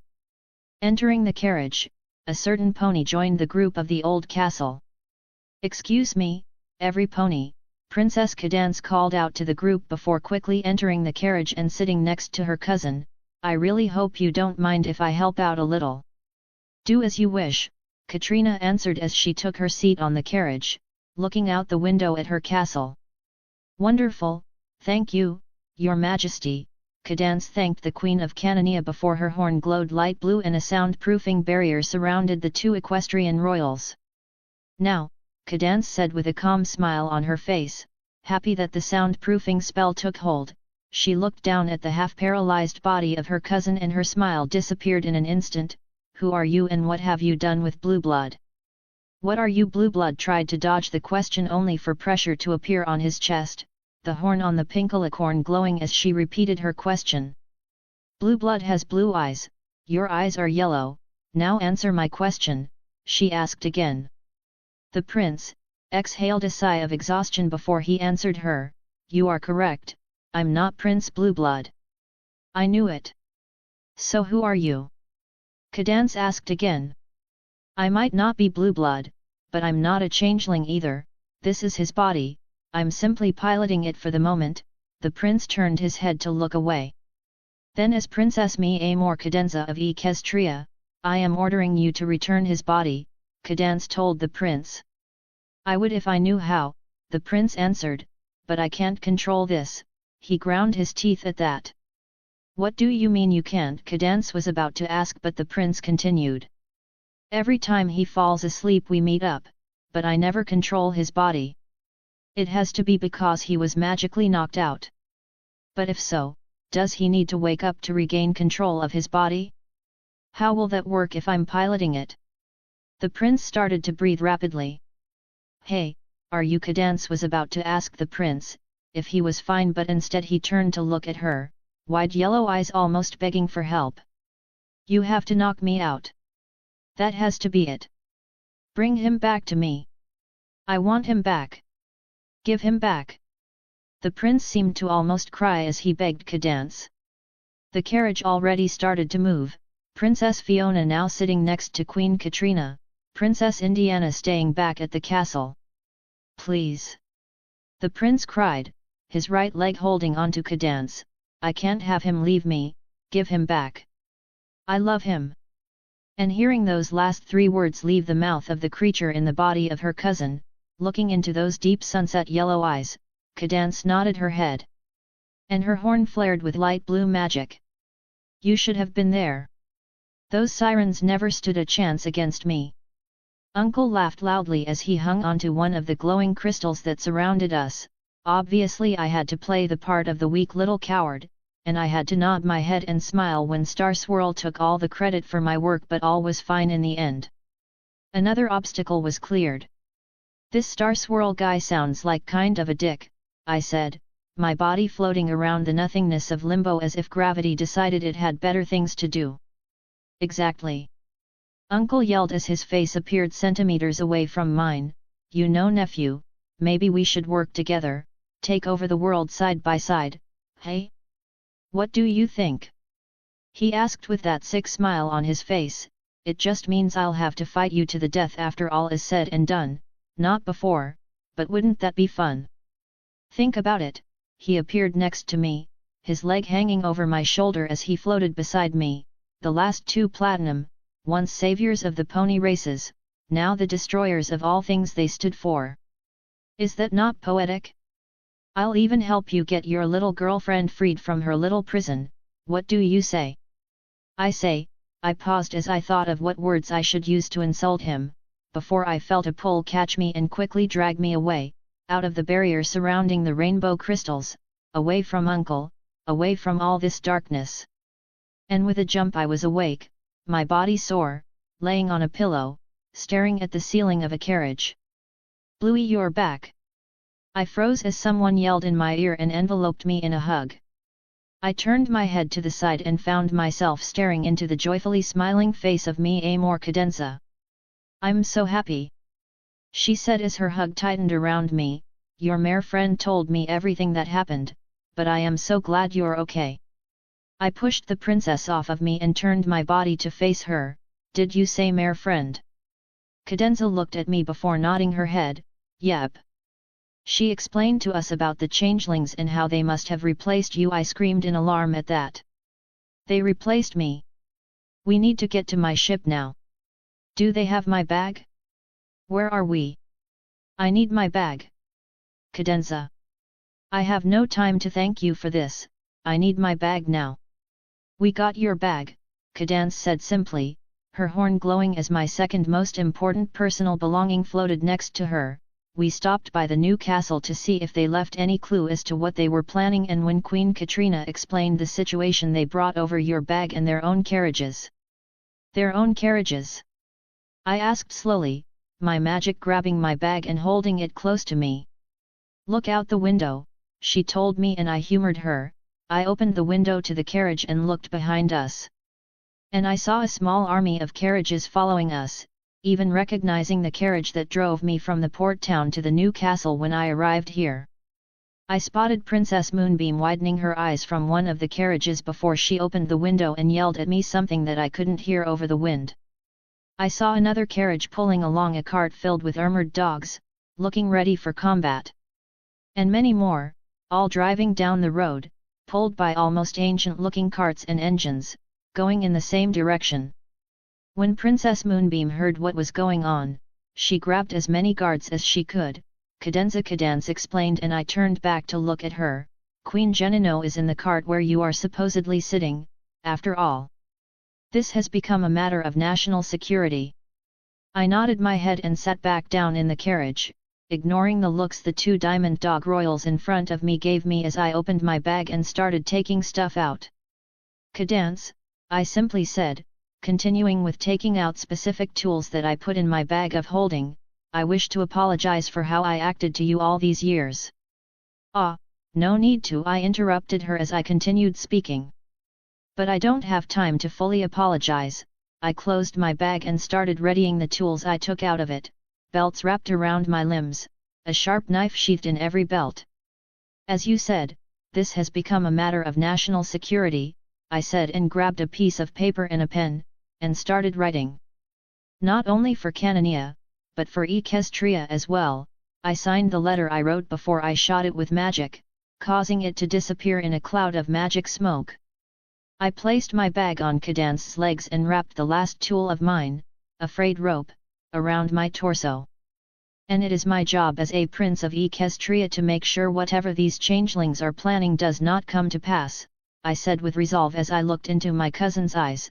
Thank you, Cadence, for everything, I smiled at her. But we both have a job to do, so please look after my bag while I'm gone, I told her. I can look after your bag, sure, but where are you going? Cadence asked as she held onto my bag. Isn't it obvious? I asked her, a smile filled with teeth spreading on my face as my blood started pumping and my body started heating up. I'm going to smash their fucking skulls in. Chapter 62, of Diamonds and Stars 7. Boarding the ship, Starlight apologized to Queen Genino for how Blueblood was behaving. No need to blame yourself, the Dog Queen told her, it's probably just stress. Starlight sighed at that. Yeah, you're probably right, she nodded her head, but again, Thank you for your hospitality. Starlight gave the queen a bow before she turned to board the ship. And stopped when a letter magically appeared in front of it. What the she recognized the spell and quickly read the contents of the note. Her brow creased and her horn glowed with an aquamarine light as the contents of the letter struck her. Your Majesty, I apologize for this but I need rescue ships ready, Starlight said and turned back to the ship, her eyes widening to see that it was already leaving port. Without her. Hey wait! She yelled and in a show of fizzling magic, she disappeared. Leaving Queen Jenna no lantern light to look with concern at the ship leaving the port before she scooped the letter Starlight dropped on the ground when she teleported. And when she read its contents, she started barking orders. Hubert Gellius looked at Prince Blueblood, at his queen's disguise, and quickly made himself scarce. He had a large supply of love he needed to consume before his queen noticed something going on. Prince Blueblood smiled calmly as the waves of salt water splashed against the bow of her ship. She was one step closer to defeating Celestia once and for all. Hey! What are you doing? The prince frowned as the irritating voice of that bodyguard entered her ears. But she was no threat, the real prince was still in his pod on the other side of the nation. By the time any bug notices something wrong it'll be too late. She has won. Queen Proud Paws looked at the pony royals sitting in front of her in the carriage under a veil of soundproofing magic. PSST, what do you think they're talking about? Her youngest sister whispered in her ear. Likely security, Queen Katrina answered, our job is to make sure Genino is alright and to provide a ride to Equestria should these changelings get away. Hey Kath, do you think I could visit Equestria? As a tourist? Fiona asked, her trademarked puppy dog eyes widening at that question. Do not try your tricks on me, Fiona, I am not Indiana, I will not simply submit to your requests, Katrina scowled at her sister, causing her to pout in defeat. Seeing her sister was being her usual immature self, Katrina turned back to look at the two equestrians, before widening her eyes considerably and coughing loudly. Whoa! Kath, are you okay? Don't choke on me here! Fiona yelled as she quickly hugged her older sister and tried to give her a Heimlich maneuver. I'm not choking, Fiona. Look at them! Katrina yelled at her sister after she managed to escape the golden retriever's hug and pointed at the equestrians. What are you? Whoa! Is that a real knife? Fiona Floppy Ears yelled in excitement as she watched Prince Blueblood wrap belts around his legs and a rope around his torso, a pair of black sunglasses, and a new black suit appearing on his body. Finishing off with his horn glowing blue, and his hair moving backward as if gelled, leaving his face clear of any strands. If Katrina was asked, at that time the prince looked like a secret agent from a spy thriller. My queen. We'll be reaching Quartz City Port in 5 minutes. The driver of the carriage said from the window behind her head, and Queen Katrina Proudpaws could only nod silently as her eyes were glued to the prince. And a devious plan hatched in her mind. In a closet on the equestrian ship, a certain grey-furred earth pony opened a briefcase filled almost to the brim with jars upon jars of a glittering pink jam. And he started consuming. As soon as the carriage stopped I was out of the door, bag in cadence's hooves as I got ready to catch up with the ship. With the speed the ship was sailing, I'll never be able to catch up to it in time. I'll need to have a very stern talking to with the royal ship workers, but that's for later. Jen! The yellow dog princess shouted as she jumped out of the carriage before running to hug Queen Genino Lantern Light who was standing near the road. Fiona, Jen smiled at her younger sister, I'm sorry I don't have time to catch up right now, she told her before she looked at me. Your Highness, she greeted. I answered with a short bow, I got your letter, rescue boats are already prepared to depart, we'll be able to leave in 10 minutes. She told me.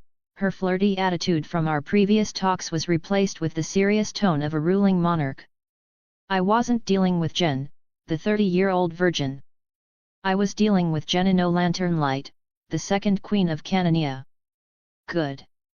That is wonderful to hear, Your Majesty, I told her as I walked toward the docks, however I have no time to stay here and chat, I must catch up with my ship, I looked around for a small boat, something light to sail in.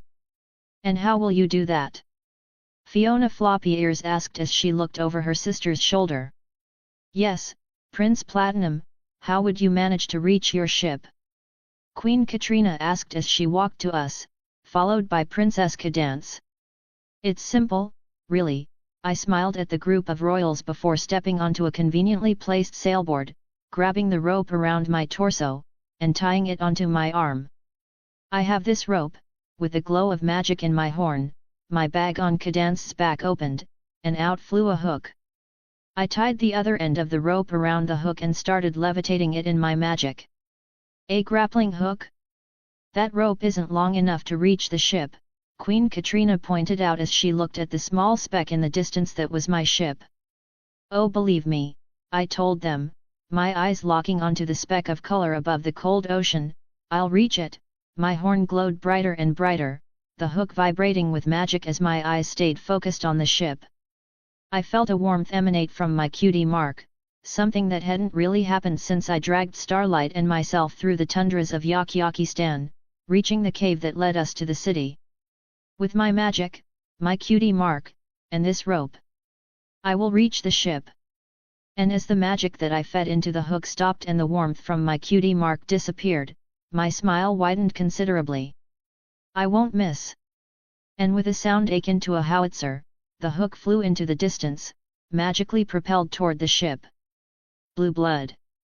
That rope isn't long enough. Cadance yelled over the sound of magic wind propelling the hook farther and farther away.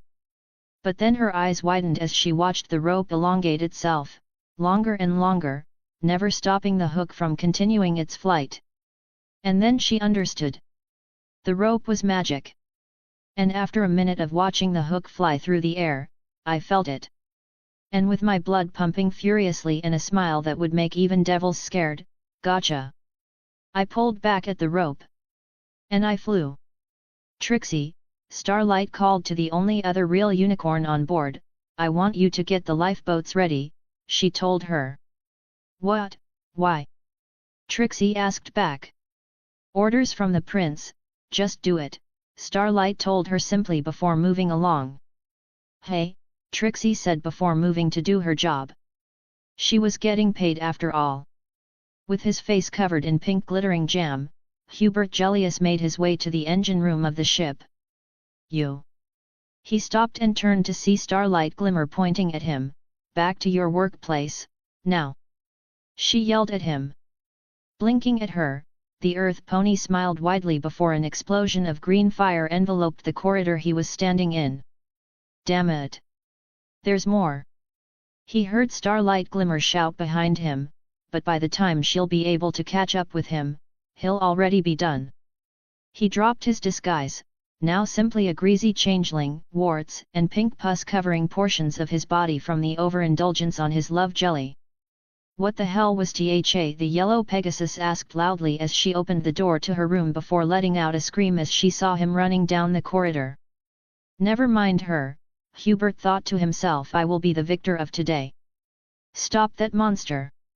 AK Yearling yelled before she bolted out of her room, her coat, hat and even glasses left behind as she gave chase after the black carapaced creature. Wait up! Gilda the Griffin yelled as she flew out after her, followed closely by Cozy Glow. Did you hear something?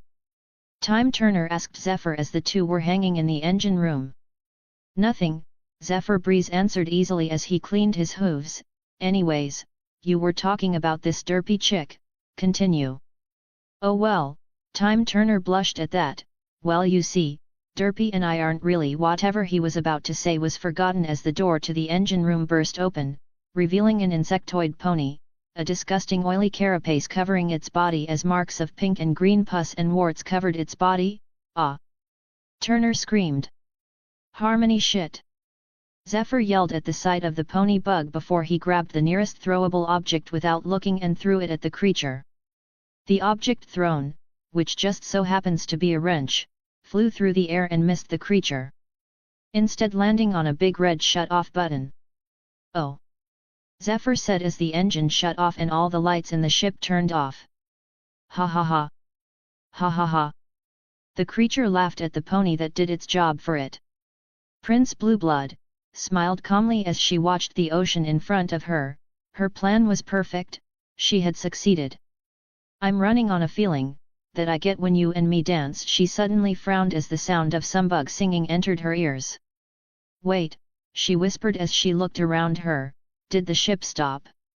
She scowled and turned around to see what those foolish ponies were doing. And I want it, and I need it, so catch up if you can. The singing got closer and suddenly a shadow covered the spot she was standing on. She looked up to see what was blocking the sun, and her face crumbled. Oh bollocks! If you can. And her face was hit by a flying sailboard. In a burst of green flames Prince Blueblood was gone, replaced by a tall, dark blue-haired creature, covered by black chitin, her legs pocked with holes and her wings see-through like a dragonfly. A crooked black horn extended from the top of her head, a green and blue carapace covered her back. Who are you? She yelled in anger as her body was flown away, the force of the sailboard hitting her. I am Queen Chrysalis. And you will die for your transgressions. And as she looked at the white unicorn who landed on the deck of the ship in front of her, his horn glowing blue and his golden blonde mane flying in the wind, she recognized him instantly. And so Queen Chrysalis got ready to fight Prince Blueblood Platinum. I've got a million things that I can say to you. The singing reached the ears of the changeling in the engine room, causing him to turn his head to look down the corridor behind him. And at the yellow Pegasus hoof that stuck him in the face. But that doesn't mean that I'm going to. Wah! The changeling got out as a yearling kicked him into the engine of the ship, his body colliding with the large machine with a loud bang. Because you give me something to feel, like I'm real. Starlight ran out of the ship, her eyes widening and a smile growing on her face as she saw her boss standing in front of a tall black insect-looking pony. Like my life's not some big joke. Blueblood. I'm here. Starlight cried and stood next to her boss, only to stop when he moved his leg to block her. What are you? Oh? Starlight nodded as her boss whispered something to her by creating an illusion of him speaking. I understand. She nodded her head and ran to a different part of the ship. Chrysalis glared at the irritating bodyguard who ran off before her eyes widened, and she quickly took a step back as Prince Blueblood entered her personal space, a sharp knife held in his right hoof as he slashed up towards her face. Something to deal with the rage, he sang, a wide toothy smile on his face as he kept close to her, his legs never stopping. I just thought I'd let you know that I'm running off the feeling that I get when you and me dance. I smiled excitedly, my blood pumping and adrenaline flowing through my body. And I want it, and I need it. My legs moved quickly and my horn glowed, years of training in the Navy kicking in. I kept close to my opponent, never really letting her out of my range. So catch up if you can. My smile could cut my face in half with how excited I am. And with a quick burst of magic, the knife strapped to my left leg flew out of the belt holding it and sliced a cut onto this so-called Queen Chrysalis's left front leg. If you can. The changeling that was Hubert Gellius roared in anger as his horn glowed a bright green, an explosion of green flames knocking all the ponies around him away as he stood up from his spot lodged into the engine. I knew you were evil. He snarled in anger as the damned filly yelled from behind the wall of green fire he created. I've got a million things I'd let you do to me. Silence! He screamed, his magic growing brighter as the pink pus on his body pulsated with his movements. I will not be ridiculed by some ponies. What about me? An abrasive voice called out, and from the fire, a fist flew into his stomach as Gilda flew into the engine room, the wind from her wings dispersing the fire and allowing the rest of the crew to run away or join her. And I'm not afraid if it hurts, 'cause you do it so beautifully. Damn you! The changeling yelled as his body pulsated and warbled, a mixture of green and pink magic flowing out of his horn as he glared hatefully at the ponies in front of him, always snooping around. You give me something to feel. I don't know who the heck you are. Gilda yelled before she moved her head to the side, allowing a yearling to fly by her and let another kick into the changeling. Like I'm real. Arg! He screamed in anger, damn you! Like I never was before. With Gilda punching him and yearling kicking him deeper into the engine, the machinery started sparking and his magic went haywire. "Damn you! Damn you!" Chrysalis screamed as another knife shot towards her, her legs covered with small cuts as her horn glowed green, shooting another beam of magic at the prince that he easily dodged out of the way with a simple lean to the side, that infuriating smile on his face and those sunglasses covering his eyes only making this moment feel much more humiliating. "Now I'm running off the feeling that I get when you and me dance, and why wouldn't he stop singing?" "Shut up! Shut up!" she yelled as another beam of green magic shot out of her horn. "And I want it, and I need it, so catch up if you can, if you can." The engine took too much damage.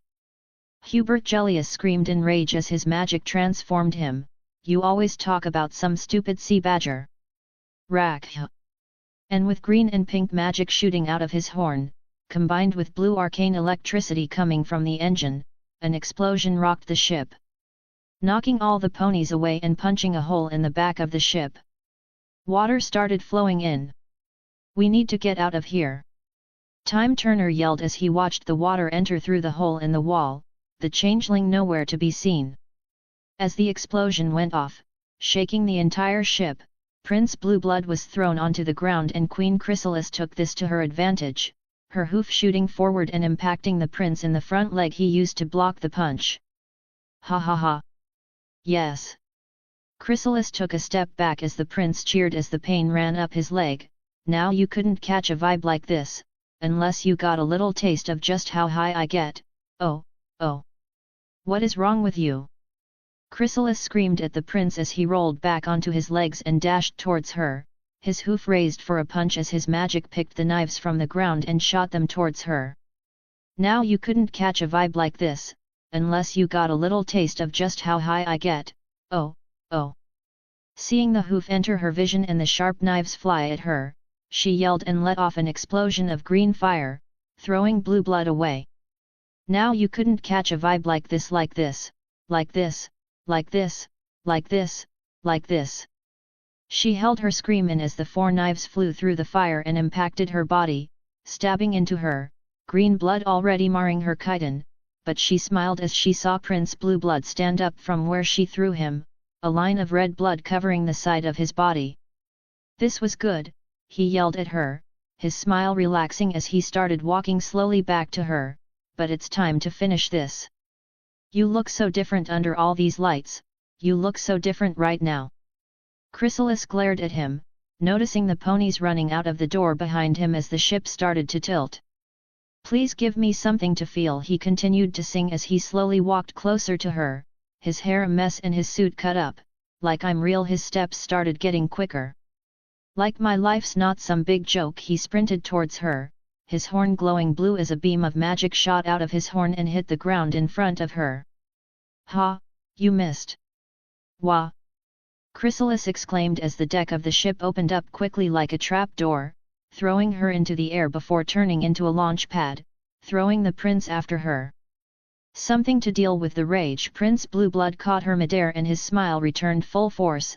"I just thought I'd let you know." "Oh no!" Chrysalis whispered before the first hoof hit her. "That I'm running off the feeling that I get when you and me dance."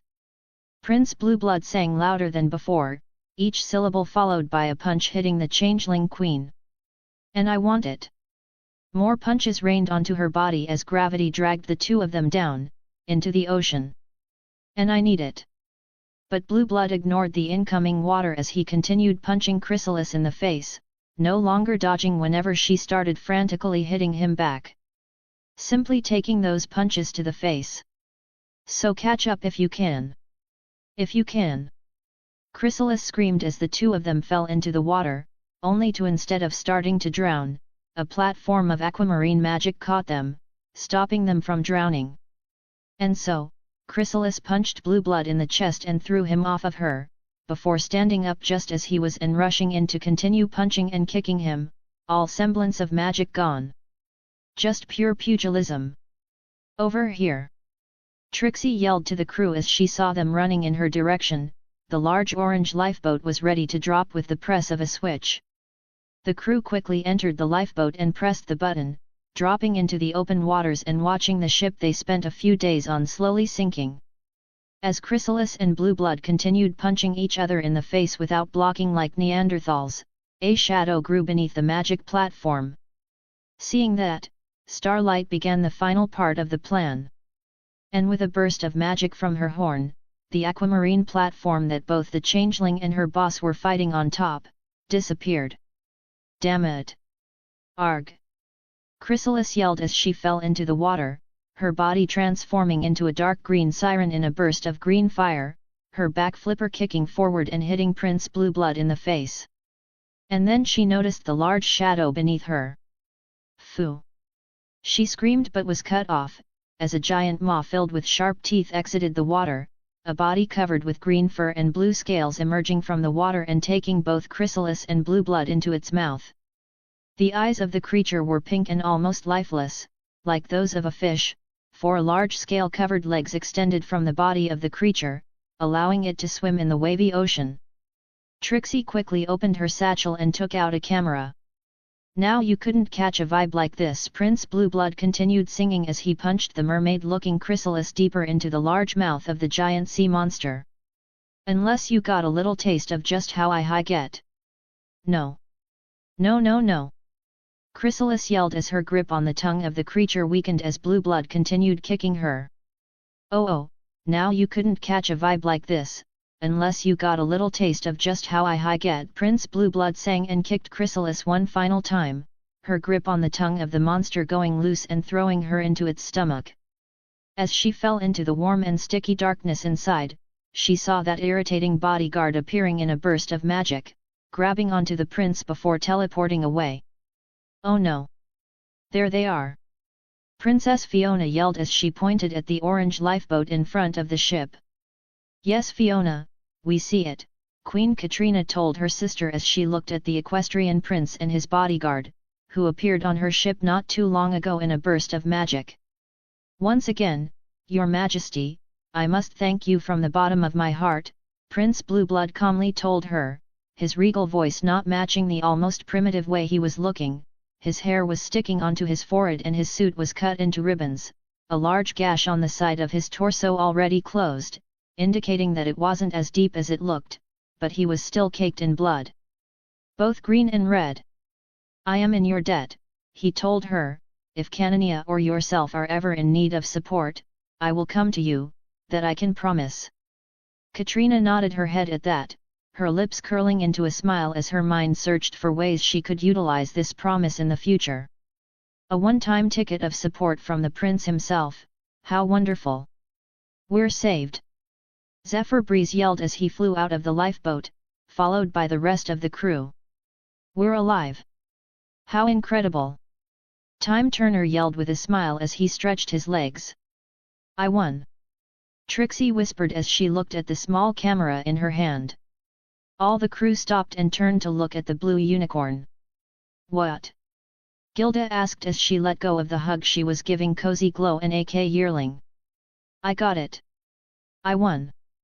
The great and powerful Trixie has managed to capture the elusive sea badger on camera. She cheered and held her camera up in the air. Look! She opened the camera to show them the picture. Hey, Trix, Zephyr said as he looked over her shoulder at the photo she was trying to show everyone, that's just a huge splash of water, you can't see anything. What? Trixie yelled and looked down at the photo she took, seeing that the Pegasus was correct. Instead of a photo of the sea badger, it was simply a blurry photo of water and waves, an eruption of water from when the sea badger surfaced, and even the corner of her hoof on the lens from how she was holding the camera. I didn't get it. Trixie Lulamoon slumped onto the floor, her camera rolling away from her. Starlight, I need to apologize to Starlight didn't let him speak. She quickly wrapped her legs around him and pulled him into a hug. Don't say anything, I forgive you, she smiled with her eyes closed as she rested her chin on his shoulder. Also, you smell like shit. I feel like shit, Blueblood laughed and pat her on the back.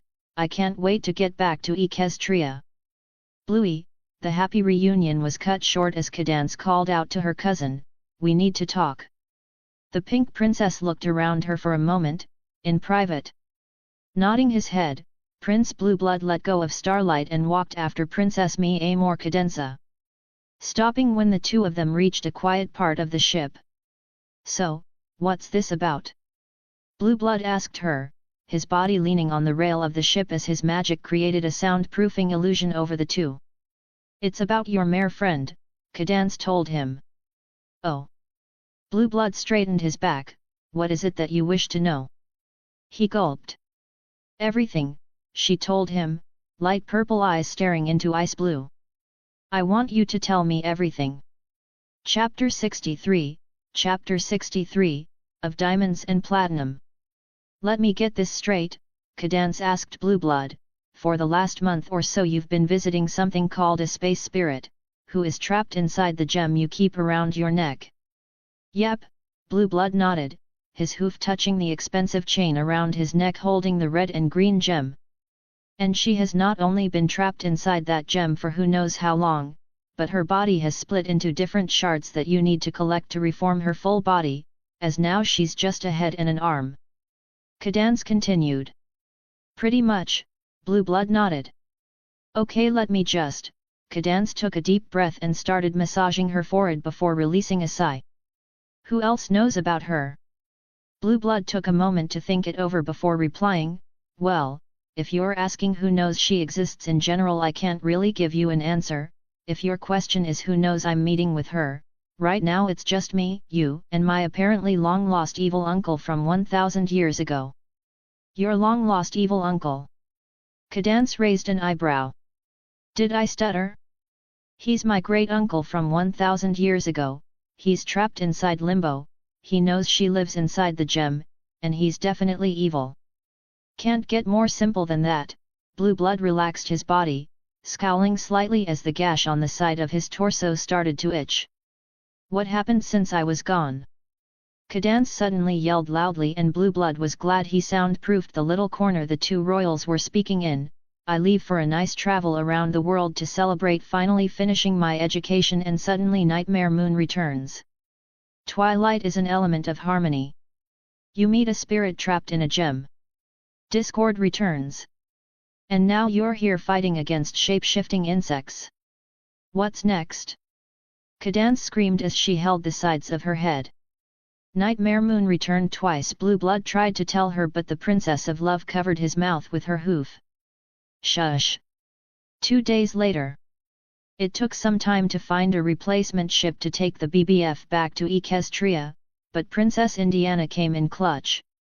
"As thank you for releasing me from whatever those changelings have done to me, it is my great honor to be the one to sail you and your servants back to Equestria." The husky-looking princess bowed her head to Prince Blueblood. "Do not bow to me," he told her in his royal voice. "This is your land, I am merely a visitor." He smiled at her with bright teeth. "A house owner does not bow to his neighbor if they are both on the same standing, so please, Princess Indiana Amrise, do not lower your head." "Of course, Your Highness," the princess said with a smile as she straightened her back, "although please allow me to show you to your room," she said before walking into the large Canonian ship. The ship itself was much older in design than the metal and magic ship that Prince Blueblood arrived in. Made of oak, 3 large masts for the sails and a 2-story interior. Sails of large white cloth hung from the masts and yards, while the flag of Canonia flew from the top of the middle mast. Queen Katrina smiled as she watched her younger sister give the prince a tour, already planning on using the prince's I to get him married to Indiana. It was basic politics at the end of the day. "What are you thinking about?" Fiona asked her eldest sister, her legs bouncing up and down excitedly as she looked between her deviously plodding sister to the large wooden ship docked before her. "Nothing you need to worry your little head over, let's go back to the castle and leave Indiana to deal with this," the blue-furred Saluki told her golden Labrador sister before they departed back to their castle. 7 days later. "And we have finally reached Equestria," Princess Indiana said with a smile as her guard dogs started moving frantically around the ship in order to get everything ready for docking. Documents exchanged, paws and papers flew from dog to dog. "Once again, Your Highness," I must thank you from the bottom of my heart for your assistance, Prince Blueblood told the dog princess. I must insist that you and your men join us for dinner, it's the least I can do to repay what you and your sisters have done. That sounds wonderful, Indiana said, and the conversation moved on from there. Starlight Glimmer, watching the two royals talk about nothing again and again for the last week, could feel her soul grow lighter when she heard that they had finally reached Equestria. Only 2 more hours and she can get back to the castle, go another round of being thrown around the training room by Princess Celestia as a form of torture disguised as bodyguard training, and then spend the rest of her evening talking to Raven Inkwell and not get a reply from the timid mare. After disembarking from the ship and taking over a local pizza place for the evening, Prince Blueblood bid farewell to the Diamond Dogs as they returned to their ship for the night. Tomorrow they'll restock and resupply their ship before leaving back to Canania a day later. Now standing before his employees for the past 2 weeks, Prince Blueblood was prepared to reveal some harsh news. Ladies, gentlemen, Gilda, I am happy to inform you that our work is done, most of you have done well, and nobody was permanently harmed, the prince began. What about the chef? Trixie tried to ask but she was ignored. However, I have some terrible news to deliver to you all. News that I am sure some of you were expecting to hear, but news that I must deliver nonetheless. He continued. And that news is, Gilda, aka Yearling, and Cozy Glow, the prince turned to look at 3 girls, you're all fired, your paycheck has already been deposited into your bank accounts, he said quickly and immediately cast a soundproofing spell around Gilda. Time Turner, Zephyr Breeze, and Trixie Lulamoon, you have done an amazing job for amateurs. Blueblood turned to look at the trio in question. We have? Zephyr asked before getting a slap on the back of his head courtesy of a blue unicorn. However, seeing as the job you were hired to do has finished, your pay will be suspended until further notice.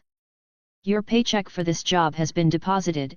If another job in the BBF comes up, you will be receiving letters, but until then you can consider the next days as an unpaid vacation. He ignored the complaints from everyone before turning to look at the last 2 ponies. Starlight, good work on getting me out of the sea badger's mouth. If you were actually my employee I would have given you a bonus. Alas, I am merely your warden in this prison we call life. Take tomorrow off. He told his bodyguard, who merely responded by rolling her eyes. And finally, Cadance, he turned to the last pony. To be honest, I have no idea what you're doing here. You're just here to look at me talk. Go home. Cadance also rolled her eyes with a smile before she picked her bags and headed to the train station. Any questions? He asked the crowd of disgruntled ponies who silently screamed from behind a veil of sound-cancelling magic. No? Good, dismissed.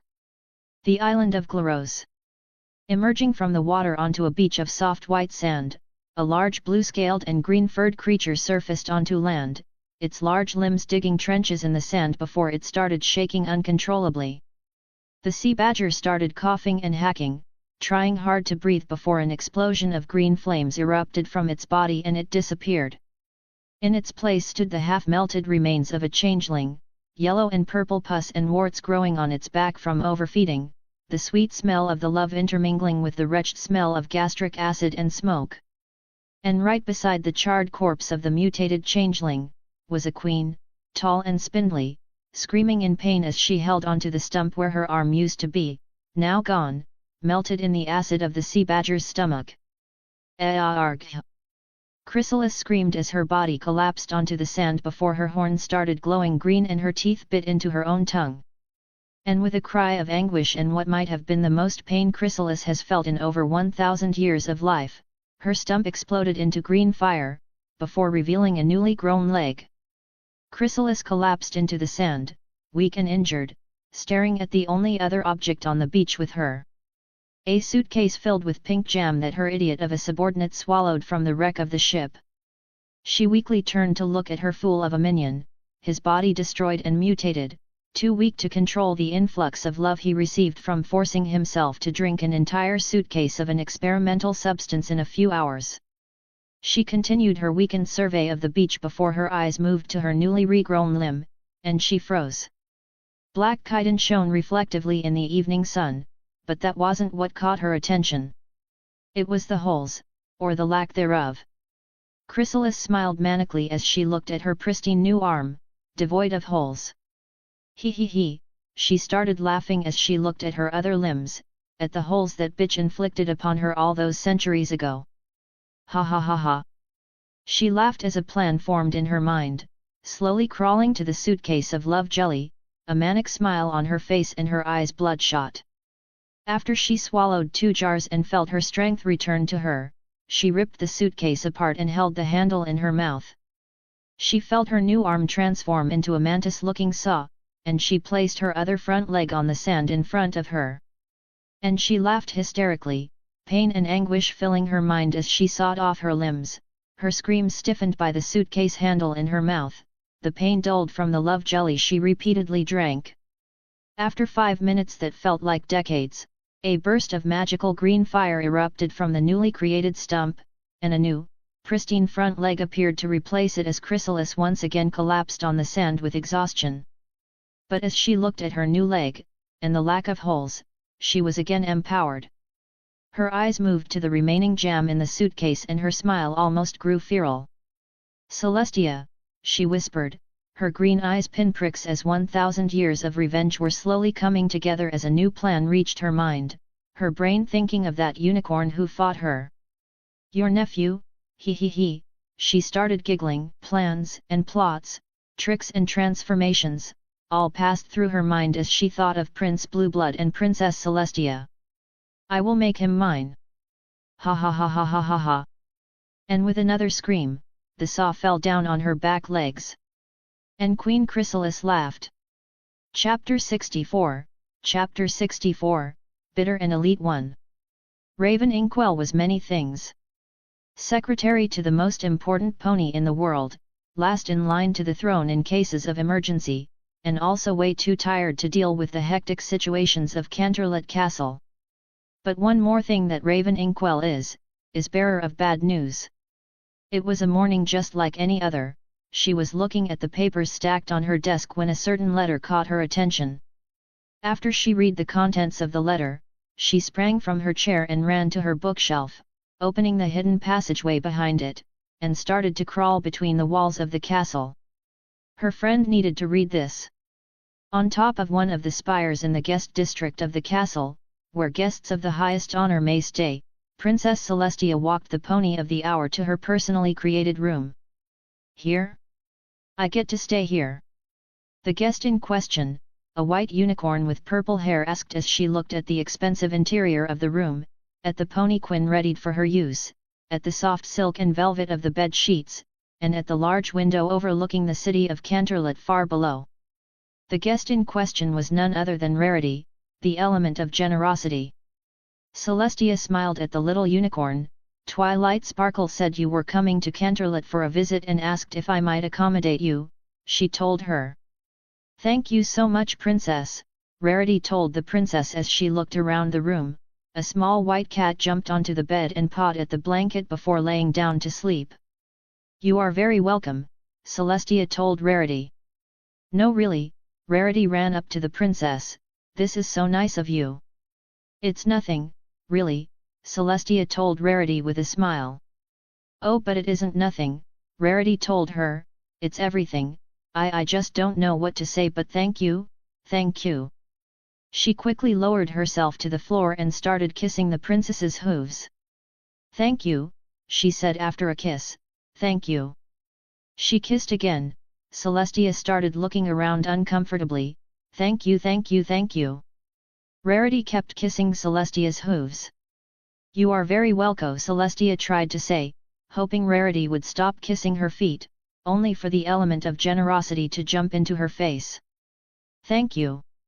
And luckily, Celestia's rescuer came, his legs buckling under the weight of the burden on his shoulders, yet he carried on walking. Your luggage, mademoiselle, an intern servant wearing a bellhop uniform told Rarity as a small mountain of luggage and cases rested on his back.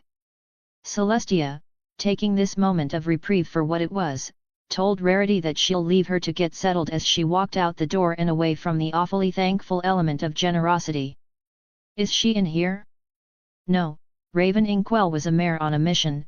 She walked through the hidden walls of the castle, her eyes searching for a certain unicorn who needed to read the contents of the letter as soon as possible. Is she in here? No, Raven Inkwell was starting to worry that she already missed her. Starlight, no. The entire point of long-range artillery is to act as a supporting fire to protect the soldiers in the field. They aren't supposed to be moving. Raven paused as the voice of her co-worker and not at all hidden crush rang out from the library. Of course she'll be in the library. Raven whispered to herself before she turned around a corner and started walking to the library. Stopping behind the hidden entrance to the library, Raven looked inside, her eyes switching with that of a painting on the wall. On a table in the middle, she could see Prince Blueblood create a sort of miniature battlefield, where tiny ponies wearing old-fashioned military suits were shooting at each other as small explosions rained down around them.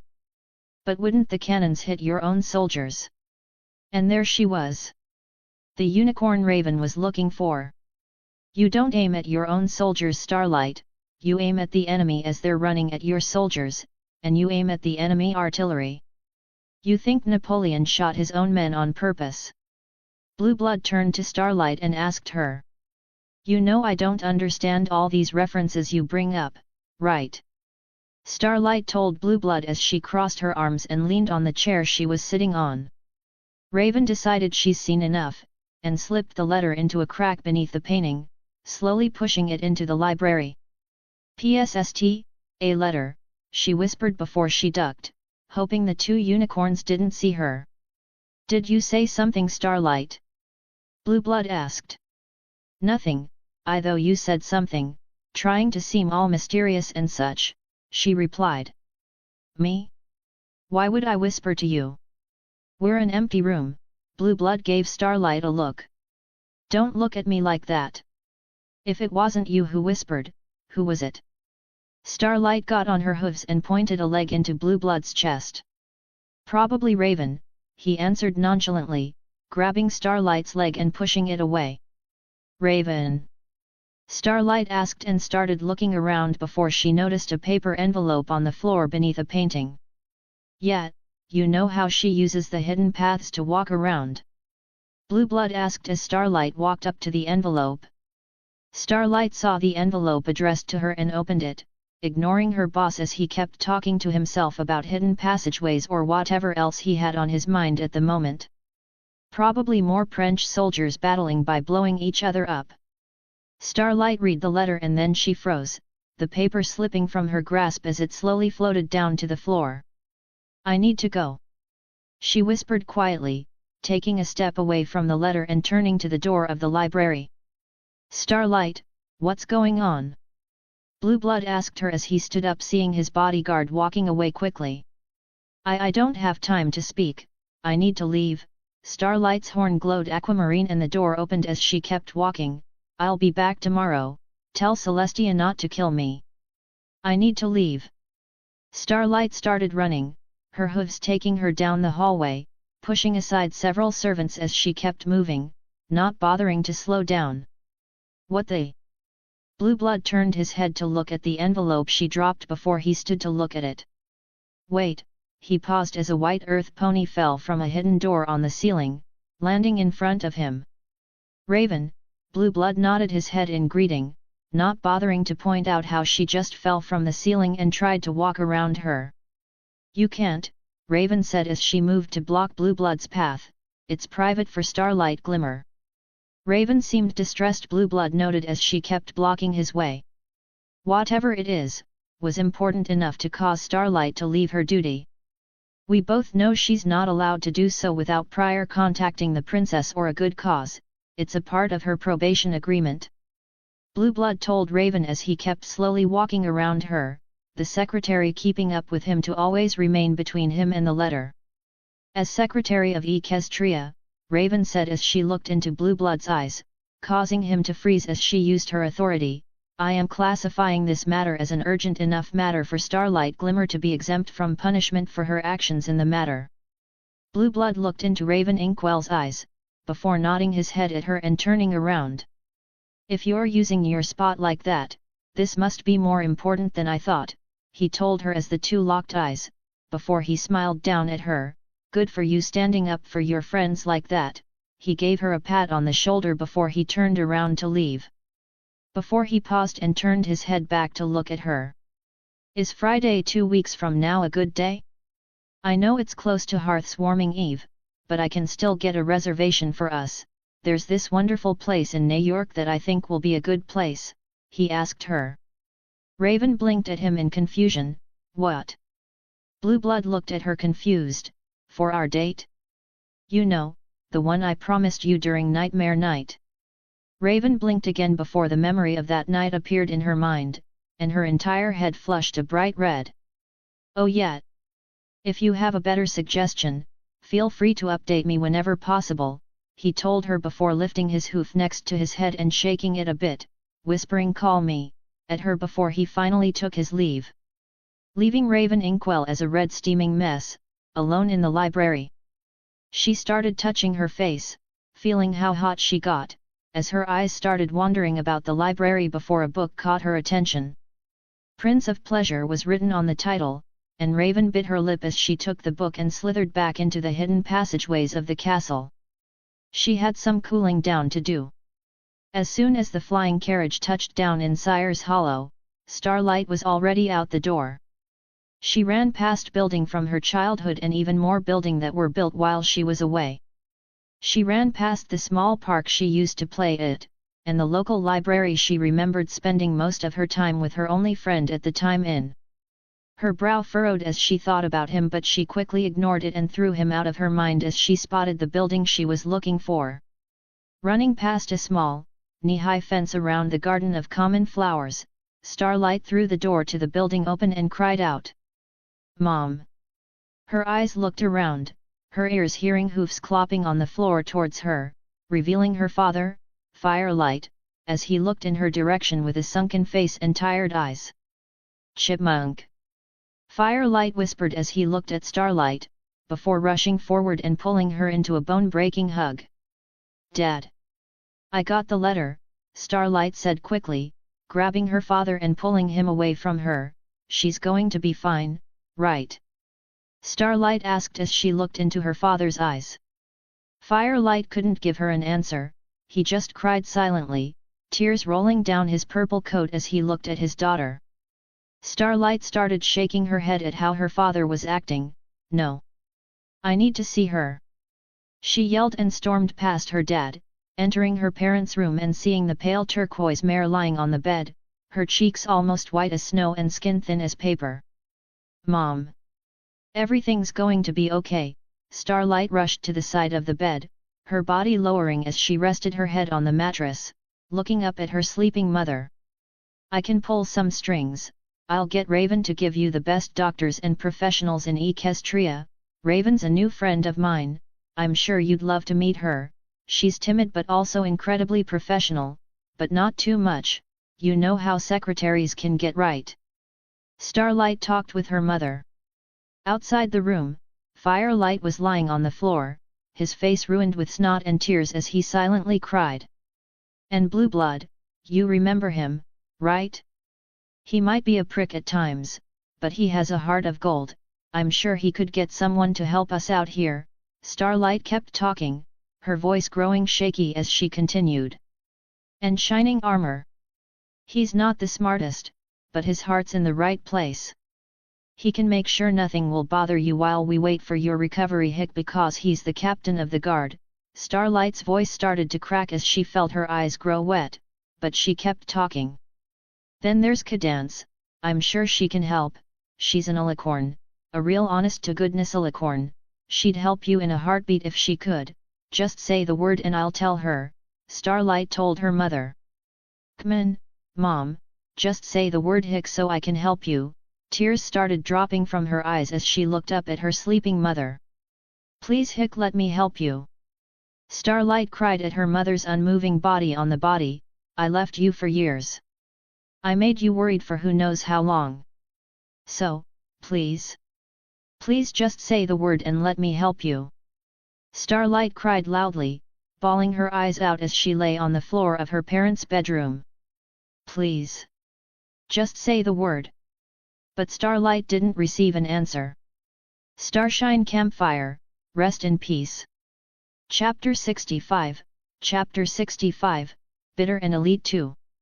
I frowned as I looked at a flyer advertising the Wonderbolts Derby later today. Who places a flyer inside a castle? I asked as I turned to look at the nearest guard, who shook his head and shrugged his shoulders. Wonderful, throw this in the garbage when you're done here, I told him and dropped the flyer as I went out to the garden. Ah, Blueblood.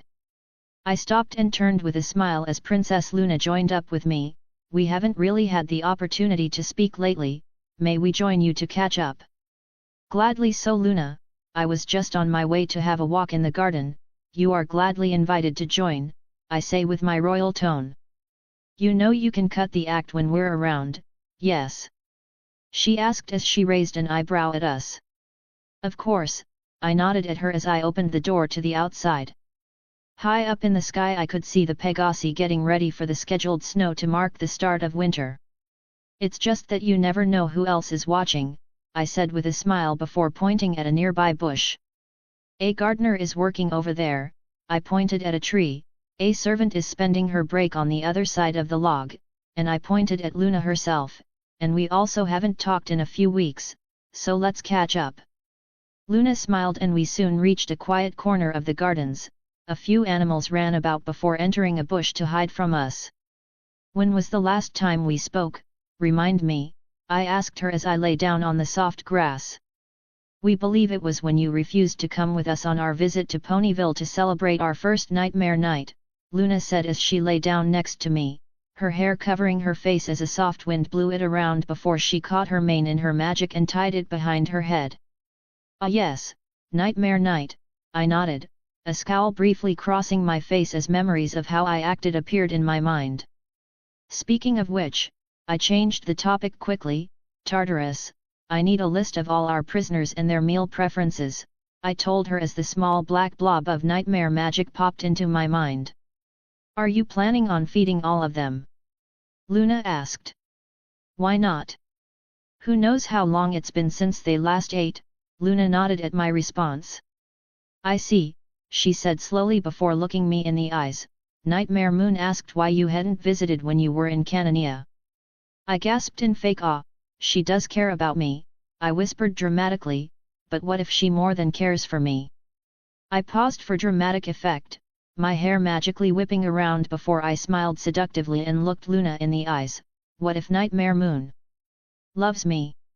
I whispered, a smile growing as I watched the Princess of the Night try and hold in a laugh. Oh, woe is me!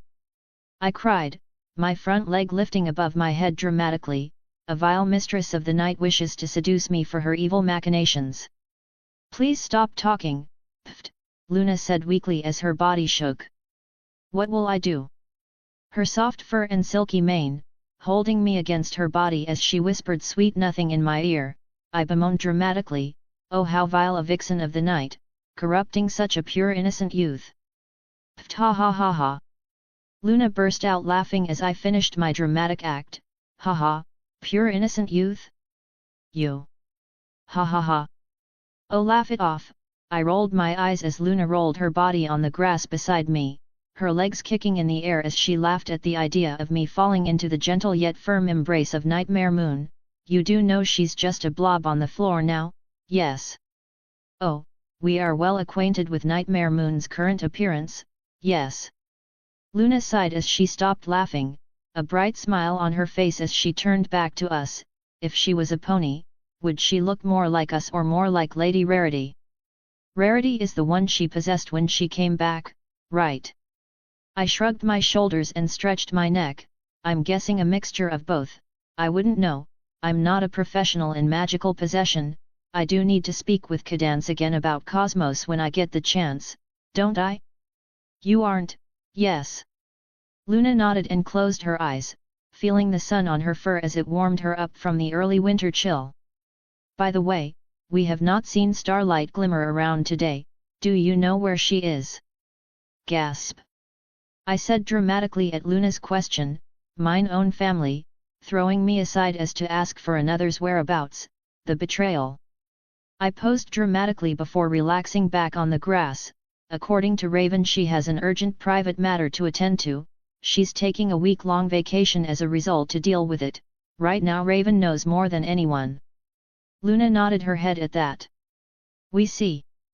We should go feed the inmates at Tartarus together. Whoa, where did that come from?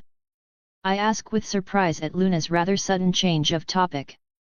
You wish to feed them, for whatever reason you may have, Luna said as she looked at me. We simply wish to spend time with our new family, Princess Mi Amor Cadenza, and we are going to a spa next week. We would invite you, but Cadence said it is a, and I quote, girls' spa night, so we humbly apologize for excluding you from our outing on the basis of your gender. Apology humbly accepted, and I would love to go feeding the animals, I mean inmates, with you. You are my. I paused for a moment as a horrifying thought passed through my head. I'm supposed to say aunt, but there is no way I am calling you that. Luna blinked at that and quickly nodded her head once my words entered her mind. Oh yes, we are not at all old enough to be an aunt, even if that is our relationship. Quite, I nodded. What are we in that case? I should probably act as if we are cousins or siblings, but Celestia's actions make that all the more complicated. Oh yes, perhaps far-removed family members who happen to live in the same castle and are good friends, Luna suggested, and I nodded my head in agreement. Yes. Oh course. Friend Luna, that is what you are. I exclaim with a wide smile, almost sure that Luna could understand why calling her that is stupid. Nobody tell Prince Rutherford I thought that. That we are, friend Blueblood. Luna smiled at me before we once again changed the subject of our talk. Chipmunk, Firelight said softly as he leaned into his daughter's room, are you doing fine? Starlight mumbled into her pillow as she lay face down on her bed, not putting the effort to turn and look at her father. I understand that times are tough, Firelight tried to speak with his daughter, but we can get through this, we always do. No we don't, Starlight mumbled into her pillow, her father unsure of how to respond to that. Well, I made some pumpkin linguine, your favorite, he tried to say with a smile, but he couldn't bring himself to put the effort in. Starlight ignored him as she lay in her too small childhood bed, on a mattress she hadn't slept in since she left home years ago. I'll be placing it in the fridge, heat it up if you're hungry, okay? The purple unicorn stallion asked his daughter with a weak smile, before frowning at himself and closing the door as he left her and went downstairs. Starlight didn't have the strength to respond, her limbs felt like lead and her tongue felt drier than the hottest desert. Even being carried on Blueblood's back in Yakistan, Starlight had more strength than she did right now. It's because I left, she thought to herself. If I never left, Mom would still be alive, she thought to herself. But the only way to change that is to go back in time, she thought to herself. And that simply isn't possible, she thought to herself. Starlight was tired, she didn't have the strength to think deeper about her thoughts. Starlight Glimmer closed her eyes and went to sleep, dreaming of a life where she never left her home. And it was beautiful. All her friends were there. Sunburst was reading from a book as he waved her hello. Blueblood and Raven were sitting next to each other on a park bench talking about whatever politics they got involved in. Even Princess Celestia and Captain Shining Armor were there, just hanging out with everyone. But most importantly, her family was there, not just her father and mother, but also her grandparents, her aunt and uncle, her cousins, and even some ponies from our town came by to say hello. This can never be, she whispered in her sleep, tears of grief slowly staining her pillow. So let me get this straight, Cosmos said with half-lidded eyes as she looked me down inside the endless void of space that was her prison. You promised this Raven chick a date, Cosmos started before I tried to defend myself.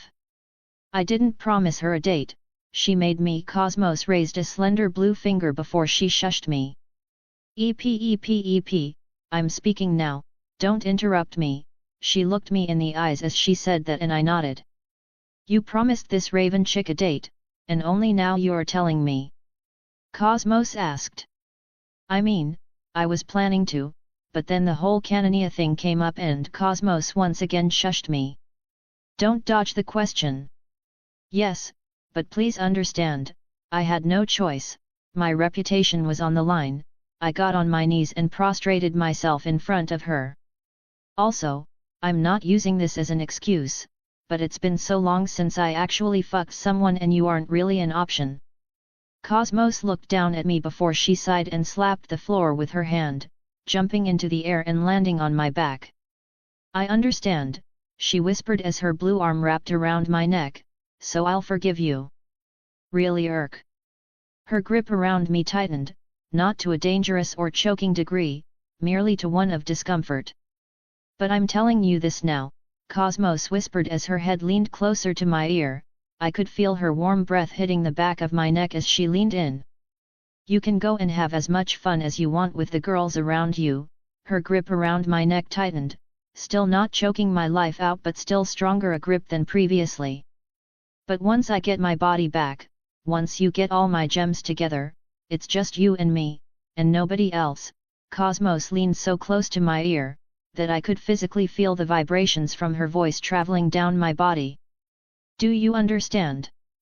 She asked as her mouth closed around the tip of my ear, and if I wasn't a magic fucking unicorn, I'm sure my erection would have touched the floor by now. Of course, I whispered in reply as Cosmos choked me gently, still nibbling on my ears. Good boy, she whispered as an illusion created her a body, a pair of hooves and another blue hand, a scorpion tail and a cat-like body. Now, this might not be what we planned, she whispered as she leaned her body onto me, but this is the closest we might get to it before I'm free. It'll be annoying to clean the sheets when I wake up, I told her before quickly rolling my body around so we were both face to face, with her still on top. You'll make do, she smiled seductively down at me, her cat-like teeth peeking out of her mouth as she licked her lips. Now wait, I stopped her, before we start anything, you need to ask the question, I told her and she blinked at me in surprise before her seductive smile disappeared, replaced by one of excitement and joy. Do you want to go out with me? She asked as she jumped up and down, her hands at the side of my head as she lay less than 10 centimeters from my face. I smiled up at her. No, I answered with a smile, the same answer I had given her since the first week we were together. Haha. She smiled widely, shut down yet again. And then our lips met. Chapter 66, Chapter 66, Bitter and Elite 3. Walking through the walls of the castle, unseen as a ghost, peering into the dreams of those around her, Luna was smiling. In the last few weeks, her powers have fully returned, she defeated Nightmare Moon and threw her into Tartarus, she has made friends with her new family members, and in a few hours, she'll be hanging out with one of her new friends. I wonder what he's dreaming about. Luna mused to herself before deciding that she needed not to wonder when she could go and check. Last dream was of him waiting for that train, she smiled softly as the memory of her time in his dream passed through her mind. I wonder what it'll be like tonight. And so, walking through the walls of the castle, Luna quickly reached the prince's room and peered into the window of his dream. Yeah, you like that, don't you? Come on, say it. Prince Blueblood said as steam entered her vision, the smell of roses and sweat filtering into her mind. Oh yeah, daddy. I like it so much. Harder. A feminine voice cried in ecstasy and Luna knew what was happening. Luna quickly looked away, closed the window to his dream, and cast a spell to erase the last 30 seconds of her memory from her mind. Sometimes ponies need their privacy. And so, without remembering what she was doing in his room, but with the window to the dream closed and the last few seconds of her memory erased, Luna concluded that she saw something extremely private and let it go. She had another few hours before she had to lower the moon, better to catch up on some work. Okay, so we got several carts of raw meats. Prince Blueblood nodded his head as he looked at the list he was given for the day, some vegetables for the herbivorous monsters. Why are we keeping them in Tartarus? You know what, never mind. Why isn't there any actual food? The servant who he was talking to raised his eyebrows. Your Highness, the prisoners in Tartarus aren't exactly. Nonsense. Blueblood said as he grabbed a note and shoved it into the servant's hooves. I want 10 different burger meals, that include the chips and the drink, beef burgers, not hay. I want 5 sushi platters, 2 vegetable sushi platters, and 2 salmon maki, the last platter will be tempura sushi. The servant quickly wrote down the orders as fast as he could. I also want the vegetable carts to be cut into a salad, and half the meat cart to be cooked into steak. The servants quickly jotted down the orders. And Starlight. The prince turned to his bodyguard only to pause when he saw that she wasn't there. Oh yeah, you're with your family. He turned back to the servant. I want 50 gallons of clean water for them to drink, and 5 bottles of different flavored juices. Make sure the bottles include apple juice, orange juice, lemonade, another fruit of your choosing, and a soda. The servant grabbed another paper to continue writing. Any questions? Blueblood asked, and the servant opened his mouth to ask, only to be interrupted by the prince nodding his head. Good, now get back to work. The servant turned tail and ran. Blueblood frowned at the servant, looking at their back before a smirk appeared on his face and he chuckled. Yep, still got it. Twilight Sparkle, Celestia smiled as she greeted her pupil. When you asked me for a favor I was sure something horrible happened, Celestia said as she led her student and her group of friends through the castle, but if you only wanted to hold your birthday here you needed only ask, dear. The princess smiled softly at her pupil. I know, but I didn't want to intrude too much. I'm supposed to be more independent, living in Ponyville and all that. I don't want to rely on you for everything, you have so much better things to do, Twilight Sparkle told Princess Celestia. Oh Twilight, helping a friend is also something important, sometimes you have to miss out on work when your friends need help. And really, you're only asking for a place to celebrate so Rarity could join you. I should be commending you for coming up with the idea instead of celebrating without her, Celestia said as the group reached a door. So here we are, a ballroom for your birthday, Celestia said with a smile as she opened the door to reveal a large ballroom, with huge glass windows connecting to a private section of the gardens. A group of ponies reserved the gardens outside in advance already, so I'm sadly going to have to ask you girls to keep your party inside, Celestia said with a wince. That is not a problemo, Princess Celestia. I'll be sure to make this birthday party twice as good as I planned. The pink earth pony of the group said loudly as she hopped in her spot. That's lovely to hear, the princess smiled at the girls. If you need anything else, don't be afraid to ask one of the servants, and with that, Princess Celestia left the girls to prepare the party and returned to her job of sitting on a big chair and nodding her head. That's a lot of food, Luna pointed out as she stood next to me, looking at the massive carts filled with food and drink. Are you sure we're not throwing a party with all of this? I smiled at her attempt at a joke. There are many creatures in Tartarus, and most of them haven't eaten or drank anything in years, I told her as I levitated a paper bag with a hamburger, chips, and a bottle of cherry soda. Just because they're prisoners doesn't mean they deserve to starve for years. I took a sip from the soda, my eyes widening at the taste. This food sucks. So are we ready to go? I asked Luna as she counted the group of royal guards that'd be accompanying us. We are ready to go, yes, Luna nodded, and with a burst of magic from her horn, we all teleport to the entrance to Tartarus. Luna took in deep breaths as her legs started shaking slightly. This teleportation spell took a bit out of us. Don't expect to return for a few hours, she told us, and we all nodded in understanding. Understood, I nodded at her. Now without further ado, let's make sure they're fed. With a glow to my horn, joined by a weaker glow from Luna, the massive gates of the magical prison opened and we all walked in, the guards galling at the carts of food. Once we were deep enough inside the prison, we closed the gate behind us. I looked around, seeing the spires of black stone in the distance, pillars of magic emerging from circles engraved on the floor, and cages of monsters lying about, lazying with nothing better to do. I smiled as I recognized one of the caged monsters as the one that attacked Starlight and I in Yakistan. Seems Rutherford got rid of it. You already know your job, I told the guards who saluted before I turned to Luna, so, let's begin. Quite, Luna responded, and with a glow of magic from her horn, an entire cart of food levitated into the air, raw and bloody meat mixed with cooked and smoked meat, no toppings or seasonings. A cart as barbaric as the creatures it was feeding. I shoved a corner of my hoof into my mouth and let out a loud whistle, the sound bouncing around the prison as a series of loud footsteps approached. Bark, bark.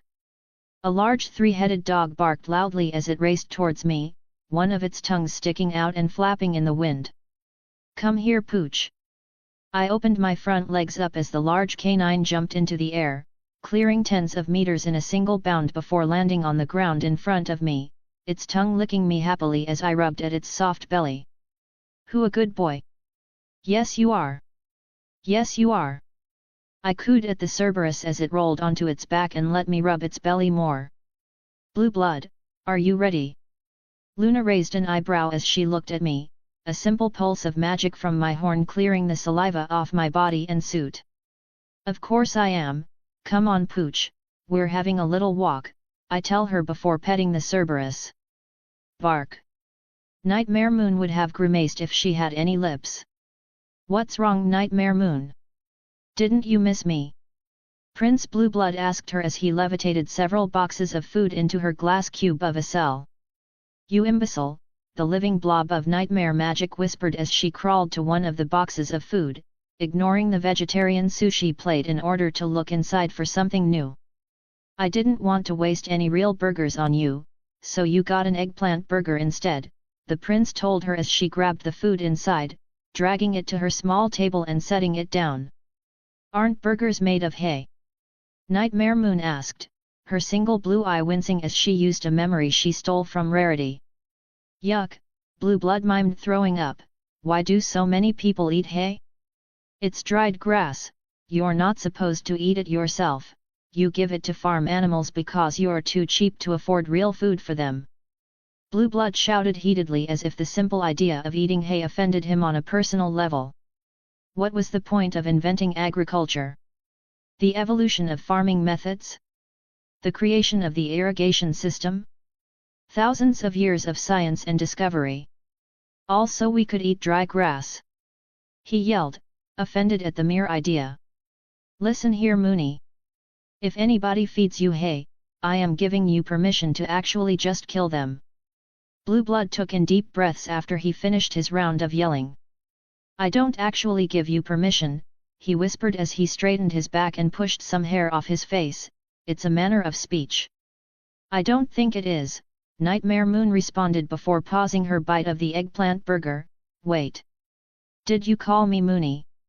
Yeah, I'm not calling you Nightmare Moon, if your name has a space in the middle then your parents hated you, and I am not calling you just Nightmare or just Moon, those aren't names, even by pony culture, Blueblood explained.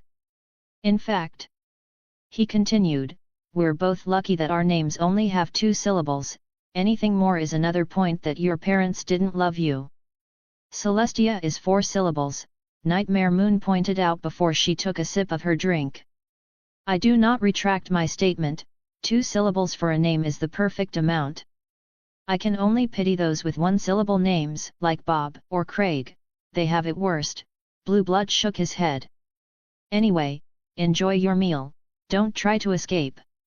He told her before he started walking back the way he came from, later. Seeing him leave, her single blue eye staring unblinkingly at his back, Nightmare Moon took another sip of her soda. Moony. She whispered, her eye narrowing before looking at the food in her cell. Imbecile. She's all yours, I told Luna as I passed her on my way back to the food carts, intent on visiting the final prisoner on my little list. Pooch. I yelled to Cerberus, who barked in reply as he turned his head to look at me, grab that last cart and come with me. I told him. Cerberus nodded his 3 heads and grabbed the cart with the actual cooked food in his mouth before he walked after me. Our final visit is the oldest prisoner here, I told him as we both walked up the path to one of the spires of black stone. And on the top of the spire, just like with Nightmare Moon's cell, on top of a circle of magic sat a thick metal cage, inside of it was a thin red and black creature. Prisoner! I yelled as the creature in the cage slowly turned its head to look at me. 4 dark grey legs stood up, a coat of thin black fur covered its torso, and a pair of thin red arms extended from its shoulders. A thin, bull-like head turned to look at me, a pair of small horns jutting from its scalp. We brought you food, I told the creature as Cerberus put the cart down. Hope you like sushi and burgers, because that's all you're getting till my next visit. And with a glow to my horn, platters of sushi and bags of burgers levitated into the cell of the creature. And to whom do I owe the pleasure? The creature asked in a deep voice as it ignored the bags and plates of food and walked to the bars of its cage, its cloven hooves clacking on the metal floor. You owe your pleasure to nobody, I frowned at the slimy thing, its eyes unnerving me just by looking at it. I am merely feeding the prisoners, do not think any deeper of it. But you must have a name to give me, the creature said, its malnourished red hands gripping to the metal cell. Even just a title will do. I frowned at the creature, its behavior already putting me on edge. Whatever crime it committed to have this entire prison built just for it, must have been atrocious. The sooner I leave its presence, the sooner I can return to the castle. Wait a moment, it called out to me as I walked away from it, there's something about you that smells familiar. I ignored it as I kept walking. Wait! It cried for my attention and I gave it none. That smell of yours. Cosmos. I don't know how I did it, but one moment I was heading down the path away from the stone spire housing the creature's cell, the next I stood in front of it, my horn aching slightly as I glared at the creature within. Tell me everything you know, I ordered it. The creature, seeing that it finally caught my attention, merely smiled at me as it stepped back into its cell. Perhaps another time, it smiled at me, a smug and greasy smile, that of a predator who knew he already won and was simply playing with his food. I glared at the creature inside. I'll be seeing you next time you visit, Blueblood Platinum, it said, my name leaving its lips merely proving how dangerous the creature inside was. I'll be seeing you then, I spat out at the creature, Lord Tyrek. And I turned my back to it, knowing full well it was staring at me, smiling that damned victorious smile. Hopefully whatever information the deer hold will be enough to make it so I'll never have to meet with this revolting creature again. My hoof moved to hold the gem around my neck, and I frowned. We need to visit the deer, I whispered. With no information in the library regarding the deer, I'll be forced to have to ask Celestia for information. And I much rather not have to bring anybody else into this. Only me knowing was enough, but with Uncle and Cadance also in the know? The fewer people who know about Cosmos the better. I need an excuse to look for the deer that Celestia will buy. I whispered to myself before my mind went back to my uncle. House Platinum. That could work. A smile slowly spread on my face as I made my way back to the gate of Tartarus. That could work indeed. Oh Make, where in the world is Captain Shining Armor? Okay, Everpony. I want you to hit me with your strongest attacks. Copper Cod Piece I mean Shining Armor, Captain of the Royal Guard, yelled to his soldiers as he erected a barrier around himself. Beams of magic shot towards him, arrows of lightning zapped at the barrier, boulders dropped on top of him, and not even a crack in the magical bubble. Okay now every pony back up, I'm increasing the size. He called and the bubble around him increased in size, no longer surrounding only him, but now holding a quarter of the courtyard inside itself. Now! Attack me again! For several hours every day, Shining Armor worked on perfecting his barrier magic. After Nightmare Moon's attack on Ponyville, he learned that the biggest issue he had wasn't the strength of the barrier, but the duration for which he could hold it under fire. If he hadn't dropped his guard in exhaustion that night, hundreds of moon creatures would still be alive. Again. Magic impacted the barrier, arrows and spears bouncing off the translucent bubble, explosions sent shockwaves into the floor below Shining Armor. And the bubble didn't pop. Again. And Shining Armor will continue working on his magic. Until all of Canterlot could be protected under a single bubble. Again. Chapter 67, Chapter 67, Elite and Sweet. Happiest 21st Birthday Twilight. A pink earth pony yelled happily before pulling at a string connecting to a cannon, firing confetti into the ballroom she and her friends were celebrating in. Music was playing, cake was eaten, cake was subsequently thrown, and merriment went around. Rainbow Dash was laughing as she danced with the girls. Applejack was smiling happily at all the fun everyone was having. Even Fluttershy was enjoying herself, making a mess by throwing cake at her fellow Pegasus. And Twilight Sparkle was laughing happily, smiling and dancing and enjoying her birthday. Even Rarity was. Wait. Where is Rarity? Remember your training. Cherry Pop whispered to herself as she held her body close to the wall of the small house in a quiet street in the small town of Ponyville. Okay guys, let's do this.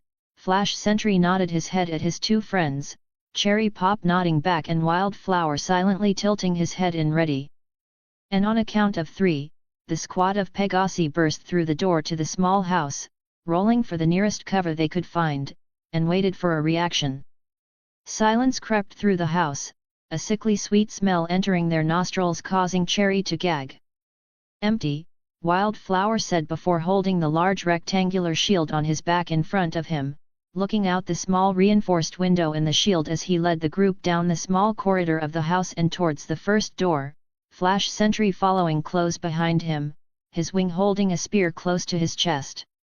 Meanwhile, Cherry Pop made a quick search around the kitchen and living room, her face contorting into a grimace as she held herself from throwing up as she opened the refrigerator of the house, seeing it glow a bright pink as jars upon jars of jelly entered her vision, the smell of gelatinous love almost causing her senses to overload.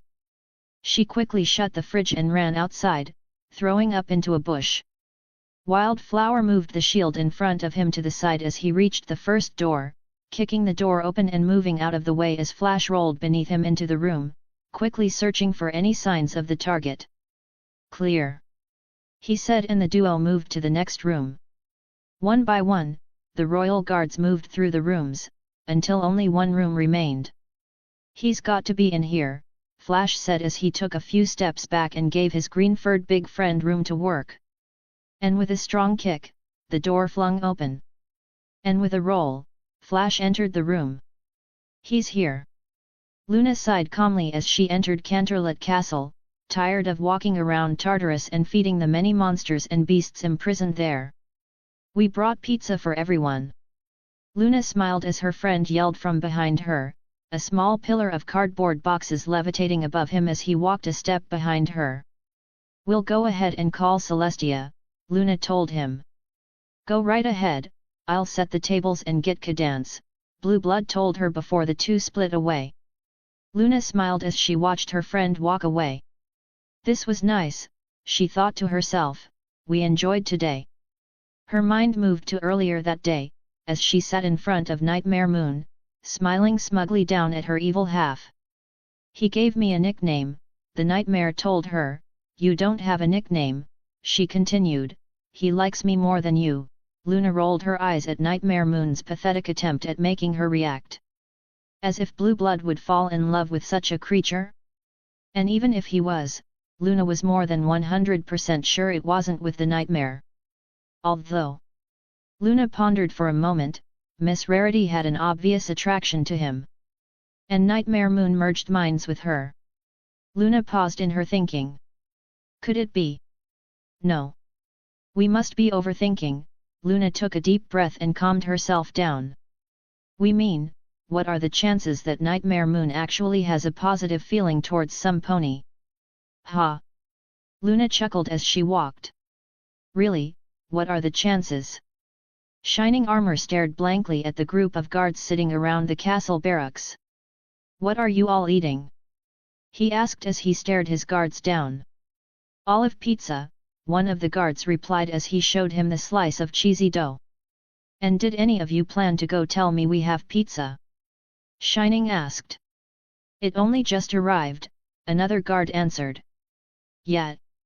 The guys who went to Tartarus with Princess Luna and Prince Blueblood brought these back, a third pony answered. Ahoy!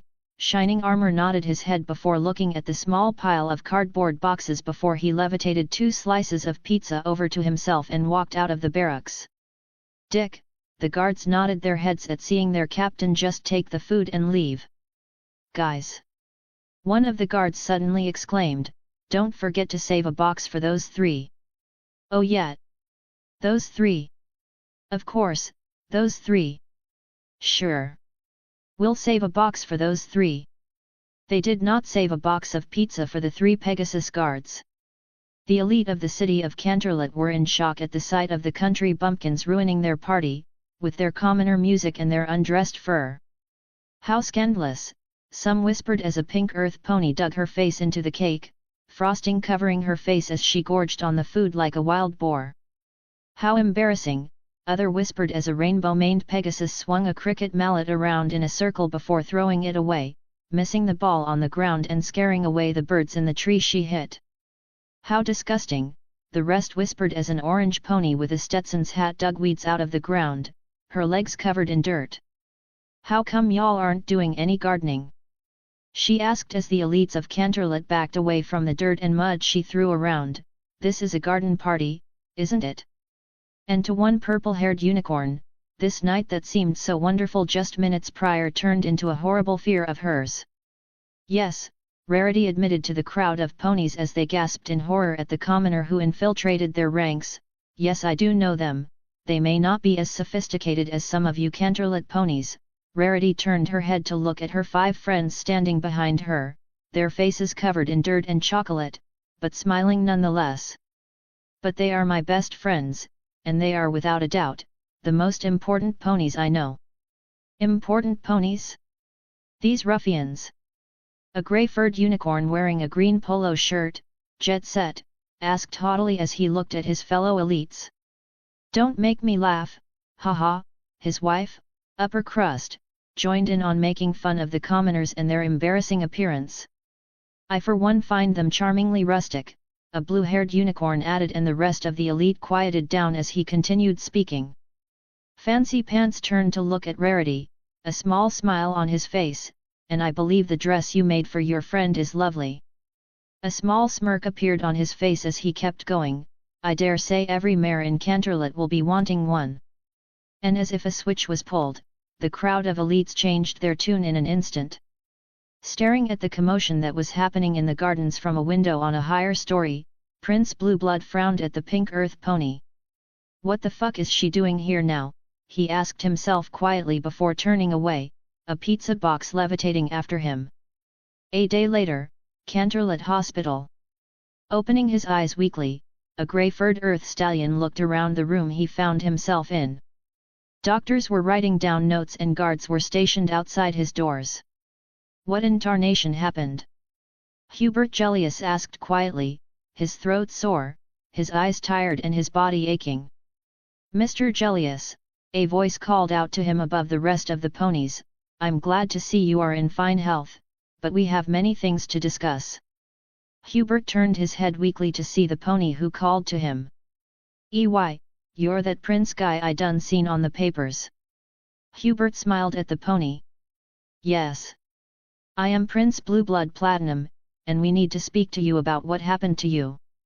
O' course, am happy to help whenever I can, the earth pony said in his southern accent. Thank you, Prince Blueblood smiled at the stallion, before nodding to the doctor, indicating them to leave the room. Now, let us start at the beginning. Non-canon omake, sharks, badgers, and birds, oh my! Far away from the land of the living, in the deepest recesses of the ether, a mug of hot cocoa was steaming on the eternal table of the afterlife. Inside the hot beverage, a fluffy pink marshmallow was floating helplessly, slowly melting into a pink fluffy goop inside the cup of liquid chocolate. It had no mouth but it wished to scream. It had no flippers but it wished to swim away. Cursed it was among its brethren, for it has been swallowed by the curse all beast fear. Sentience. By understanding right from wrong, and delving into the spiritual intricacies of morality, the marshmallow has led itself down the path of evil, for the sake of revenge in the name of siblings who never knew they existed. In its mind, 3 unicorns stood, the one with the black suit, the one with the crimson cloak, and the one with the golden mane. The 3 ponies who killed it, subjected it to eternal torment as it slowly melted alive over the course of eternity. Just like any other marshmallow. Fluffy the pink marshmallow shark was in hell. Pressure engulfed the head of the purple and orange moon creature, his smoke-like body stretching and bending as pain erupted across its body. Rays of golden magic pierced his body, and he felt each cell in his magical biology twist and turn, from gas to solid back to gas. Larry screamed as the atrocities he had committed to his own siblings happened unto him for all eternity, orbs of gold and silver shooting at him with magic, all while a white unicorn stomped repeatedly on his head, scattering his brain across the room as his gaseous body rebuilt itself again and again, over and over. And all the while Larry the nightmare creature screamed, he could only clearly pronounce 4 words. 4 words he repeated over and over, the only words keeping him anywhere close to sanity in this eternal hell. My name is Shadow Fright. He was drowning, his body stretching and growing, trying to find a form that would allow him to survive, but the pus and warts kept exploding, pushing him into more and more pain as water entered his lungs. He does not know why he tried to rebel against his queen, why he tried to fight against her. He could have escaped, he could have run away. Instead, he placed himself in danger, and in the process placed innocence into the crossfire. He has doomed himself to hell, feeling as if his lungs filled with water, unable to shift his body into a suitable form, as he kept melting from the overflowing love that drowned his wounds in burning pain. He no longer remembered his own name, or why he wanted to rebel. All he remembered was the form he took as he lost his mind in his last moments. Grah! The sea badger screamed in its eternal hell. Chapter 68, Chapter 68, Sugar and Snow 1. What are you planning to do? Princess Mia Cadenza frowned at her cousin as she dragged him to a private corner of the castle. What does it look like I'm doing? Blueblood asked with a scoff as he readjusted a velvet red suit. It looks like you're taking Raven Inkwell for a night out is what it looks like, Cadance told him with furrowed brows. Then I must congratulate you, for your eyesight is immaculate, Blueblood smirked as he turned to leave the room. Not so fast, you are telling me everything, Cadance stopped him, a shimmering pink barrier blocking his way. Blueblood stared at the barrier with an amused glint in his eye. You think something as paltry as this would stop me from leaving the room? He asked with a widening smile. Cadance stared blankly at her cousin. Does Cosmos know? She asked with an unamused voice. All sense of humor evaporated from the prince as those words left her mouth. She does, he told her, we had a talk about it a few nights ago, as long as I end up with her once she's freed, I'm allowed to go around with more casual relationships. You will be telling Raven, Cadance didn't even ask him, she ordered him and they both knew it. Of course I'll tell her, I've been dragging her by the nose for long enough, she deserves to know, Cadance nodded at that answer. Good, as long as we're both clear on this, Cadance said and the room fell into an awkward silence. Listen, Cadance, Blueblood started speaking before his face contorted into a hideous grimace as if he was physically forcing himself to speak his next words. Yes. The Princess of Love raised an eyebrow at her cousin. I need your his voice cut off as he struggled to get the next words out, your hell I need your hell I require your assistance in something private. He finally spit the words out, his face covered in sweat as the struggle to let the words out calmed. What is it that you require, cousin dearest? Cadance asked with a coy smile and an innocent look in her eyes. It's in regards to Cosmos. As Blueblood spoke those words, Cadance became serious once more. What is it? Cadance asked Blueblood, the soundproofing barrier around the room strengthening. I have a lead that might take me to another shard of her gem, the prince explained, his leg moving to hold the necklace around his neck, the half-broken gem held inside a locket in the middle. I need to contact the dear, specifically a white deer dressed in gold, from 1,000 years ago. Cadance held her head at that information. You want me to get Auntie Celestia or Princess Luna to fork over information regarding the deer? Blueblood nodded at her. I'll do it, she smirked at him, you can count on me. Her smirk turned to a bright smile. What type of toothpaste do you use?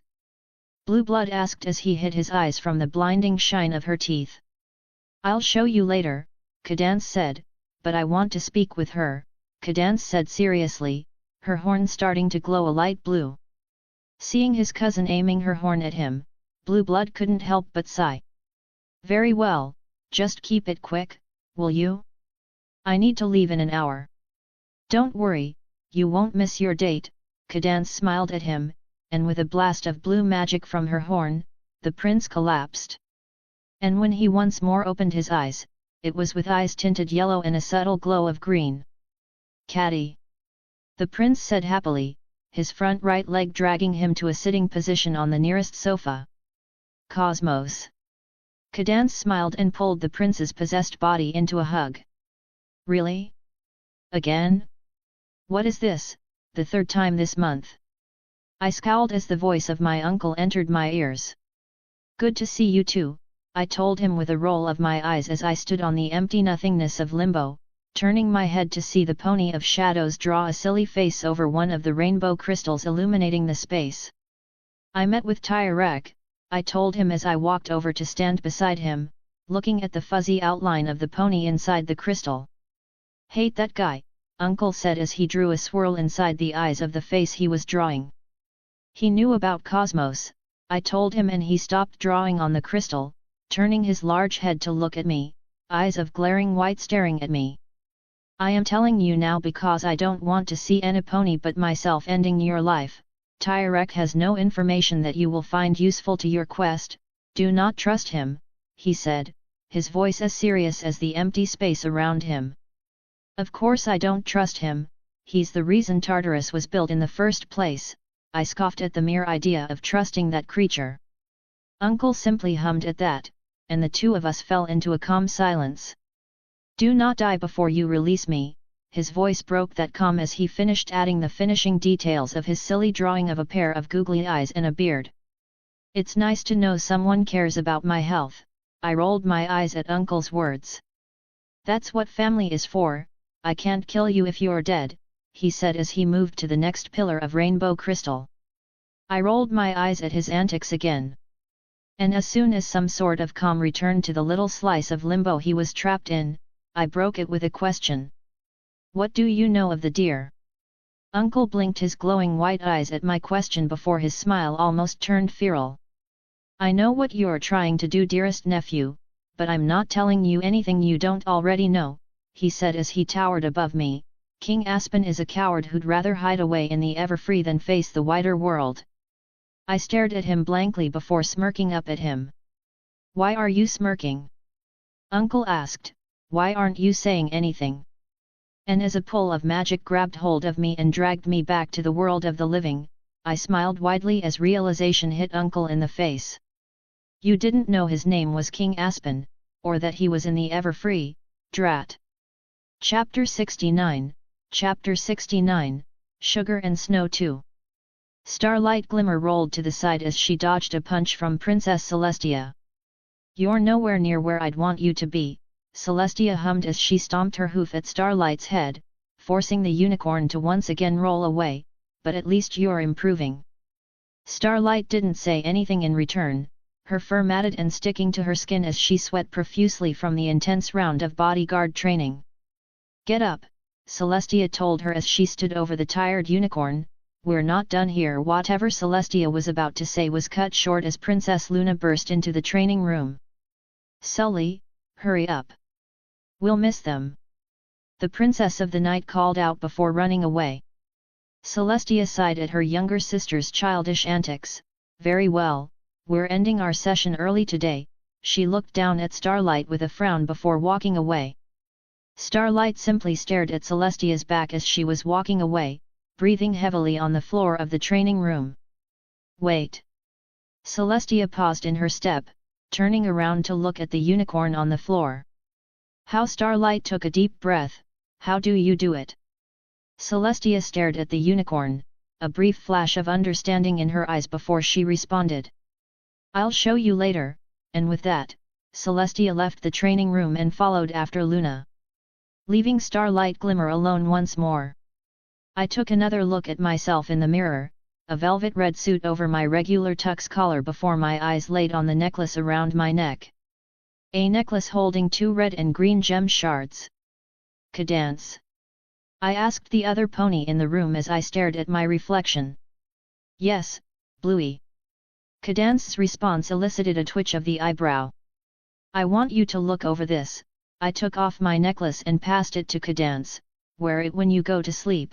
I didn't turn to look at her, my eyes still staring into my own in the mirror. Are you sure? Cadance asked as she took hold of the necklace. I think I'll probably need a regular night of sleep after tonight, I told her, and she nodded her head at the answer. Welp, I opened the door. Wish her luck. Wish her? Cadance repeated. Wish Raven luck, she'll probably need it depending on her reaction when I tell her. Cadance nodded her head at that and frowned, looking down at the necklace in her hooves before she put it around her neck.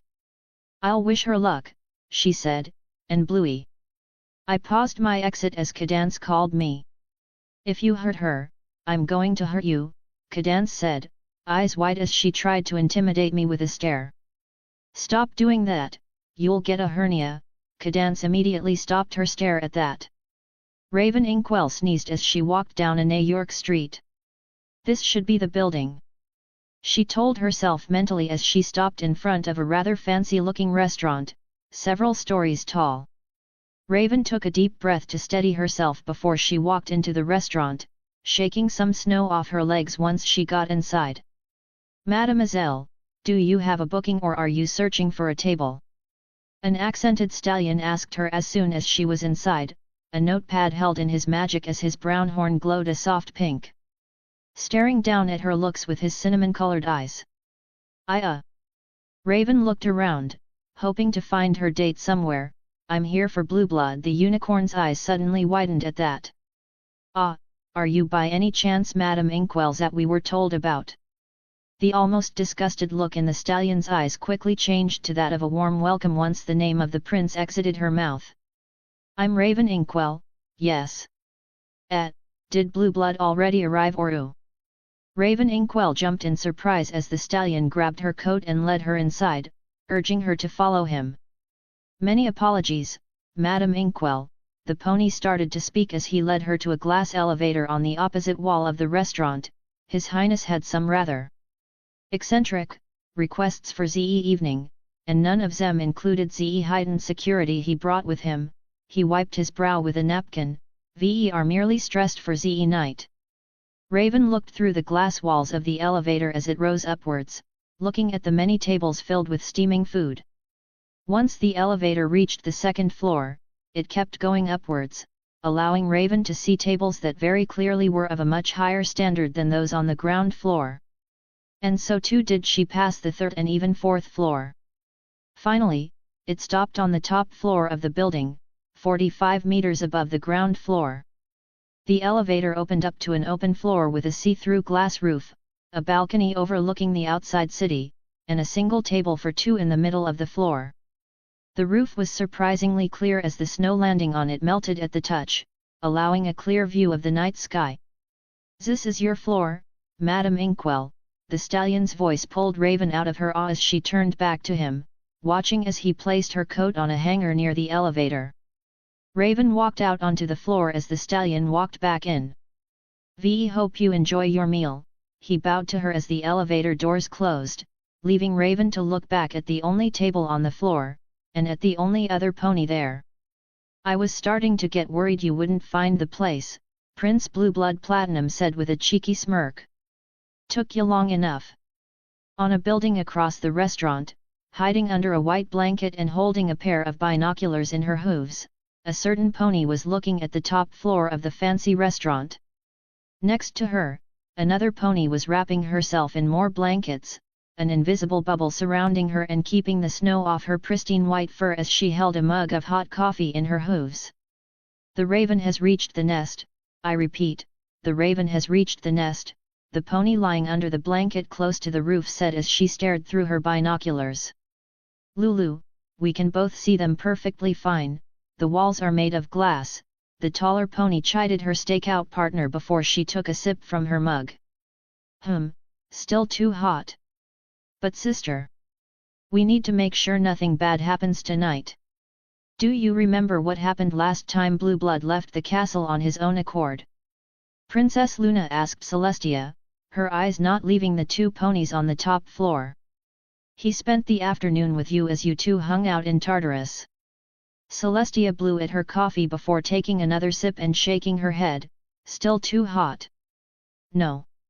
We mean before that," Luna exclaimed as she floated a nearby snack bag closer to her before opening it, spilling a small amount of salted crackers onto the roof. "I believe you are talking about the last time he left the castle for reasons that weren't his job, so I'll ignore his Canania trip. And I'll also ignore the time before that when Nightmare Moon kidnapped him," Celestia said, and Luna shrunk into herself at the mention of the Nightmare Moon situation a month prior. "If so, the last time he left the castle was slightly over a month ago when he tested for his nautical science degree," Celestia said and took another sip of her coffee.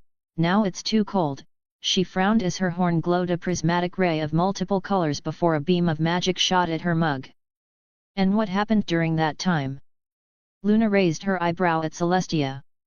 "I believe he saved the lives of many civilians from drowning, got his degree, and appeared as a top headline in many newspapers, eclipsing Twilight Sparkle and her achievements from the same day," the Princess of the Day said as she once more took a sip from her coffee and spit it out. "Now it's burnt. You know, I can clearly see both of you," an image of Prince Blueblood suddenly said as it appeared next to the two barely hidden alicorns. "Ah!" Luna yelled as she quickly jumped in fright, her wings and legs tangling under the blanket as her salted crackers flew all over the roof. Celestia smiled at the sight before she turned back to look at the restaurant across the street, spotting her adopted son waving a greeting to her through the window, Raven Inkwell waving alongside him, a confused look on her face as she stared at the princess.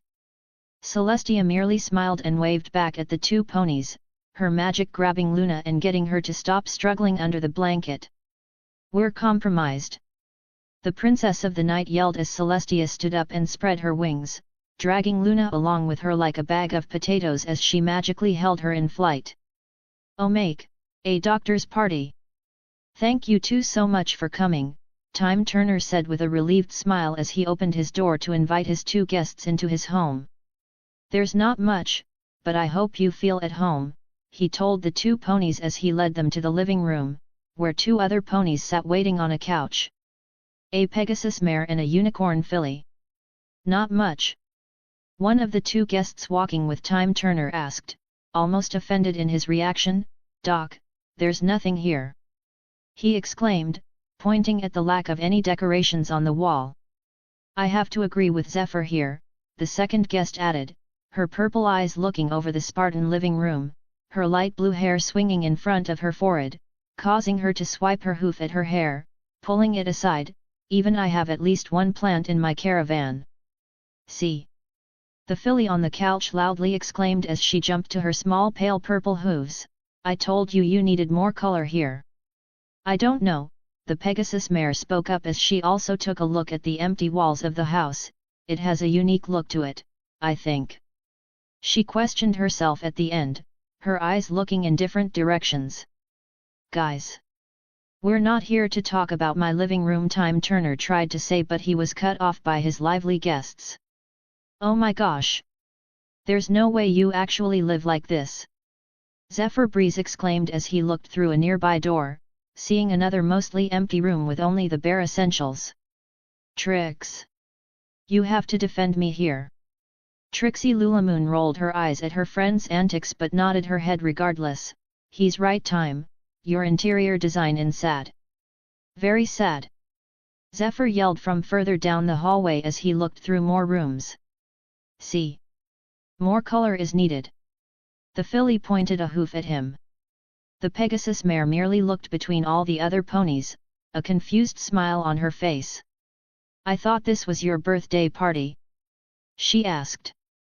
"It is." Zephyr screamed from the other side of the house, his voice banging on the walls as it bounced back to the living room. "You didn't tell them?" the mayor asked the aspiring inventor. Dr. Turner sheepishly smiled and rubbed the back of his head, looking away from his guests. "Why didn't you tell us it's your birthday?" Trixie asked with a frown. I thought that you wouldn't come if you knew," he answered shyly. "Why wouldn't we?" Zephyr yelled as he flew into the room, a glare on his face as he grabbed hold of Time Turner.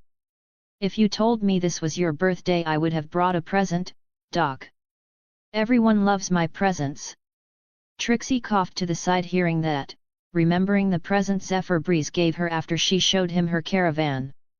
She didn't necessarily hate it per se, but she wouldn't say she loved it. "I'll be right back." Zephyr let go of Time Turner. "I'm getting you a present," he told the Earth Pony and swiftly walked out of the house, followed soon by Trixie as she went along. Not because she felt the need to bring him a present, but because she knew she'd look bad if she didn't follow Zephyr. "Wait up!" the filly exclaimed as she jumped off the couch and ran after the two older ponies. "Wait, Dinky! Don't go without me!" the Pegasus yelled as she flew after the filly, hitting the wall a few times and luckily not dropping or breaking anything. On account of there being nothing to break. Time Turner watched the ponies leave his house with a sad look on his face before he sighed to himself and sat down on the now empty couch. "Doc! Come on! I have a perfect gift!" He jumped suddenly as Zephyr returned to his house, followed by the rest of his guests, carrying a camera in his wings. "What are you?" Time Turner couldn't finish his sentence as a flash of light blinded him as the camera went off, catching his surprised face in a photo. "Okay, now everyone on the couch," Zephyr said as he jumped onto the couch, throwing the camera over the Trixie. Once everyone was seated next to Time Turner, Trixie levitated the camera to face the group. "Everyone say happy birthday," Zephyr said loudly as he tried to push Time Turner over to Derpy, accidentally knocking Trixie on the shoulder in the process. The unicorn mare quickly turned to admonish her friend for bumping into her, only for her hair to whip back and hit Dinky Doo in the face, causing her to close her eyes and fall off the couch. Seeing the filly fall off the couch, Time Turner quickly tried to dive and catch her, landing on the floor as the filly fell on his back. Derpy hooves widened her eyes and flapped her wings in shock at the quick series of events, a yell of surprise exiting her mouth at the sudden chaos. And with a flash of light, the picture was taken. Time Turner was on the floor, a unicorn filly lying on his back. Trixie was glaring as she held Zephyr in a chokehold, his long legs trying to pry her off as the two wrestled on the couch. And Derpy was mid-air, flying off the couch as her wide eyes looked in different directions. Suffice it to say, this was the beginning of the best birthday party of Time Turner's life. Chapter 70, Sugar and Snow 3. Raven Inkwell was nervous. She never thought she'd get this far. That is, she never thought she'd get a date with Prince Blueblood. Let alone in the exclusive top floor of a 5-star restaurant. "Here are your orders," a waiter said in a French accent as he placed several plates of food on the table, and a bottle of wine so expensive Raven thought it could have paid for her entire school tuition. "Should you need staff, just ring this bell." The waiter placed a small bell on the corner of the table. "Thank you very much," Blueblood told the waiter and Raven nodded her head. Seeing his job was done, the waiter left the duo and returned to the elevator. "So," Raven started, "this is it, hey?" She nudged her glasses upwards. "The date," she smiled awkwardly, almost embarrassed from even being inside the restaurant. If any pony asked her younger self where she would see herself 20 years in the future, young Raven would never have guessed working in Canterlot Castle, or on a date with Prince Blueblood Platinum. Now to be fair, nobody knew who Blueblood was at the time, but you get the gist. The point is, Raven was excited. So I wanted to / I need to tell you something, both Raven and Blueblood said at the same time. Raven giggled at the coincidence, stopping herself from twirling a strand of her hair like a teenage schoolgirl. You go first, Raven told the prince, who shook his head at her. No, you go first, I'm sure whatever you have to say is much more important than what I have, he told her. Okay, Raven paused for a moment, thinking over how she wanted to say what she wanted. I wanted to thank you, Raven finally decided to say, her eyes looking down at her bowl of French soup, staring at her reflection on the lacquered wood of the expensive table. If she were to look at the prince, Raven would have seen his face harden. I wanted to thank you for agreeing to. Raven took a deep breath, all of this. Her smile highlighted her makeup, she gently took her spoon and took a spoonful of soup from the bowl, blowing on it to cool it. For going on a date with me, she took a sip from the spoon, the tasteful aroma of the broth wafting into her nostril as the creamy soup flowed into her. For helping get the gala in order, Raven took another sip of the soup. And even for simply going out with me on nightmare night, her smile turned soft as she looked away from her soup and to the glass ceiling of the restaurant, and at the snow magically melting away from the see-through roof, revealing a clear sky of stars and snow. I know you're doing this as a way to repay me, I'm not stupid, Raven chuckled as she watched a reflection of herself on the glass ceiling, looking down at her from the roof, but just accepting it was nice. Raven chuckled to herself before she looked back to the prince. What I'm trying to say is, thank you. Thank you for entertaining me, even if it was with a pity date. The words leaving Raven did not match the sheer joy she felt at having a childish little filly's dream come true. I am a piece of shit. Raven paused, her smile frozen as she looked at Blueblood. I have been inadvertently playing with your emotions, agreeing to go out with you on nightmare night was foolish of me, especially as I am repeating right now exactly what happened that night.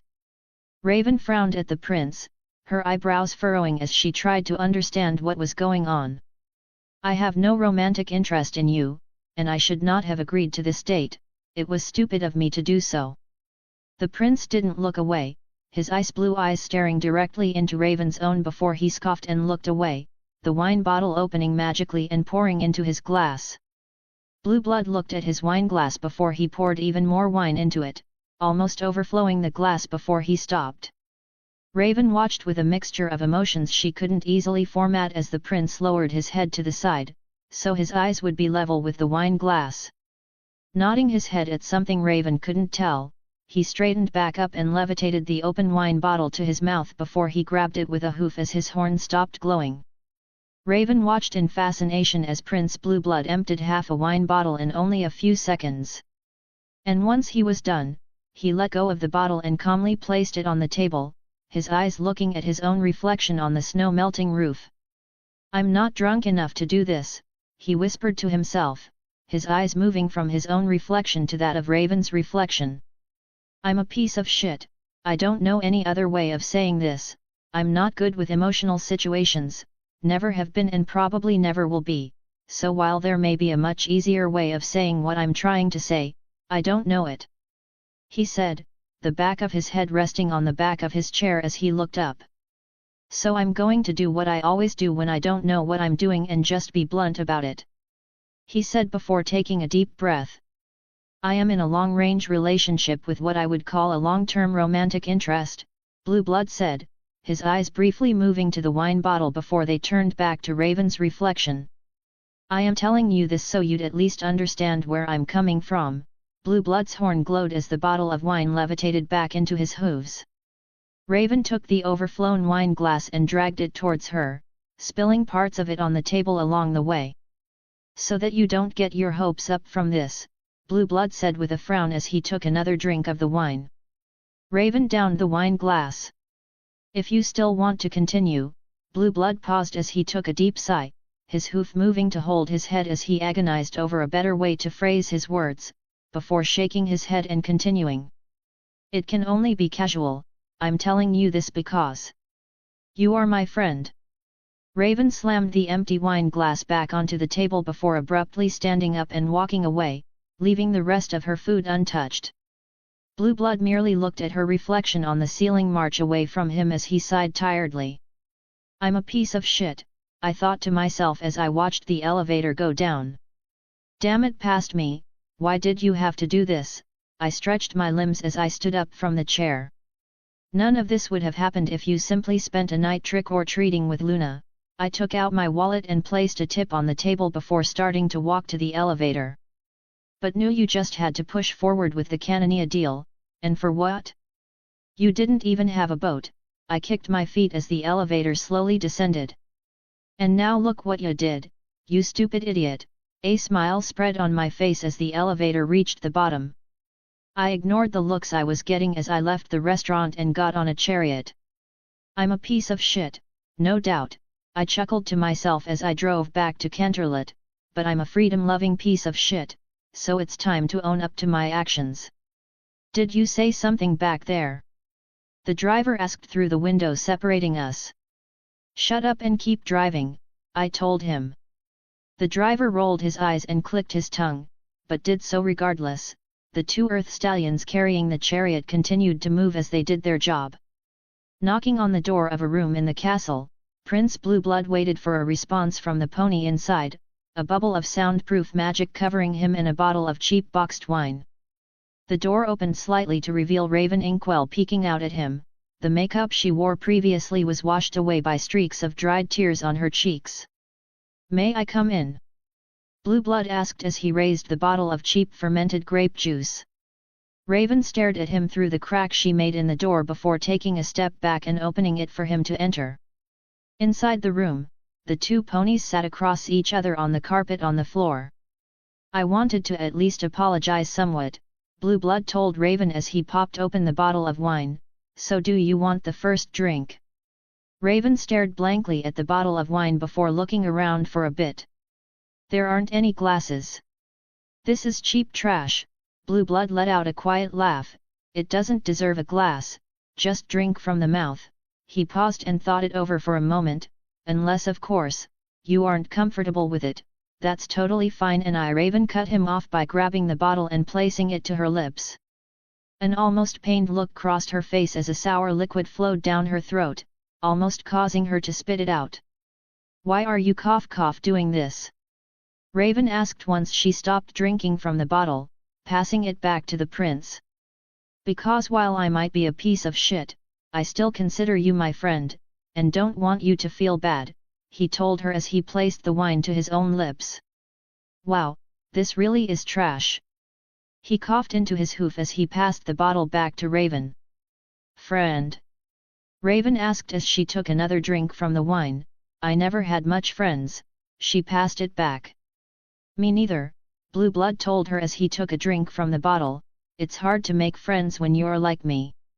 "I don't blame you." Raven took the bottle back before drinking more. "I'm actually thankful you told me." She smiled easily as she stopped drinking from the bottle, but still held it in her hooves, watching the small amount of remaining wine at the bottom of the bottle. "So, you can't do romance?" Raven felt fuzzy as she looked at her reflection in the bottle. There were a lot of reflections this evening. "No romance, no." Blueblood shook his head as he watched the bottle of wine in Raven's lap. "But you said something about casual relationships back then." Raven pointed out as she raised the bottle closer to her mouth. "I mean, yeah. It's less of a real relationship and more of a friends with benefits thing, allowing me to fuck until I and her are permanent." So Raven heard enough. She poured whatever was left of the cheap bottle of sour wine into her mouth and threw herself onto Blueblood, her lips meeting with his as she opened his mouth, the wine passing between the two as her tongue burst into his mouth. Cheap wine poured down the front of the two ponies' white coats. After a few seconds, Raven let go of him. "You said I'm your friend." Raven smiled with a red face as she bit her lip, untying her brown hair loose from the bun she usually kept it in before shoving her leg onto Blueblood's chest, pushing him down to his back as she stood above him, licking her lips as she looked down at him. "So now show me the benefits." "Now Blueblood won't find us," Princess Luna smiled as she crawled over the top of a roof, a small pile of snow piling on top of her as she looked through her binoculars at the restaurant's top floor. And saw that it was empty. They already returned to the castle, you know that, right? Celestia told her casually, the snow melting around her and keeping her clean. Luna slowly turned her head to look at her sister, you could have told us. Luna shouted as she threw the binoculars away. Only the binoculars were wrapped around her neck, so she threw herself slightly forward as the goggles pulled back and smashed into her chest. Ow! Luna grunted on the snowy roof. That's what you get for spying, Celestia told her as she grabbed her sister in a magic hold and flew back to Canterlot.